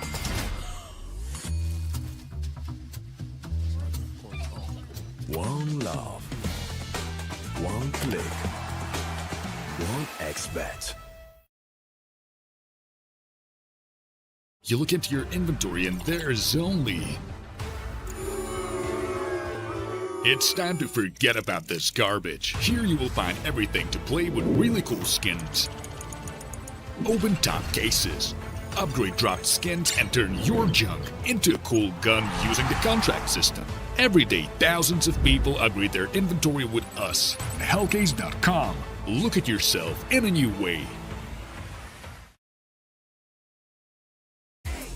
Want to win AK-47 Legion of Anubis, M4A1S Decimator, or AWP Atheris? Your time has come. Analyze and vote for the tournament outcomes. Earn points, and with dub skins from BO3GG. Don't hesitate. Vote on BO3.GG and claim your award. Yo, what are you doing? Exhibit. What do you think? I'm a paperclip? It's Mr. X to the Z. You need to quit browsing like a lame and get Opera GX. Because with GX mods, you can pimp your motherfucking browser. All you gotta do is click here, select the mod, and boom! New look, new sounds, new everything. It's not easy being a legend. Oh, shit. Not again. Change the mod now. Download Opera GX.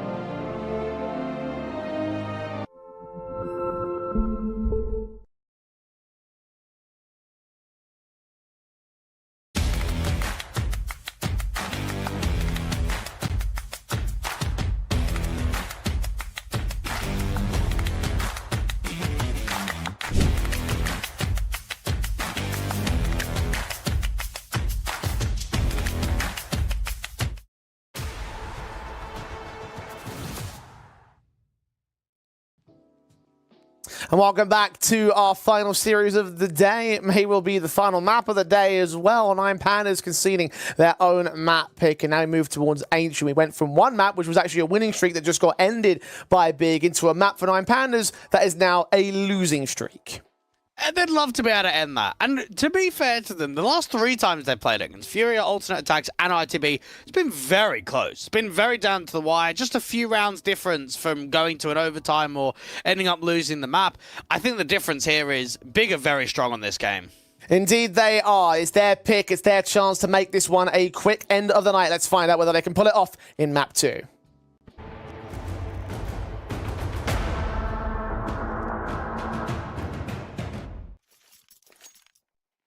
CT side start for 9 Pandas, the half that we need to see them do decent damage on here, else Big indeed will run away with this kind of game and with the upper bracket final spot against Aurora. Can 9 Pandas shut it down? It is a pistol round going live. And unfortunately, it's one of the weakest maps in the pool for Idis Balance. You wonder, can he bring some of that form from map 1 here into map 2? Big, with a lot of players outside of the doors indicating a B lane. Set those pistols in play. Process will land the first against Clax. They were setting up utility as well to go into that B bomb site with Dilides able to get Sin first and foremost and do some damage on the Process of Mantu as well. Both players lining up and getting tagged up. The same backup has started to rotate into position as well for the CT forces. One man in the back. Backstabs inbound as well from Glowing. And the smokes and Molotovs are now in position. Dilides trying to catch a headshot. C's now joined by his teammate. There was one shot through the smoke. That's a good kill on Idis Balance. Glowing caught next, tagged up to very low HP. Idis Balance with another kill on towards Tabs and finally put down by Process. Sees where Seizes, gets that second headshot. Glowing the next man to face in. 1 by 1 they'll face, and 1 by 1 they'll get taken down. Dilides now in with his own 2K. Kits on him. Molotov at the ready for Crimbo. As soon as that gets tapped, he's going to put that out immediately, but it is very early. It could get smoked off. It can go right back down, and Crimbo wasn't aware of that. He might not even reach the diffuser in time. He's completely covered off. The Glock needs the perfect headshot. He doesn't land it in time. Pistol for 9 Pandas. And we've actually seen Big do that a few times before. They actually did it in the last CCT Online finals. And that's the only way it doesn't work, is if it gets smoked. If they've got a smoke, which, to be fair, you don't actually see that many smokes being bought on pistol rounds on CT sides. But in the case that someone with a kit decides that they want an extra piece of util and goes for the smoke rather than the double flash, then that's what's going to happen. And Grimbo knew as soon as he heard that smoke, he was pretty much done for. Didn't have the time, didn't have the readability. Didn't have the vision to get the headshot required to keep them in with that pistol. For Big, it's still at least a bomb plant bonus, so a buy will be received. Mantu tagged extremely low, just barely seen. C is going to catch the only pixel he can get the kill with the HE support of Klax. Idis Balance can take down Tabs, and Process gets 2 quick frags to return, though. So once again, Big are getting all the chances they can. Now, Glowing could get hunted here. They know that Dillydaz is out here towards that cave position and just gets swung on. Another kill in the round for Process and spots out Glowing towards Long. That MP9 gets away with 1 and retreats to safety. Sin now prioritizing that bomb plant. The smoke can come down, but now the kill, the SMG trying to see if he can involve against Sin. Process spamming his way forward. Sin's caught 1 Deagle shot. Glowing's out of ammo himself. USP picked up, trying to look for Process, but Process ends up with a quadra. 8 kills deep in just 2 rounds for the man. He stepped up to bring back Big a decent first of their own right and break the backs of Pandas. Process, lowest rated player on Ancient for Big in CS2. you wouldn't think that. Yeah, but putting 8 kills up, a lot of impact. And I think it shows with the way the pistol round's gone down and the way that the anti-force buy has gone, this could be a really scrappy first half. This could be a very back and forth, light sort of investment rounds being successful. I mean, even in this force back from 9 Pandas, it's not out of the equation. HE geometry, wouldn't have expected it to bounce like that. Some of the clip rushes in this game are just really, really weird, aren't they? Yeah, at some point, you'd think they're going to get smoothed out. Just one more thing on Valve's to-do list in terms of CS2 improvements. Yeah, get Bob in first. That's what we need. Oh. Damage up pretty heavy against Sin here. 9 Pandas doing work with their limited resources. Should be an easy enough kill, I say that, and Dillydaz still falls down to the wallbang headshot spray through the smoke. Advantage for Big. They just spam everywhere. And it seems like there's actually going to be a walk down here towards ramp. Process could be on for another multi. Smoke ahead, still gets the killing as the first man. Klax's the Eagle can strike back. Can he get Tabson next? He sees the head. Inaccurate as anything, though. The Mac 10 can come up good against the first. Sin can close out against the second, and now Idis Balance is alone in the 1-on-3. Unfortunately, you're the player towards A, so you try and put a lot of emphasis down on your B players to be successful. You can't really rely on Idis Balance to do anything from this point onwards. So hold on to that pistol, bring it forward into the next round. Maybe look out towards the B doors for one of those saved-in rifles, but it's highly unlikely that he finds anything at all. So should be a 3-1 start here for Big. Indeed, it should be. 9 Pandas. Let's see, there's 1 exit. Sin's low HP, so Idis Balance doesn't get checked all the way, so actually grabs an AK, or does he? He actually missed the picking it up. Might give Tabson a chance to get that kill and try and deny it. Okay. 2 frags, so all in all, rather expensive for Big. Not a single AK stays in. The M4 instead of Mantu. Idis Balance doing a lot of damage in that round. And I think, again, like a lot of people, they look at Spirit in the more modern day with your Magics and your Chopper. But when IDB was out on Spirit, you had a very different lineup. Mir was playing there. SDY was over there. Coldy as well. And you had Crush playing in for a little bit. It was even a Ukrainian core for quite some time. Yeah. Yeah, Spirit has definitely had a lot of changes since Idis Balance was there. He joined at the first quarter of 2019, I believe. Yeah, Davcost as well, I think, played on that team. And a lot of good old CIS veterans and old school names from the Spirit camp. Like when they were mostly playing. Take Seized as a prime example, right? Like, he played on Navi, of course, but he was on, what, Flipside and Gambit and Vega before we kind of saw him drop down to the lower divisions. Only 1 man dropped on Idis Balance's part. 2 kills overall for the 9 Pandas in that exchange. Kind of reminds me of Snacks as well for C's. The idea that a little bit more of a star player in his heyday and kind of been transitioned as time's gone on into a more veteran role to bring up some youngsters to take over the in-game leadership. Because he actually played with a lot of these guys on Cyber Legacy and Trident and out there on Singularity. I mean, he played with Deli Des quite a bit. He played with Klax and Glowing. Yourself from star player into IGL. Carrigan did it, obviously. I think when you get older, it seems like it's the only transition if you want to stay relevant. Or just go to coaching. That's also an option. Yeah, but no one really likes doing that if you're a pro. Once you're a player, no, that's it. You either retire or you just, just keep going. You're speaking from experience, Mr. UK professional. Yeah, I'm getting close. I'm getting close. One day. 2 for Masters and an SMG, and 9 Pandas are hoping that one day they can secure a round. They can have a decent buy, at least, at this moment. Big and looking like they're in the prime position. Process tanking all that damage to the Molotov. Kill not quite found, but HP advantage above 2 players now on the T side. That's a lot of space to be taken right now. Not a lot of map control, really, for Big. Process evading the majority of util once again. An intriguing crossfire towards A that the AWP is holding the mid-cross, and actually the second A player as such is actually just watching the A walkout from Donut. Further tags on Crimbo. Wearing down the HP of the 2 players that were tanked so heavily in the early portion of the round. The AWP and the Famar still swinging on Process, trying to get that kill against him. Spread out across the majority of the T side line. Now walk forward to try to get onto the A side. A footstep was made, so Glowing's aware. Can't get a kill on either of those players, though, just tickling their HP. The AWP Vitus balance also flashed opposition. The second one comes in. Mantu could swing for the strike, but the AK sprays once again completely off. Dinadez can come up and find Process instead to a 4-on-4.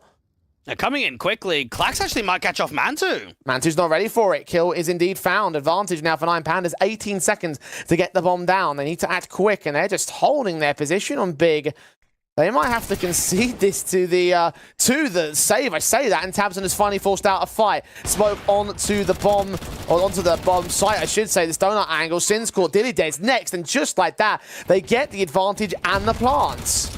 They should at least prod around, and Seized has not been able to find a pick. If Idle Spartans catch off Tabson, they'll go for this retake. Oh, shot missed out at point blank, and now Seized has no choice. He might even get flanked out by Tabson. He might not be given a choice to survive. Mollies are sent into red to ensure that he's not holding an aggressive position. Tabson has seen him and gets the headshot locked in for the 3K overall. And the 4th round for Big. You know how when you're young, Jay, you're told and you're forced upon that you have to eat all of your dinner before leaving the table. That's like Big with the clock. It's like you've got a minute 55, you've got to use all of it before the round's done.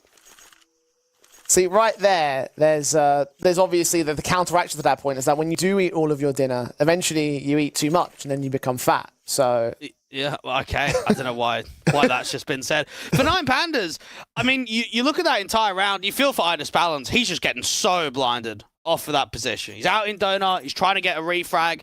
It's just not coming whatsoever, and it's painfully slow on this T side from Big. I think you look at that for 9 Pandas, they had so much map control, right? They had mid for free, they had lane for free, they had 2 players out towards A. They've got really good positional advantage, and they're obviously running the clock low for Big to even start the exec, but it feels as if the slow and passiveness is a struggle that 9 Pandas are dealing with right now.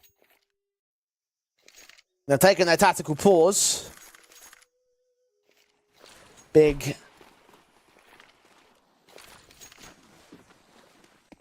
Got pistols only to deal with. 9 Pandas. Again, not the start they would have wanted in this map up. Looks like it was over and over past. Glowing has at least caught that opening frag onto Process. He's going to charge up towards Elbow and try to see if he can find Tabson as well. Couldn't recover that rifle. I don't know if it was dropped exactly. Dinadez also looking to strike out from this cheater position. Of course, Sin's tagged to 12 HP, so actually quite a lot being gained here by the CT forces. Now the AK is in play.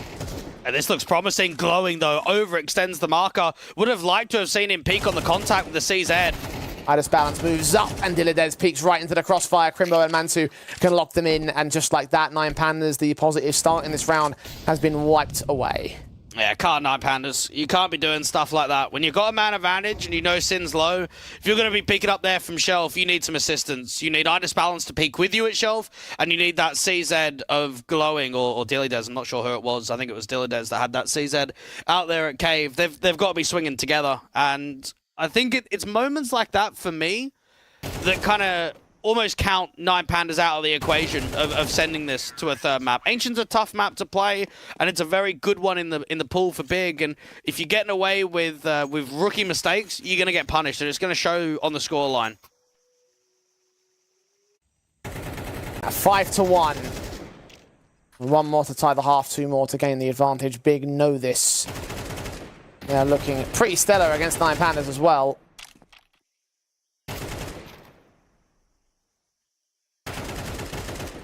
Out all the damage, taking away every individual and disallowing any real holds in from the 9 Pandas camp.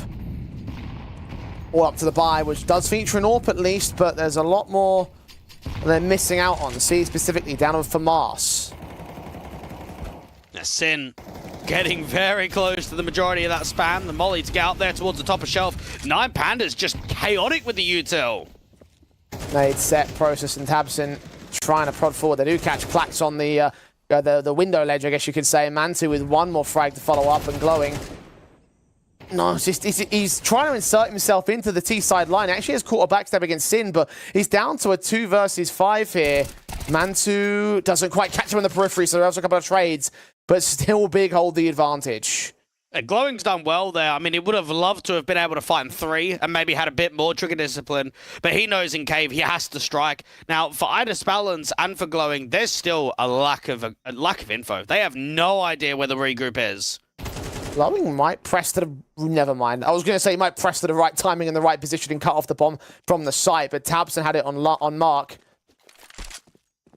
Got that kill, going to ensure Crimbo's safety. Idis Balance has not got anything left in this round. He's the opposite side of the map, not the right weapon for the retake, no kit, no utility. This is just an impossible situation to work. Mate, I'll tell you what, I am proper keen for Big and Aurora tomorrow. Yeah. I mean, I'm calling it here already. I mean, I don't think 9 Pandas can bring it back to a map 3. I just think with the way that we saw Aurora play against G2, and the way that there was testing moments on map 1, but yet it was still, what, a 9-3 half? For Big against 9 Pandas, who are 16-2 on the map and 11 map winning streak. I mean, the idea that you can beat them on overpass and then go into your map pick and play to the level that we're seeing right now, there's actually probably not much between the two teams.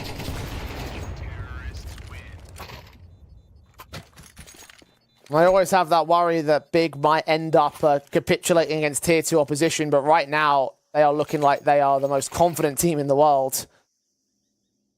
9 Pandas can't come up with answers. 2 tacticals taken in this half. We didn't even see them get to the upper bracket final, did we? Because they got knocked out in the upper bracket semi by Preasy. So pretty much the matchup that's what's being played now. Yeah, that is true. As you mentioned, of course, Big couldn't quite return to the grand finals. Lost out to Pain in the consolation match. I mean, I think a lot of people will look at this tournament and say Big and G2 are probably the teams that we would see in the final. But I think as soon as both of them go down in the lower bracket, if it does at all, well, then that's just it. I mean, it's not going to happen. G2 are already there, and it makes you wonder, do they even have what it chance to, like, the way to at least go to the consolidation final to have a crack at the grand final? Well, Big don't have to worry about G2 as of yet. 9 Pandas is the enemy at the moment. They're making light work of them. Sin and Zilla is somewhere around that corner. That's CZ. Oh, catches a kill alongside CZ SMG. Finding Mantu as well with the quick pop forward. A 5 versus 3 has been gained, but they do lose 1 on the return, and they're aware that there might be some more presence around here. Crimbo is trying to move forward alongside Tabson to catch those trades. Process has caught 1 at red. Next 2 players up to task. The Clax gets another good kill here. Crimbo aware of Dillydez, but he's lost Process to the quick 90-degree flick and a 3K as well. 9 Pandas with a steal. Well, for 9 Pandas, pretty much all they have in their back pocket on the city side is aggress lane and fight for it. And I think for Big, they're starting to get a bit of a feel on what they need to achieve on the T side to kind of counteract around it. I mean, that round right there was just a bit of an unlucky timing. There was, what, a molly being lined up from Sin, and then that's when the peak comes through. So if that molly comes through half a second quicker, maybe you just get a 1-for-1 trade. Sick aim, though. Really sharp from TYLOO to be able to get away with as much as he did.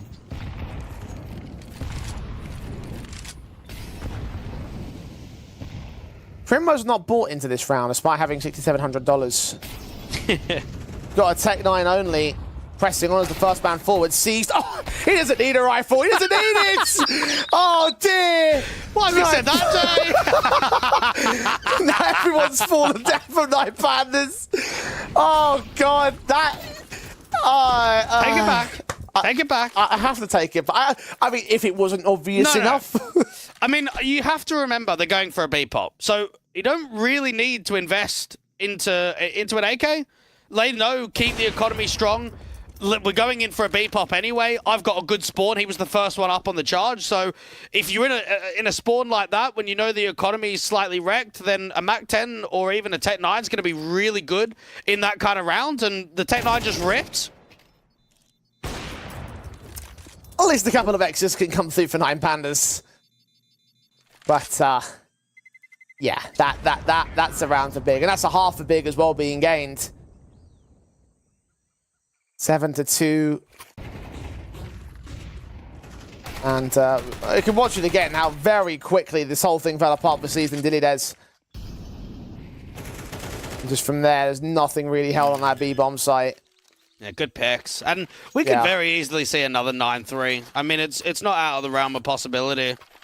I think at this point we're asking what the chances of a 10-2 are. Oh, well, G2 know about that. Give Hooksy a call, see what he thinks. Yeah, hopefully he can get more than 10 kills in a lower bracket game. Stop it, he's already dead. Yeah, it was a rough one from him. I mean, even Monte, I don't even think Monte put up double. I think he put up 7 kills in map 1 and 10 kills in map 2. Rough numbers. Well, no one nearing double digits here from the 9 Pandas side. Itis Balance, still top performer of his team. The Process is on 14. Sin has fallen to the orb, so now he starts to approach double digits. Klax gets a decent kill on towards Process, but Mantu responds in kind all the same. Itis Balance does hit his 10th frag. Mantu dropping a 4-on-2 situation with both T-side players isolated. I think they're aware of that bomb's position as well. A very good protocol. Klax just being able to put down that incendiary as soon as he gets the shadow advantage. Now, Crimbo's going to try a walk up here onto B, but unless he gets this kill onto C's, the round is just finished. He entered very well into the last round. Oh, hearing the footsteps and gets a shot off, but not quite the kill. Now Tabson has just got to see what Ecstatic can gain. First fragger of TYLOO does indeed go down. But now 9 Pandas know just to back up, hold their guns, and win this from the basis of timer. So 10-2 will not be possible for Big. Hang on. I mean, if he gets the kill onto Glowing and puts pressure onto the AWPer, then there is workability in the rounds. It's a very deep smoke, but I don't think Tabson fancies his chances here. He's sat back on the corner of that position. So, not to be in the end. Maybe an exit if they extend back towards main. Either way, it is going to be a third here for 9 Pandas. And Big, they've got money, so they won't be sweating it too much.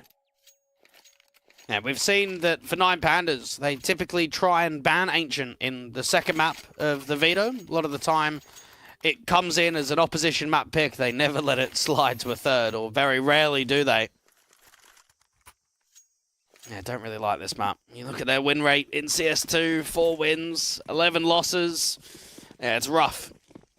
A good punish pick and one that's very strong for Big. 9 Pandas. Had a very good sequence from Itis Balance in the last round. They need to try and get that a bit more consistently.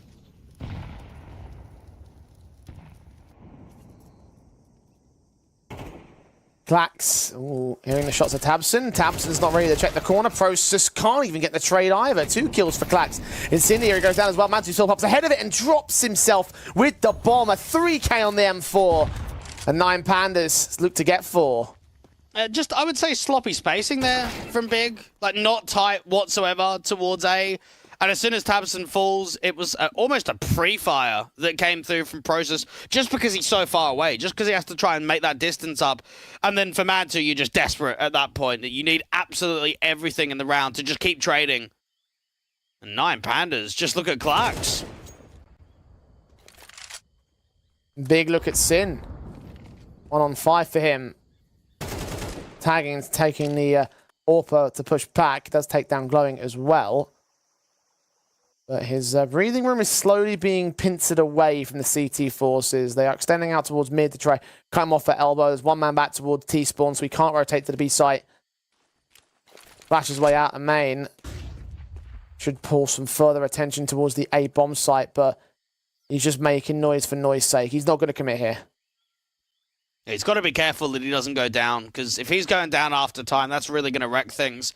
I mean, for Big's sake, there's not a lot of loss bonus, and going into the next round, they're going to struggle to get a strong buy together. Does get seized.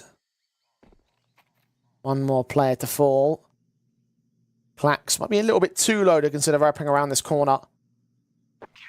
And you are right about the money stay here for Big. It's not exactly fantastic to close out the half. That AK will be pretty important to them, because otherwise it's mostly just going to be force sports, pistols and SMGs.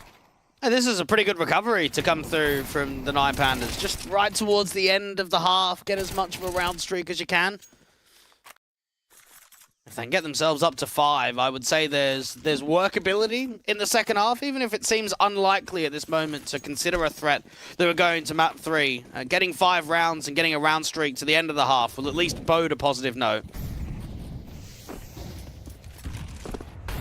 Midas balance quickly up with the AWP. Nay to try to open up the smoke. Sees that opens up on Crimbo instead. Advantage. I think he popped ahead of that smoke, or just put it down after the fact. Either way, 5 on 4 for 9 Pandas. Yeah, Sin's going to try and see if he can work in some of this cave space. 9 Pandas have TYLOO just jiggling down, playing anti-flash out here towards default, allowing a lot of cave walk to come in for Sin. tabseN right behind him. And to Mac 10. Ready for the smoke up at ramp to clear. Boost up to allow the AKO to on top of the box and maybe catch TYLOO off guard. They're hearing footsteps of Glowing as well. Utility being sent back there and everything. Smoke will clear and TYLOO gets out of the way. Sin still seeing nothing. Just unsure of exactly where to look. This is a really good pause because Sin can't get an entry. Just not at all. TYLOO did get tagged in that exchange, so at least Mantu has done a little bit of work.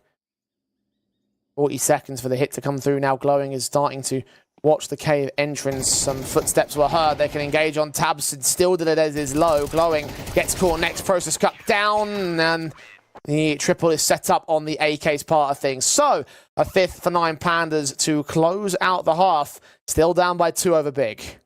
And for Big's sake, they'll look at that one and probably feel disappointed in themselves that they weren't stretching for more. When you're up 7-2, when you had the economy on the ropes, feels like you try to press for 8, maybe even 9 rounds, but only getting away with 7. They'll look at this second half and they know that their CT side is stronger, and they also know that 9 Pandas' T side is going to be weaker across the board from when they played them last time, than what they've seen in like the last handful of games. 9 Pandas, though. An opening pistol would at least relieve a bit of pressure.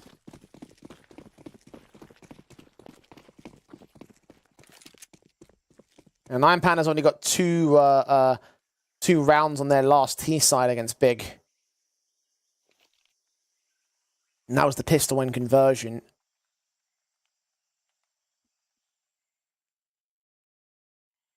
See whether they can win their pistol first and foremost. tabseN is having none of it. Midas balance. Executed the first pistol headshot. Process as Julie stands by. tabseN looking in for a little bit more. TYLOO gets caught and tagged up and taken down by Process. Trying to swing back in for more. Oh, tabseN. Just deadly accuracy to the heads of Glowing and seized. Klax, low HP. 1 on 5 to gain. This is a pistol for Big. What a fantastic start from tabseN. Just so sharp, so clean, man, out there towards Donut. I mean, even that first point of contact, it's a bit of an off angle, it's a bit of a peeker's advantage. Process obviously helps out with that kill towards B, but that round came down to the in-game leader of tabseN. That was sweet. Beauty. No bomb plant bonus for the 9 Pandas either. You saw a couple of upgrades coming into the pistol basis, so I don't know if they're going to go with the full-on commitment to the force buy. Every single first bullet fired in Tamsin's exchanges landed a headshot. Yeah, they'll just go for the upgrade pistols rather than opting for the full-on force invest into round 14. 1 Deagle, actually 2 Deagles in fact, and 1 P250. The T's, P250 already removed. What else they can find? Another quiet map from Glowing, which is quite surprising. Again, one of the strongest riflers on this 9 Pandas team. Having a tough game, having a tough series. And this is where a lot of emphasis on maybe some of his impact and the team's impact across the board in the opening rifle round is going to be key. And pretty much survivalist. 1 Deagle and a Glock to just see if you can make it somewhat expensive. You can just get 1 more kill from this point onwards. Midas balance moving in, just caught switching to the Zeus. Dinadez cut down by pistols of the CT side. The Julies are process for the 3K. For the 9th on the big side, the 9 Pandas camp. I believe we just lost Glowing as well, so yeah, I'm back in the server. I've got something for you here, Jay. Go for it. The calendar in Bank on Overpass, 21st, I should say, of December. What do you think of it? Think of anything of it? Sorry, I'm just a little bit caught off by your 20-month pronunciation. Yeah, that was the very 20-month wasn't. Yeah. Sorry, I'm a little bit confused actually because I don't actually know what you're on about. So basically, in Bank, or the old Bank, on Overpass, there's a calendar and there's a date of the 21st of December and it's circled in red. Ooh. date of the first operation? Well, that's what was on the social media yesterday. Look, from good old Jackie. If we're looking at the clocks of that map and clocks trying don't mean to use anything. that as the calendar's the one. I was going to say, look, listen. If we're trying to use the clocks as the whole what's the date to you figure out the date of CS2's release? Yeah, but I wouldn't put it past the community to consider that as a possibility. Honestly, I mean, there's a lot more, I suppose, information, and I would imagine a lot more hope on a calendar than a clock. See, here's the thing though: is it like a 2023 calendar? Like, is it circled the 21st on a Thursday? Yeah, I actually don't know. But maybe everyone at home can tweet at us. Let us know. At the Eternal J, at Dweg CS. Is it CS2 or CS? It's actually CS2 was not available, and just the at Dweg, which I really wanted, isn't available because it's under 5 characters, and you just can't do it anymore, can you? You used to be able to, and someone took it years ago. So unlucky, really. Rip. Rip the dream. Rip the dream. The dream was ripped long ago by 9 Pandas. Seized. Oh, very awkward spray into mid. Mantu going to get flashed in for a kill. His MP9 at range. Gets 2 of the frags. Money bonus. Kill counts. 5 on 3 gain. He's going in for a little bit more as well. Actually upgraded to the Galil. Glowing behind the smoke. Might get given an opportunity for another decent frag. It'll start to clear. Oh, caught point blank. Kissed on the way out of the round. Yeah, Mantu, you had 3 guys, Mantu, Tabson, and Process dropping 16 kills, and then Crimbo up there at 18. So coming here, kill distribution looks really tight once again on the spread. Mantu's even on for a little bit more. Oh, man, what a round. He gets the ace in the end. Lovely stuff. All 5. Good night, 9 Pandas. I feel like that there's not really much room to bring back from here at this stage. So nicely done here from the man. And you mentioned as well earlier the fact that he's sort of faced a lot of criticism as of late for his performances on Big, but he has looked very good in this series, I have to say. And again, the whole language barrier, the fact that Big are bringing up so much of their German roots to speak English just because of him. I mean, they've done it previously with, obviously, Smuya and Xantara's on the team, but it's a huge change for the team to incorporate someone like Mantu into the lineup. Glowing. It's caught the opening frag here in this round. Molly's sent in as well for the execution basis. M4 looks to try and hold on to Idis balance. The flashbang does keep Sin blinded. Process just tapping heads. Dillard has stuck his way back in towards Cave. Not like it matters though. His teammates are falling all around him. He has got a couple of very good headshots to his credit, but now needs the bomb. Now needs the plant. Now needs to fend off a 1-on-2. Part of the overall 1-on-4 that he's currently in. Nades sent his direction. Creep up from Crimbo. Very strong individual. And for Big, it's similar to the first map where it looks like they're going to close in a fairly comfortable scoreline. Yeah. And this time it doesn't feel like there's going to be any sort of return from 9 Pandas. Yeah. The key momentum swing moments have long passed. Big. Look at the nades. Oh, that's chunky. Sin. Going to be given a lot of assist credits in this round, I feel. Oh, yeah. That's for sure. Process out here towards top ramp, gets flashed off, re-smokes down, cancels the quick pop.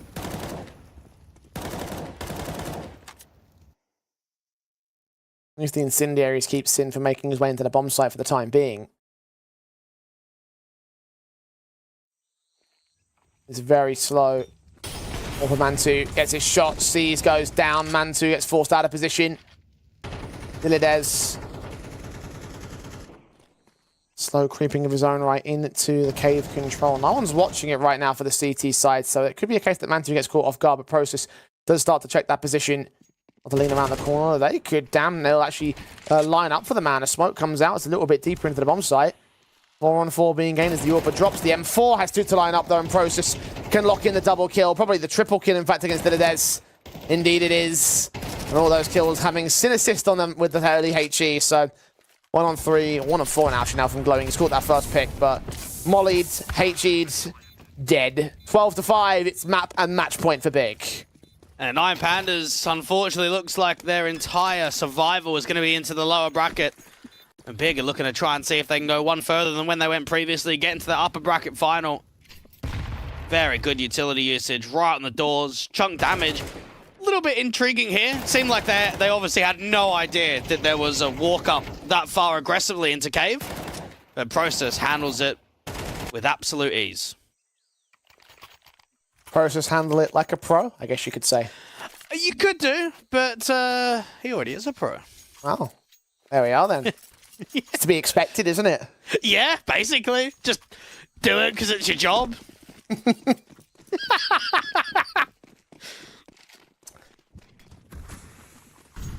Our 9 Pandas got a lot of work to do. 7 to make up. I would be very surprised if they were able to bring this to overtime. Big have been all over them here in this map up. Orp and the AK set into position, holding for a quick shot, bait and switch for the flashbang. Could well be denied on the Big side. For now, it's just very passive from 9 Pandas. Finally, a little bit of prod forward from Seas. They exactly what the setup was there for. Flash against the Orpa, he falls back. Crimbo gets the kill. 5-on-4. And just an easy opening man advantage. Now, the walk-up can come towards mid, but there's even been a reposition that Crimbo is playing a slight off angle out towards Donut, and Red is actually being watched passively from Tabson in CT. Let them in a little bit. Lull them into a false sense of security. AK just there to mow them down. Backer will be a little bit slow to help Tabson out if he does face a little bit of trouble, but Dilladez, Idis balance, give him no trouble. Glowing with 1 trade. That's a 3-for-1 overall in the round. Orpa Mantu unaware of where Klax is, so they can start to adjust against where the T-side players are coming from. Crimbo there to deal with Klax and the Orpa to shut down the last. 13-5, another decimating scoreline. This one to the favor of Big on their map pick, going 2-0 over 9 Pandas, who find themselves in the lower bracket. And I want to give a lot of praise to Big, saying this is looking a lot better than last time around. Yeah. Now, obviously, we looked at Big and looking for Org in the last online final, saying they should be the teams making it to the LAN, going to the grand final. And what we saw was losing a map to TSM, losing a map to 0-0 Nation, nearly losing the series, losing to Preasy, going down to the lower bracket.